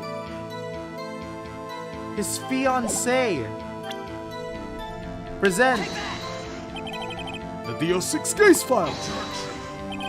That's quite a large file you have there. Which page is this proof on then? Show us or we're wasting your time. Very well, Mr. Wright. Please show us the page where this file is information connected to the parrot's name. Suspect data. It's on suspect data page. This page has all the information about Yanni Yogi. Right after he was arrested, his fiancée committed suicide, see? Indeed, it does say that, yes. What was his fiancée's name? Polly! Exactly, Your Honor. He wanted to remember the name of his fiancée who had committed suicide. That's why he named this parrot after her. I see. I guess that is possible. Bah! A mere coincidence, that's all. My granddaughter has a dog she calls Phoenix. Well, Mr. Phoenix Wright, does this make you my granddaughter's fiancé? She's only 7 years old. Oh my god. That's enough. I think we've reached a conclusion here. This is a mere coincidence, that's all. True, that is a possibility. However, two coincidences at the same time seems more like a pattern to me. What are you saying? Summon the caretaker of the boat shop. Immediately! Easy. Tell us your name. Wait. This witness, he doesn't remember. No. It's okay. I've accomplished what I wanted to. I'm done. Nick, he looks totally different. This is the real Yogi. I think, finally, he's been acting feeble to hide his true identity. Acting for 15 years. Well, let me ask you again. Please state your name for the court. My name is Yanni Yogi. 15 years ago, I served as a bailiff in this very court. Damn, bro. Order, order, Yanni Yogi! So was it you who killed Robert Hammond and tried to frame Miles Edgeworth of his death?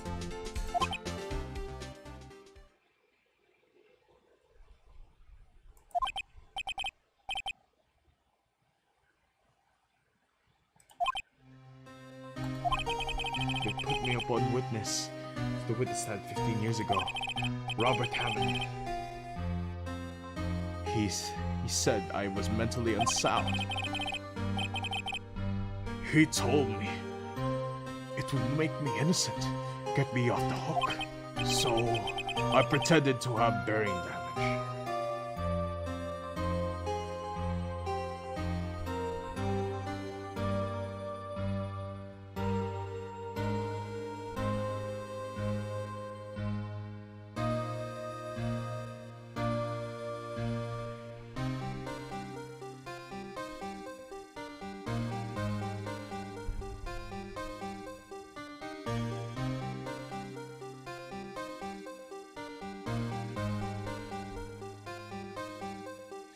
So I pretend to have brain damage.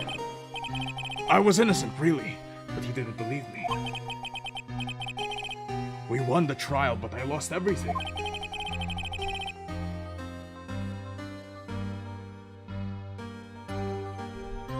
I lost my job, my fiance, my social standing.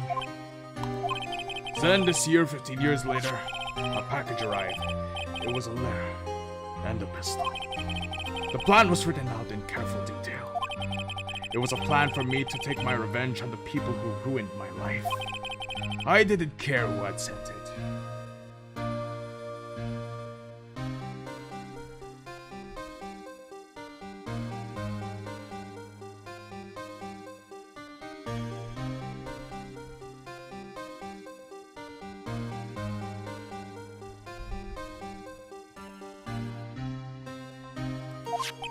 I thought this was my chance after 15 years. This was it. Finally, a chance to have my revenge on Robert Hammond and Miles Edgeworth.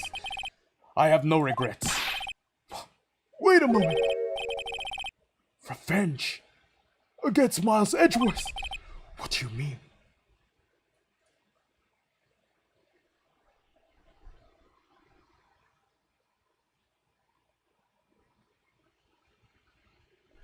Hold on, guys. I'm just replying to someone.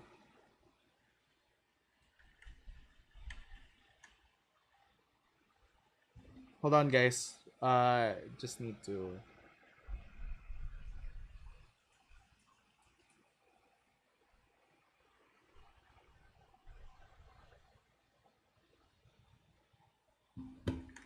Okay, I'm back. What do you mean? I'm not at liberty to speak on that matter. Why don't you ask Mr. Edgeworth yourself? Anyway, I was the one who killed Yamiyogi. It's okay, take your time. Thank you, PMP. Von Karma. Where is Mr. Yogi? Under arrest, Your Honor. I saw no room for error in his confession. Then the defendant Miles Edgeworth is innocent. In this case, at least. Very well. Will the defendant please take the stand?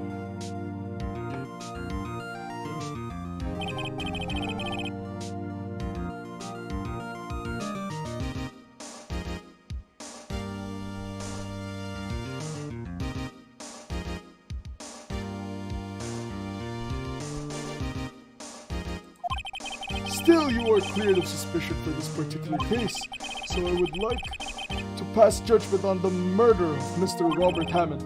Any objections? I don't believe it. Why isn't Von Karma saying anything? Very well. This court finds the defendant Mr. Miles Edgeworth Not guilty! Yay! Woo! Yippee! Let's go, chat. We won. That is all. The court is adjourned. Wow! Makakatulog ako! Oh, eh? What? No! No! Miles, no, I know that voice. Edgeworth, we were free to go! No! It wasn't Von Karma. Wait, but that means... No. Edgeworth! Your Honor, I object to your judgment. What do you mean? I'm not innocent at all. As we have heard, Yana Yogi killed Robert Hammond in revenge.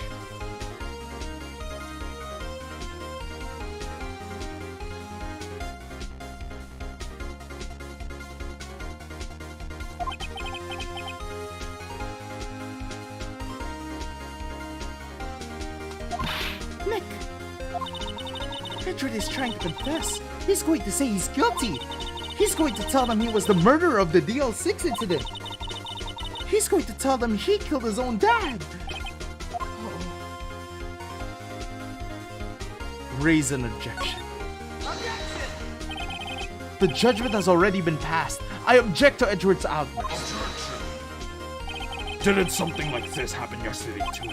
I believe a certain witness raised an objection after a guilty verdict.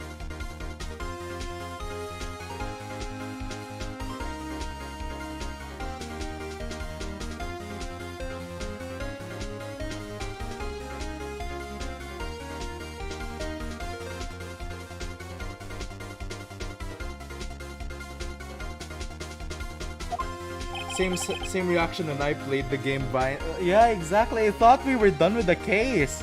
That would be Larry. We must hear this new statement. We must hear it, Miles Edgeworth. He's right. Oh no. Edgy!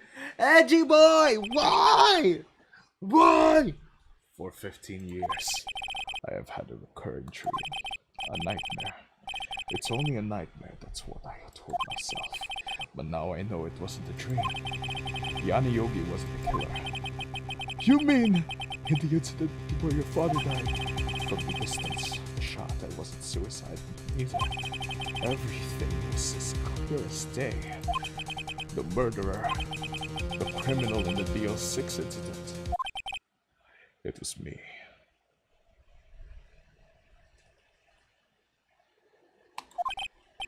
Your Honor, I confess my guilt. I am guilty of DL6, the statute of limitations of which ends today.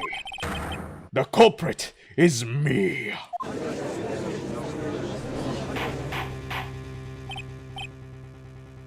Edgy boy, no. This is certainly unexpected. The defendant declared innocent and confessing to a different crime. A crime for which the statute of limitations runs out today. I'm not really sure how I should deal with this. Bah! It's obvious. We hold a trial, right here, right now.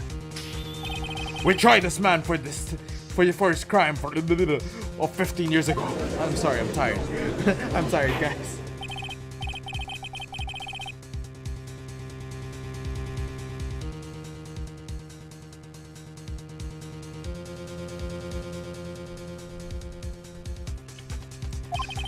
During this time, I will consider the appropriate course of action to take.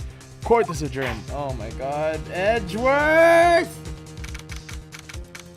Edgeworth, why? I just wasted all your effort. Mr. Edgeworth. I just don't believe it, sir.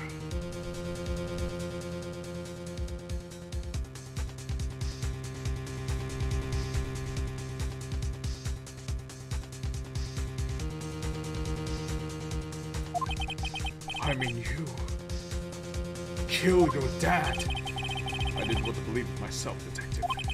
But it's the truth. I deserve to be punished. Murder is murder, no matter what the circumstances. This is crazy! Just crazy! Nick, what are you doing? Huh? Oh. I was just reading through the court record once more. I'm getting my case ready. Your case for what? Huh? Isn't it obvious? I'm going to prove that Miles Edgeworth is innocent. What are you talking about, pal? He just admitted it. He confessed that he did it. In court. I'm sorry, Edgeworth, but I don't believe your nightmare. What? It's just a dream. It's not real. The truth is right here in this court record. In any case, tighten your belts. The real fight is just beginning. I'll prove you're innocent. Trust me. Right. This is where the bromance begins, guys. Now then, I would like to resume our trial. Judge! Master Edgeworth has admitted to his own guilt. He has confessed to this crime. Let us begin by hearing his testimony. The answer is pointless. Then, though pointless, let the defense do their cross-examining. The statute of limitations of the DL6 incident runs out today. Though it's unconventional for me, I'd like to run this one by the book. Sorry guys about that. I see! Does the defense have any objections? No, sir. No, Your Honor. On karma, he knew this was going to happen from the very beginning, didn't he? Very well. Will Miles Edgeworth take the stand? Edgy boy, why? Will the witness state his name and profession? Miles Edgeworth. I am a prosecuting attorney. Mr. Edgeworth, 15 years ago you mistakenly killed your father, Gregory Edgeworth. Is this correct? It is correct. Then testify about this matter to the court. When Edgeworth was telling me about this dream yesterday, I noticed something. One detail didn't quite fit. That will be the key. But only if I could get it to work. Please, please. Okay. That day I had gone to the courtroom to observe one of my father's trials. As we went to leave, an earthquake struck, trapping us in the elevator. My father and Mr. Yogi lost their composure and began to argue. Just then, something heavy fell on my feet. I picked it up and threw it at Mr. Yogi. I wanted them to stop fighting. A moment later, there was a single gunshot, then a scream. It was a terrible scream. I remember it to this day. That's all. And what was this thing you tripped over? 5 hours, the auction in okay. But the same claim, okay, yeah. Mr. Wright, your cross-examination, please. Of course. So, Miles Edgeworth, buddy, friend of mine.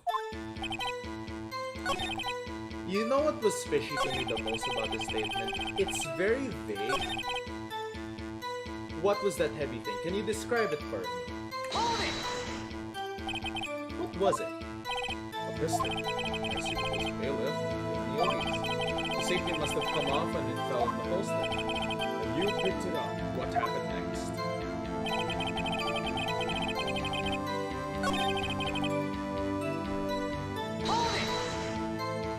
The gun fired once? Yes.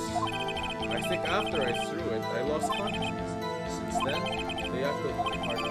The gunshot is Edgy, no.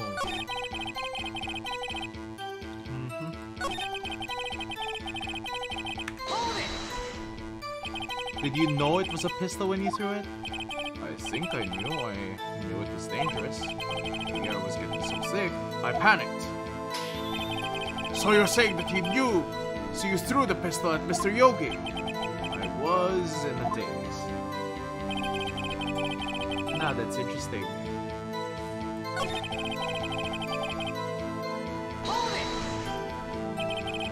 To this day.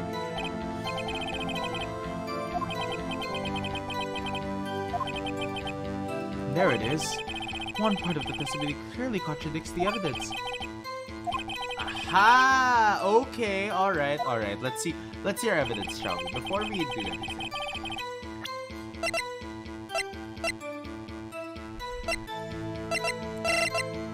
DL6 incident. Air. Trapped in elevator, returning the lost trial with the sun, miles at each night. One bullet found in the murder weapon was fired. Court bailiff. Trapped in elevator. The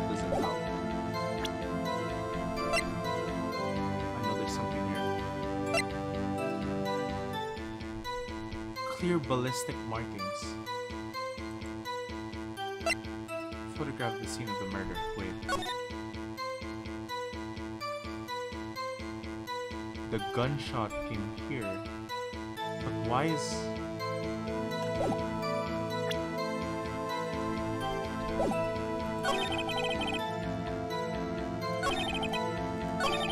Is that something that developed my creativity?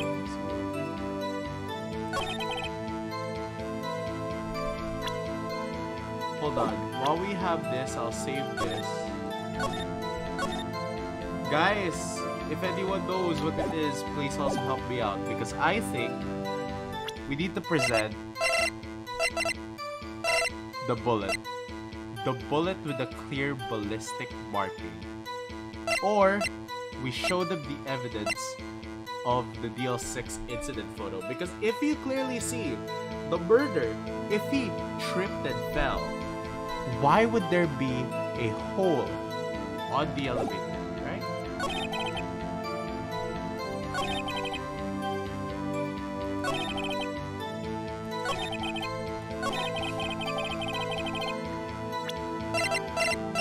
There could only be two things to it. It's either this, which I might do. Wait.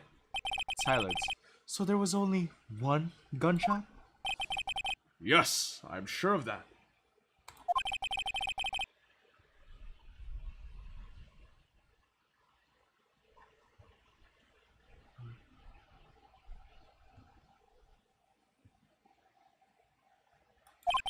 And then everything faded.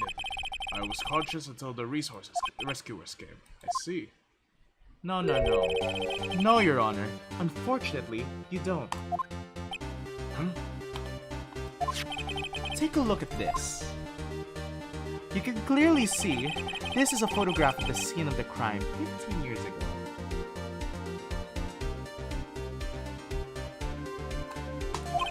And in it lies a clear contradiction to Mr. Edgeworth's testimony. Well, I can see the victim, Gregory Edgeworth, lying there. But what do you mean, a contradiction? Just as I thought, the judge is clueless as always. As you can clearly see, why would there be a gun marking right here? As should be obvious, the contradiction is here. I see, a bullet hole in the door. Your Honor, Miles Edgeworth testifies that there was only one gunshot. However, according to this photograph, no one but two shots were fired. One shot hit the victim, the other hit the elevator door. So?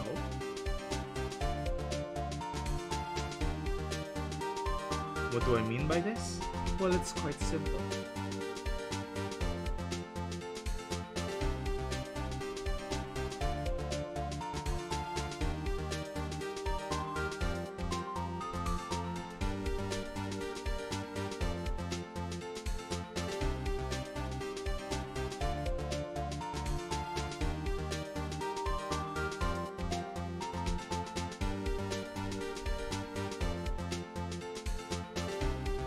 Okay guys, I'm back.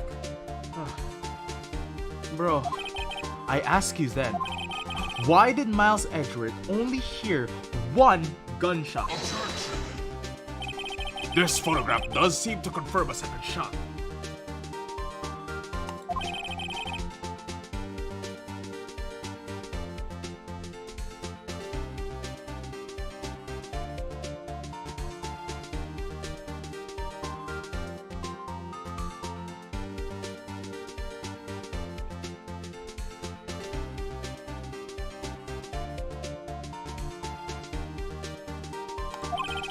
It might have been there before the incident occurred. If it was there before, it has nothing to do with this incident.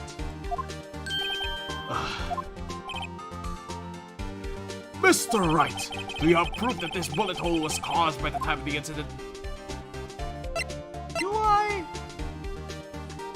Do I really?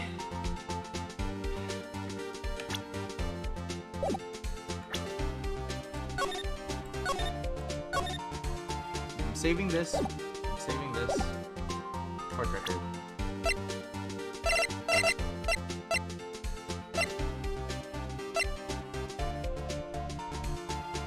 Aha! Ticket from Gregory Edgeworth's heart.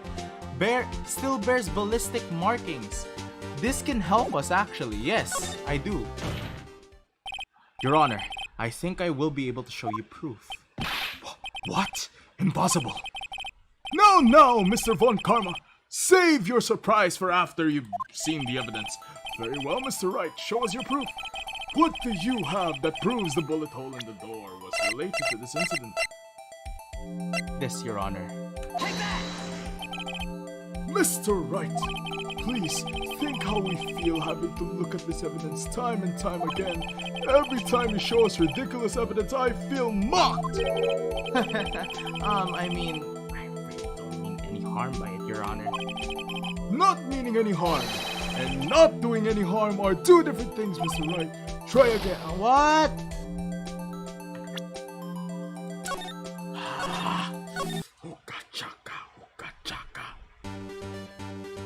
I do have a feeling though I have evidence to support my claim.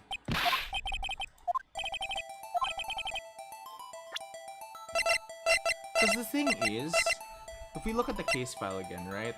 They were running out of oxygen, right? If you check this, right? Elevator. Air in elevator was oxygen depleted at the time of the incident. If there was a hole there, they wouldn't be oxygen depleted, right?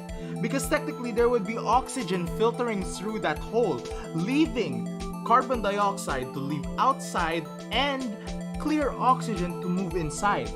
They would be preserving their oxygen if it was tightly knit before the gunshot was fired. Present. Your Honor, the answer is in this file. You do enjoy dragging out that file, don't you? I don't accept this evidence unless you can tell us what page it's on. Which page shows the link between the bullet hole and DL6's Case summary. Mr. Wright, please think how we feel about looking at this evidence again.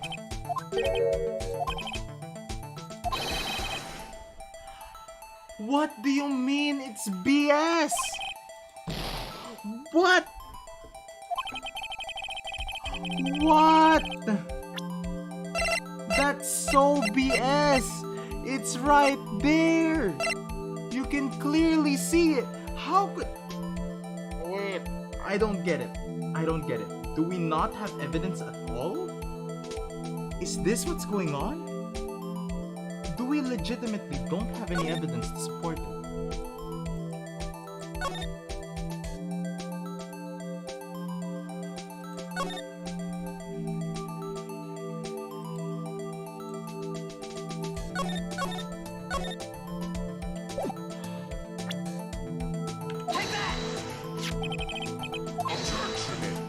I know you have to tell me the specific file, so suspect data.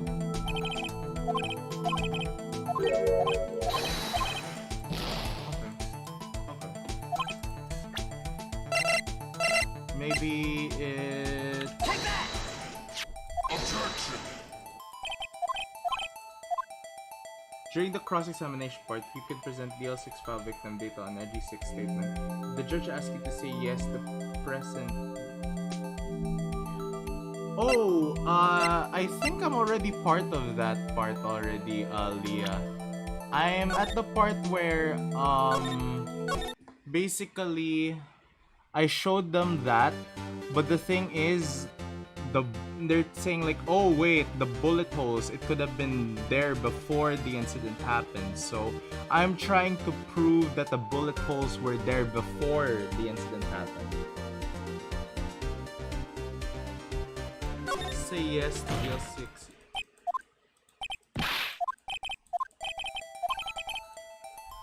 Okay. Let's see if I can do this. I trust you, Leah. I trust you.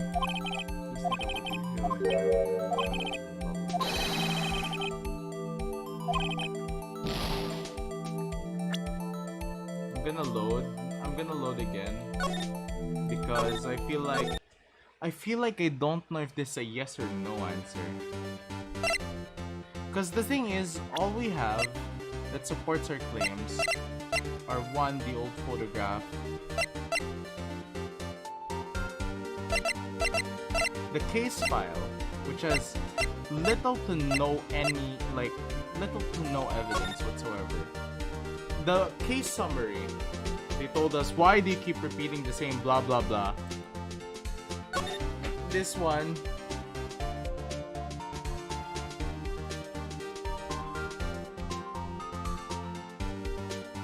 the murder weapon was fired twice.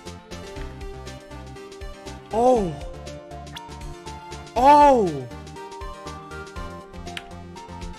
It was right under my nose this whole time. Yes! It was right under my nose. We present this and go to the victim data. There is a writing there that says specifically that it's been fired twice. Look at the victim data in this file. It says it quite plainly. The murder weapon was fired twice. Miles Edgeworth only heard one gunshot, yet the murder weapon was fired twice. Order! Order! Mr. Wright, what are you driving at? It's simple, Your Honor. At the time of the incident, 2 shots were fired. One went into Gregory Edgeworth's heart, and the other hit the elevator door. Remember that the defendant lost consciousness after the shot rang out? In conclusion, we must agree that the second shot was fired by someone else. Mr. Wright, but who could that someone else be? The murderer, of course. I knew I should have stepped in before your wild fantasies got out of hand. Mr. Wright, look once more at the DL6 incident case file. Look closely. Try the case summary page. The case summary, that's on page 1. Look what is written there. Not a single clue was found on the scene. If the pistol has indeed fired 2 times, then the other bullet would have been discovered on the scene. He does have a point. The second bullet has never been found. Why? Because the second bullet does not exist. The bullet that claimed Gregory Edgeworth's life was the one fired by his own son. That is the truth of this matter. The whole truth. It was undoubtedly something else that made the bullet hold in the door. Are you sure about that? I will have order. Mr. Wright has proven one thing to us clearly. The murder weapon was fired twice at the time of the incident. However, as Mr. Von Karma says, the same bullet was fired twice, not found. It is highly unlikely that the police merely overlooked the second bullet. So all we have is the single bullet fired. I'm afraid they have to discount the defense's claim. I praise the judge for his wisdom in this matter. God, how did this happen? I don't believe that the second bullet didn't exist. Was I wrong? Have I been wrong about this whole incident? What are you doing, Nick? Why aren't you raising an objection? I'm sorry, Maya. What? It looks like I was wrong. Nick. If the second bullet wasn't there, then all my conjectures are for nothing. No. But you said you'd do it, Nick. You said you'd get Edgeworth declared innocent. I'm sorry. It's just, when I saw the photograph, I thought that 2 shots had been fired. I was so certain of it. I thought I'd won. I thought there was another person, someone else who fired the killing shot. But now, I was wrong to think it could be that simple. This case has stood unsolved for 15 years. Nick. Well, it seems that we have finally cleared up the incident. Only 1 bullet was found at the scene of the crime. The shot was fired by Miles Edgeworth. Precisely. I would like to ask one last thing of Miles Edgeworth before passing my verdict. How have you been paying attention to the trial so far? Yes, Your Honor. Do you have any objections? No, I do not. So you killed your father, though that was not your intention? Yes, I did. Oh no. He's accepted the guilt. Very well. The statute of limitations on the murder of Gregory Edgeworth runs out today. Therefore, I must pronounce a verdict of the defendant right here. Right now! Indeed. Does anyone have any objections? I've been here before. It's just like my first day in court. There are so many things I know I should be saying, but my mind's gone blank. I can't find the words. Mr. Wright, I have an objection. Objection! Your Honor, I object.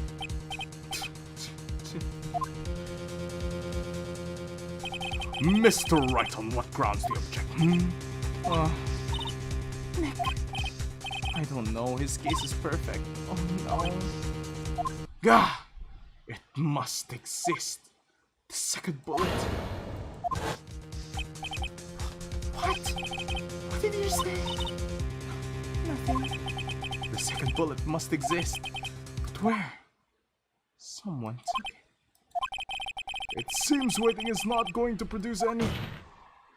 Mia's still looking after us, guys. After all these years. Wait, Your Honor. The second bullet. It existed. What? We've just heard proof that it doesn't exist. I realize that, Your Honor. I'm really grasping here. It's just someone took it from the scene of the crime. That's what happened. But who? The murderer. The murderer? Then tell us, who is this murderer? I'm still talking about that one. So the criminal took the second bullet. Why? Huh? First of all, how would they have found it? It's not easy to find a stray bullet, Mr. Wright. Was there some pressing need for the murderer to search the bullet?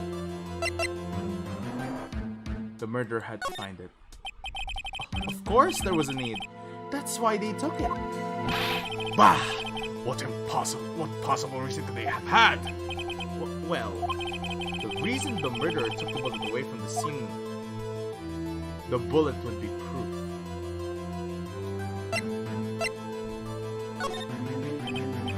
Maybe they thought the bullet would be used as proof. The murderer didn't need it. Uh-oh. I made an oopsie.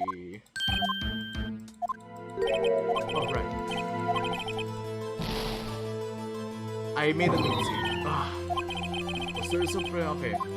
The murderer didn't need it. Why would a murderer? What's wrong, Mr. Wright? Bah! The murderer had no reason to take the bullet. You don't want to admit it, but it's true. Looks like you've become invested, Lazer. I have marker. Had to take it. Had to take it? The murder? What does that mean? You're thinking too normal. Think crazy. Don't think why the bullet was taken. Think why the bullet had to be taken. Yes, Your Honor. I have no idea what I'm doing. Well, the murderer had no intention of taking the bullet from the scene. But, the murderer had to take the bullet.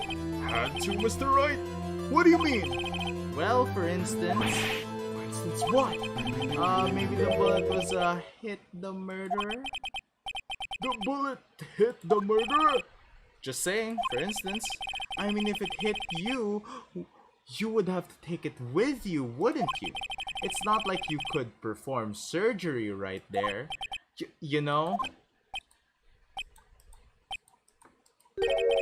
Wait a second. I was just talking off the top of my head, but what if that's really what happened? Let me get this straight. So at the time of the murderer himself was shot, and they left with the second bullet still inside of them, thus leaving only one bullet at the scene of the crime? Yes. I guess that's how it would work, yes? But there's a problem with that. The other two people rescued from the elevator, Miles Edgeworth and Yanni Yogi, were both unharmed. Remember the secret weapon? Yes! We can use the metal detector on Yanni Yogi so that there will be a beep beep beep beep beep beep beep beep. So that would mean the murder weapon came from outside. Yes. Yes. Good. The two men fight inside the elevator. Trying to stop them, the boy picks up the pistol and throws it. The pistol discharges and the bullet The bullet goes through the elevator door and hits the murderer outside. The boy loses consciousness. Then the murderer opens the elevator door and sees the men inside.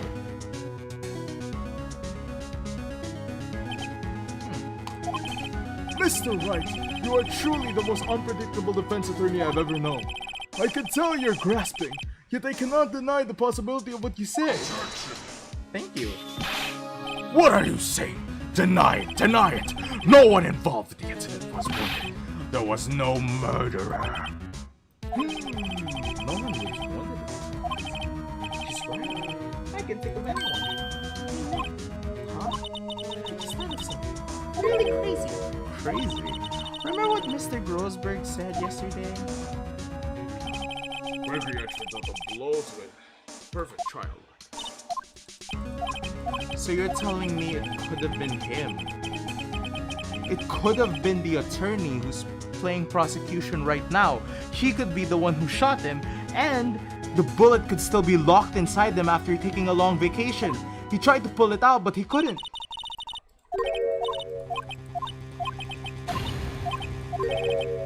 Something wrong, Mr. Wright? You seem dazed.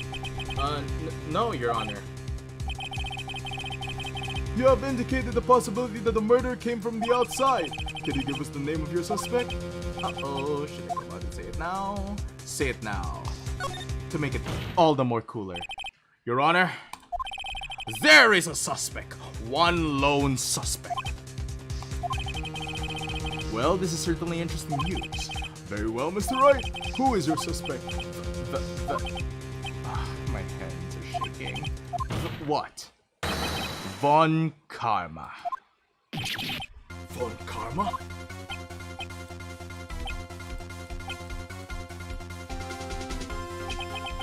You mean Z Von Karma, the prosecutor, the one standing right over there? Bah! You don't object.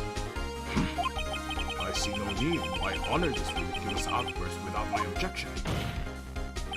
Because you took a vacation for several months, starting from the day after the incident, yet you pride yourself on a perfect record. Why would you try such a long vacation without any reason? So you're claiming that I took a vacation to heal my injury from the incident? Fascinating. Prove it. I would have a need for surgery, no? Why did I go under the knife at Mr. Wright? Bring the doctor that operated on me. Have him testify. Let's find out who his doctor is. It's no use. Edgeworth! I know Von Karma perhaps too well. He's perfect. He wouldn't leave clues. He's probably didn't go undergo surgery. That would leave the doctor as a weakling. Exactly! So the bullet could still be in him!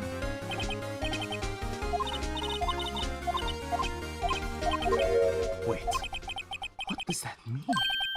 That bullet has to be somewhere, but where? It's show evidence. Alright, Von Karma, I'll prove it. And I'll even use evidence. I know how you like it so much. What? The evidence that proves Von Karma was shot Is the metal detector. Von Karma is perfect. He wouldn't risk surgery leaving an evidence trail. So then I ask, where is that bullet now? I think it's unlikely that Von Karma performed surgery on himself. You don't mean... I do. It's still lodged within him. There is the possibility that the bullet is still inside Von Karma.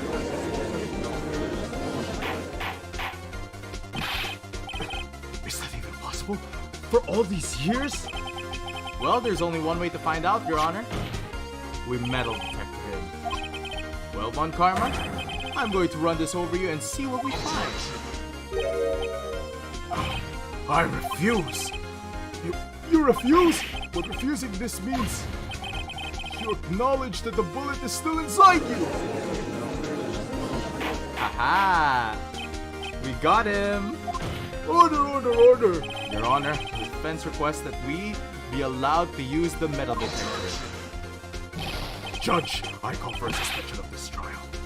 This is an invasion of privacy.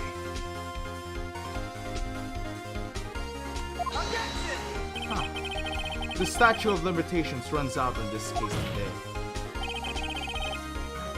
It was you who said we had to end it right here, right now. Enough.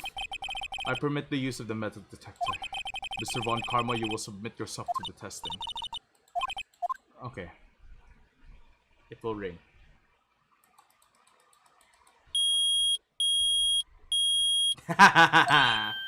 It reacted. Something inside his right shoulder. The bullet! Mr. Von Karma? You. It was you. I was afraid this would happen, and so I remained silent. Indeed, there was a bullet in my shoulder. However, it was nothing to do with this incident. What? I was shot in the shoulder revolver for the DL6 incident. I claim that the bullet in the shoulder has no relation to DL6. What? Oh my god. But Mr. Oh, no. I have no obligation to prove anything. What? What? So this case isn't over? Not I.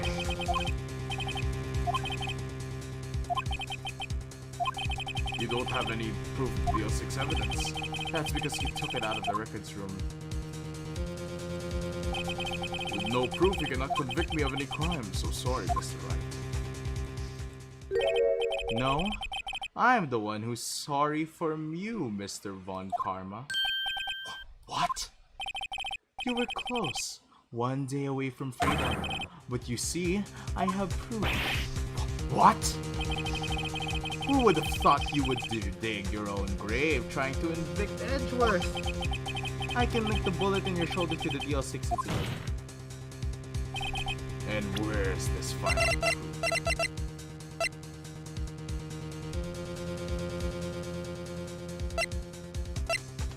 Should I go for the bullet, guys? Because I feel like that's the only thing feasible, right? That's the only thing feasible from the DL6 category, so I'm gonna go with the bullet. Is it a wise choice? I feel like it's a wise choice.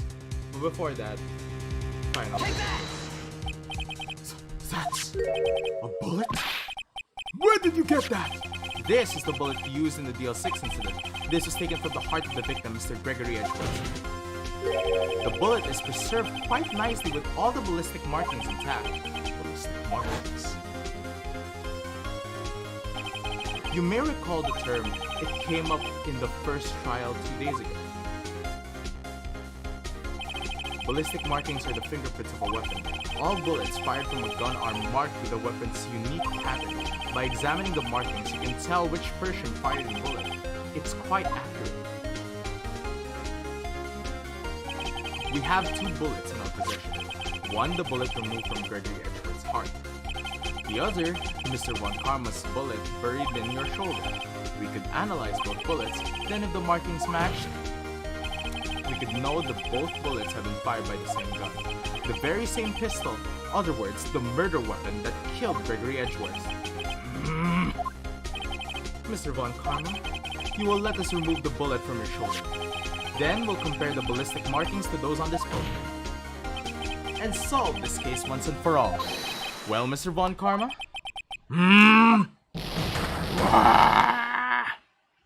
He broke down.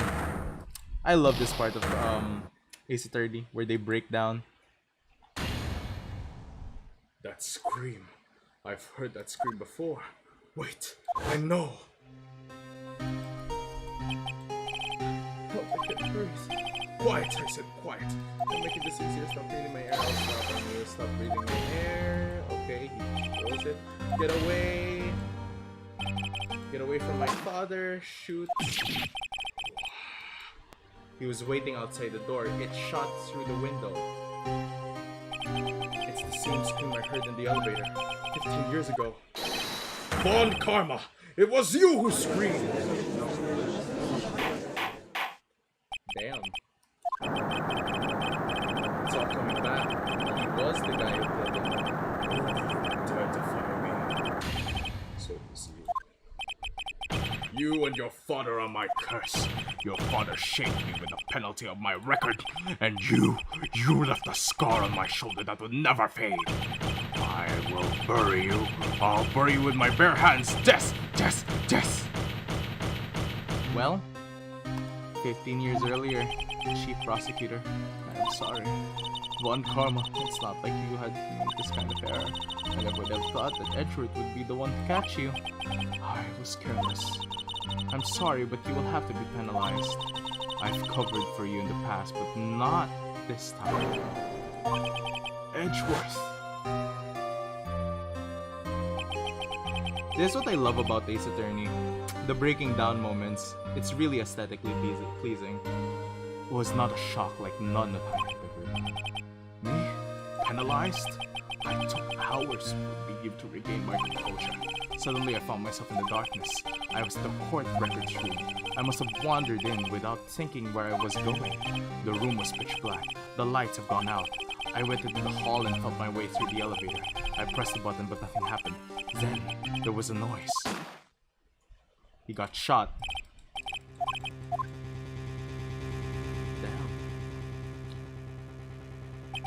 I saw 3 people inside, all lying unconscious from oxygen deprivation. Much to my surprise, a pistol lay at my feet. I knew then it was destiny. He shot Mr. Edgeworth.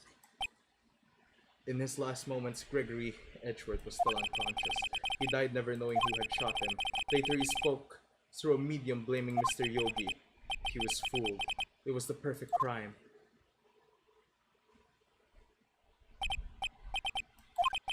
Who would have thought another man would have come to the open elevator door? Judge? What are you doing? Do your job. Bring an end to this miserable day. Now, end it. Very well. It appears that we have come to a very long end of this maze. 15 years later, Mr. Miles Edgeworth. Yes, Your Honor. You were innocent. You are innocent. As you said, it was all a nightmare. Yes, Your Honor. This court finds the defendant, Mr. Miles Edgeworth, Not guilty! Yay!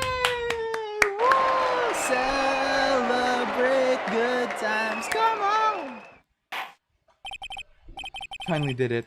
We can finally rest, knowing that Miles Edgeworth is a free man.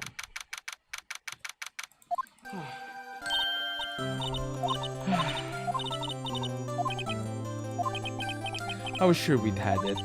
I know, I was on the verge of tears the whole time myself, but now it's all just a good memory. So, it's finally over, Edgeworth.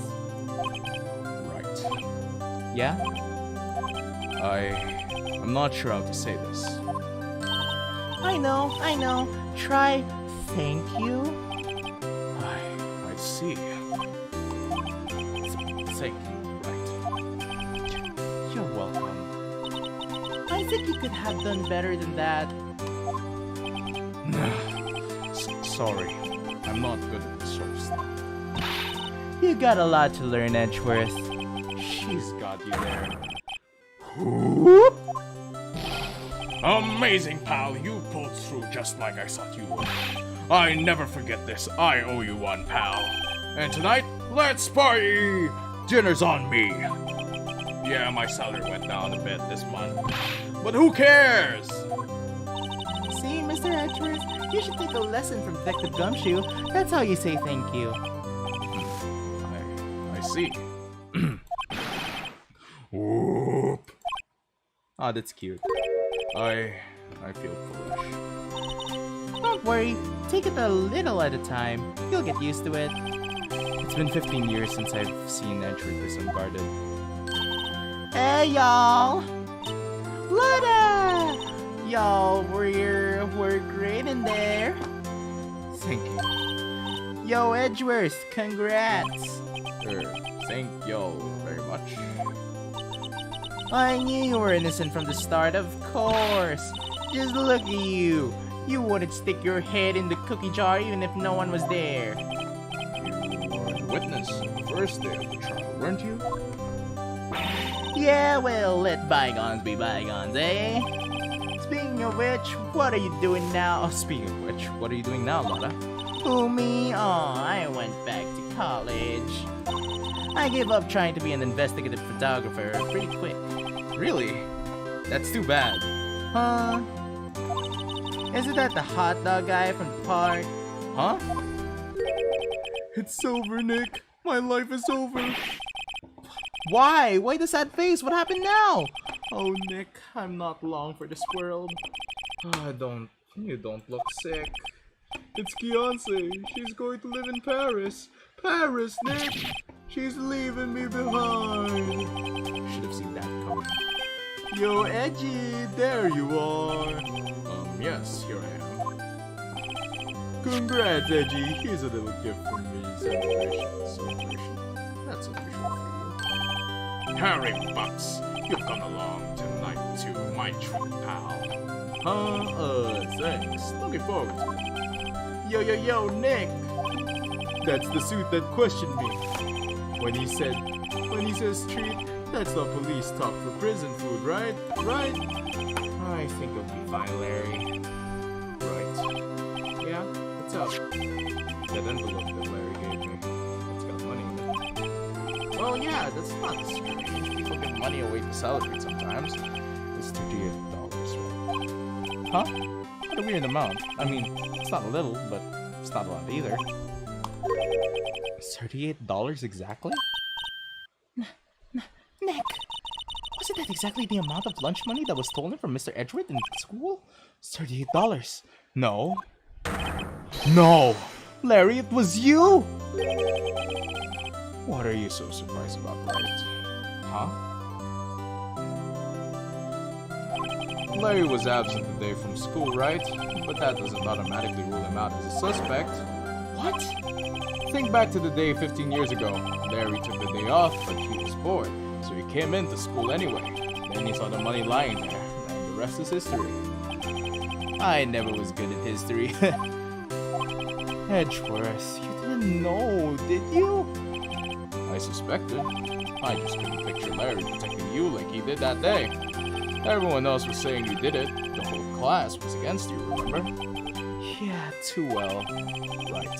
You may not know this, but we used to have a saying back in school. When something smells, it's... Oh, you said it! When something smells, it's usually the bats. I know. Really right. I'm surprised you didn't figure it out. Well, this sure is an unexpected turn of events, eh? Edgeworth! You should have told me. Now, Nick. It was 15 years ago. Don't think that the statute of limitations has run out, Mr. Edgeworth. I'd say so, yes. There you have it. Where does that leave me? I became a defense attorney because of what you two did. Well, you have always been something of an insufferable emotionalist. Yeah, and you got worked up too easily, too. Death! The death sentence for both of you! Oh, man, if I only had known, I'd have become a prosecutor. The same goes for me, only the other way around. For the longest time, I thought I might have killed my own father. I thought I might be a criminal. I became a prosecutor in part to punish myself. If I had known the truth, I might have become a defense attorney after all. Edgeworth. Want to switch right? Oh, that's so cute! Hi, Lodi. Hi, Seven. Sorry I read your message late. Hey, y'all. Line up. I'll take a photo. Hey, photo time. Let's go! And after that, dinner on me. Hi, Seven. Musta ka naman? How are you? Detective Gunship took us out on the town tonight. We celebrated Edgeworth's newfound freedom. Yes, I am voice acting. So basically in Ace Attorney, since there aren't really that much voices around, I do most of the voices for each of the characters. So yeah. Even though Edgeworth himself was still in detention. December 29, 5:02 a.m. Right in Cola offices.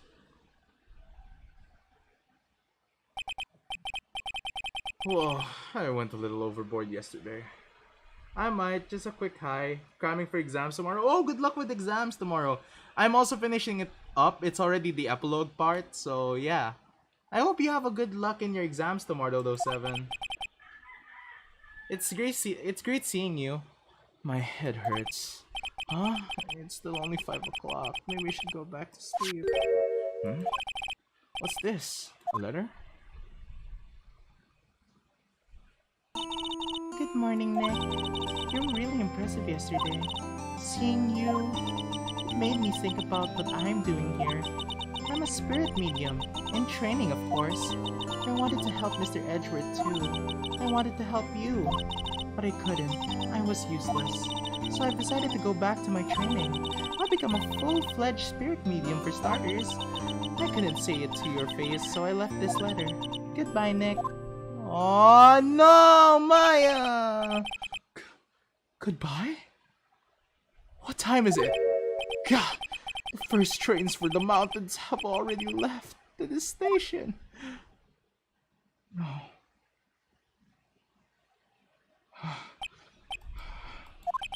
I guess I'm too late. Hey! Nick? Maya! So, you're leaving? Yeah.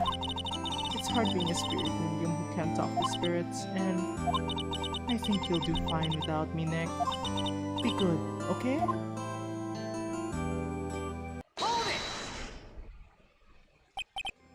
Wait, What?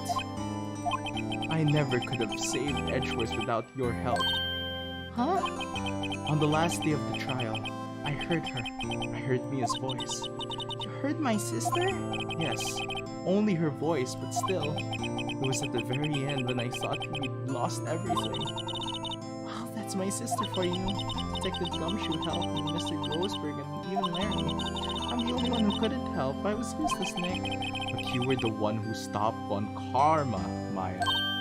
Huh? I didn't do anything.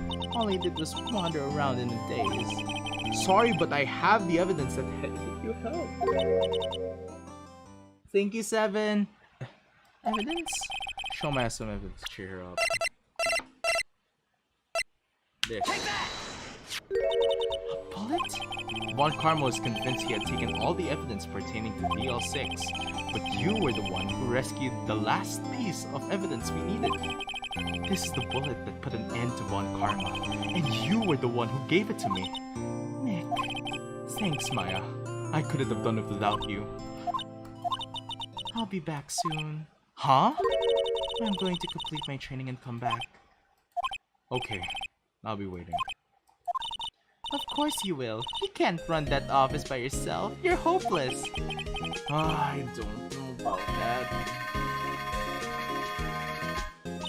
So, this is it. See you soon, Maya.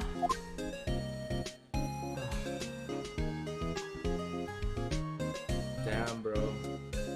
Can't believe it's actually happening. Thanks, Nick. Damn. And so my story ends. Time to turn a new page and say goodbye to the novice defense attorney that I once was.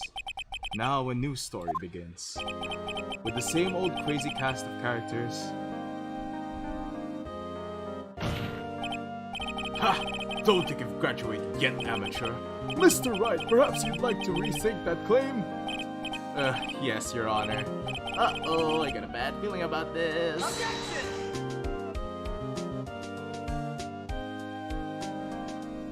Concepts for direction, Shun Takumi. Wait! That's the end? Hey pal, Mr. Edward came down to the precinct to wish you a happy new year. Talk about a pleasant surprise. Whoop. Detective Gumshoe. Then he hung his head low and went right back outside. Kind of like he was embarrassed or something. Strange, huh? Wait, so this is the end of the first game? Wait, don't tell me this is the end of the first game in the trilogy. What? Huh, Nick. Nah, I haven't seen him lately. Who, me? I've been working at a cheese shop. That Busy's a lice lady, and she's not exactly the type you know, huh? Oh, she's in Hawaii right now, yeah. Ah, butts, you're still the same as ever. Wait, that's the end of the first game? Oh, right? Yeah, I remember him. I hear he's been busy lately. You know, not to ring my own bell, but I sort of taught him everything he knows. I'm sure he's grateful. We have rises from the ashes, but I don't think they'll be including them here. I see. Maybe?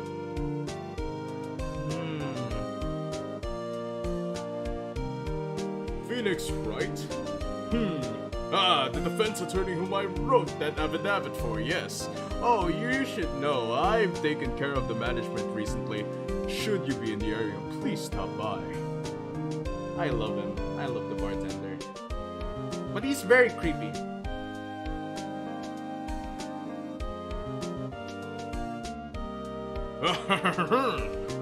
Oh, it's you. Phoenix, right? Ah, yes, Mia's understudy, was he not? I wonder how he's doing. Ah, the days of my youth. Like the scent of fresh lemon, you see. Oh man, it's great reliving the voices that I've done for these characters back then, for the previous cases. It's been a while since I've last played this, but I'm glad we can finally end it here. Phoenix, right? Is he an actor? Well, I'm not buying it. You can't be a star with a name like Phoenix. I hate old bag. It's like a trip down memory lane sometimes. Damn.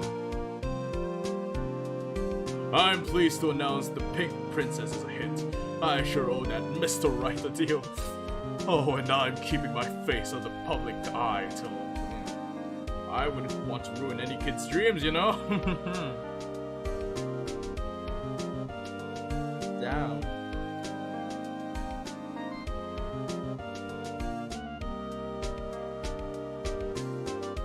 Oh, I got a letter from Maya the other day.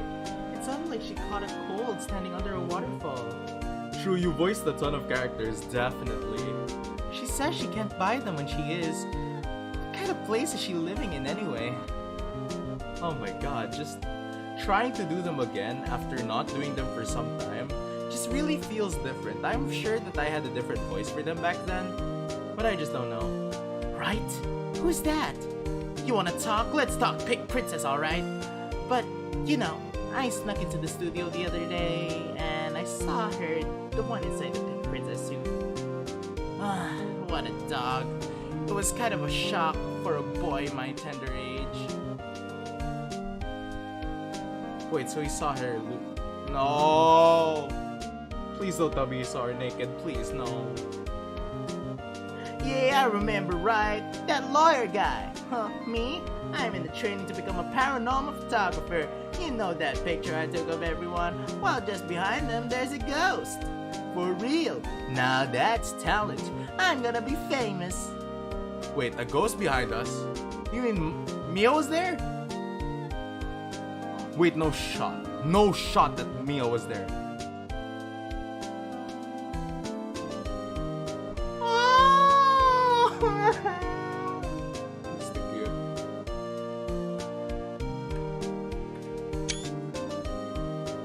Capcom. Huh? A brand new episode has been added. Wait. Yes.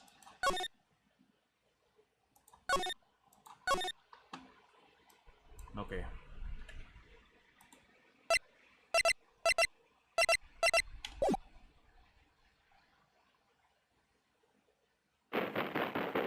Wait.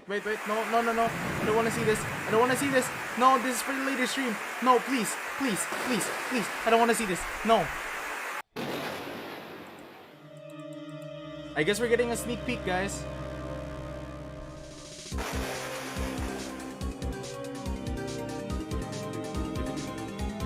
Oh man, this is new. This feels different too.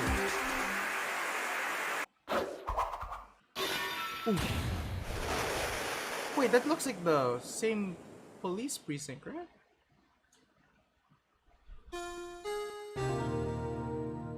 What?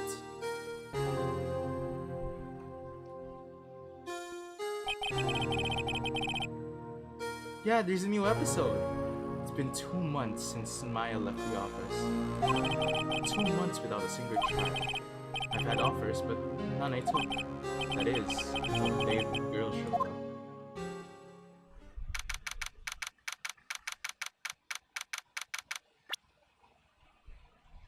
Okay guys, we're going back to the title screen.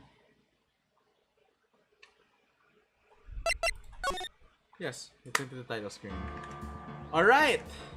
So, we finished the first game in the trilogy, I think. Because that looked like the epilogue. I hope you guys enjoyed today's stream. We extended it far beyond what I expected, but I hope you guys still enjoyed. I gotta go sleep now because I still have classes today, later. But yeah, I hope you guys enjoyed today's stream. I hope you guys had fun. We'll play Ace Attorney probably in the next week or so. I don't know. Maybe I will, maybe I won't. I'm so excited to play more Ace Attorney for you guys. I hope you guys enjoyed.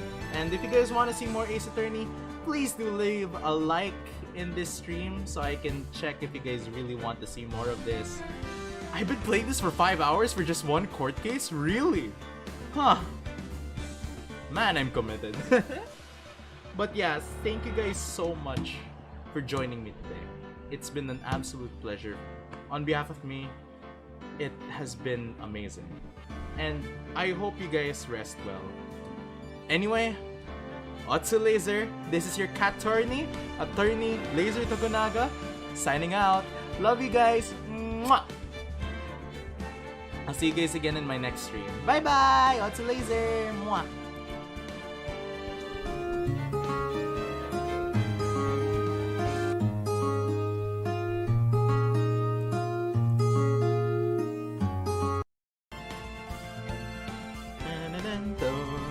Dun dun dun dun dun dun.